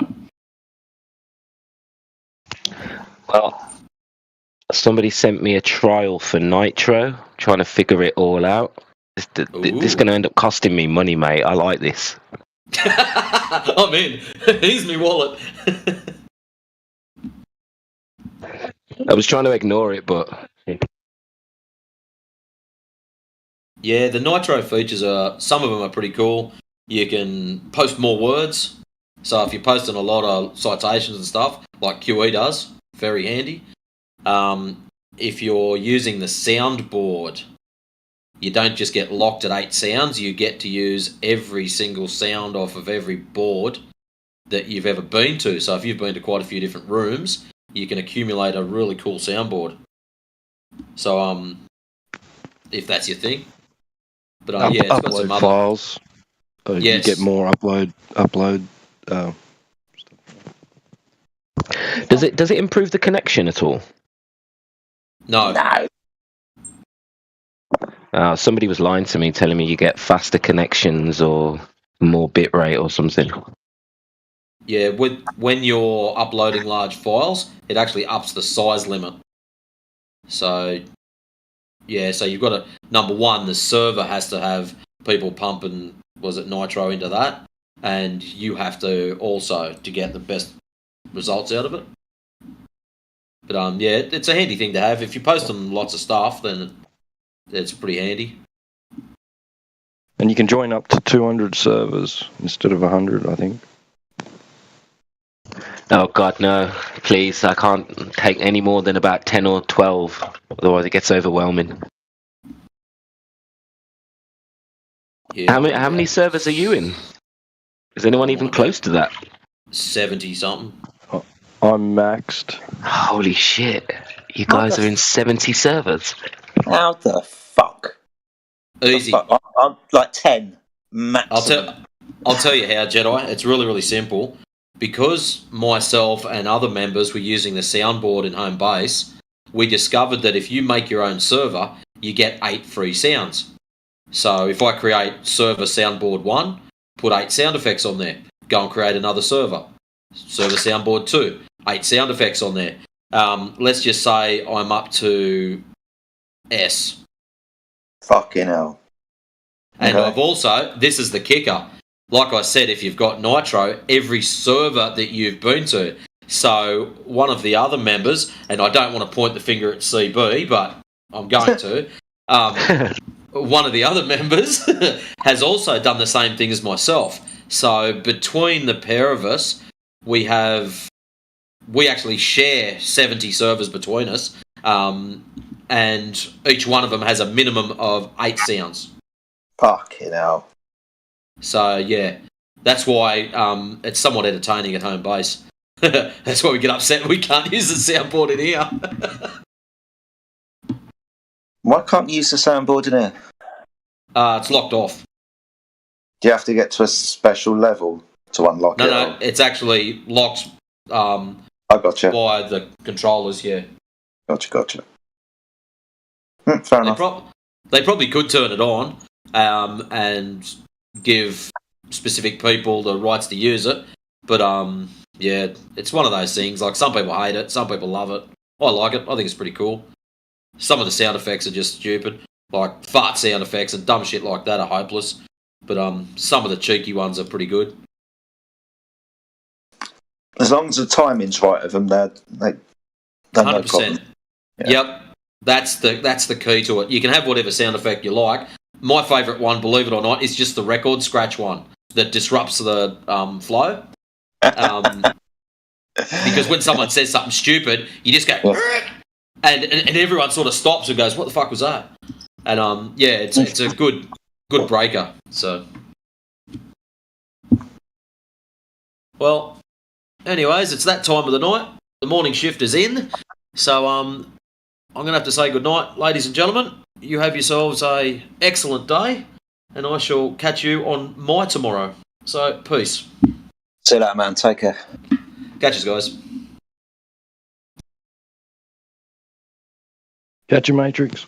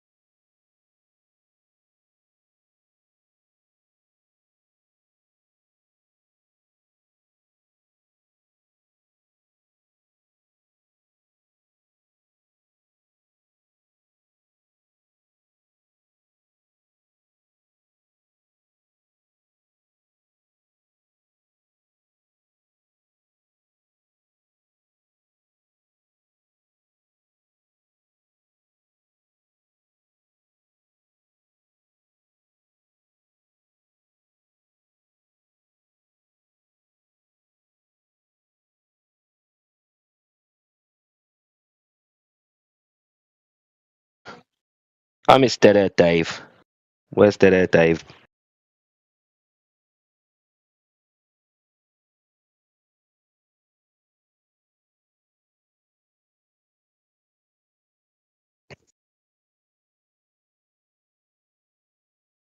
By the way, if we have any Globers in the house, we're looking for 1 globe proof. We also have DIRTH is offering 3 bitcoins for direct evidence of curvature or motion. So Globers, it's well worth your time. Do you have any evidence of curvature or motion? You can win some money.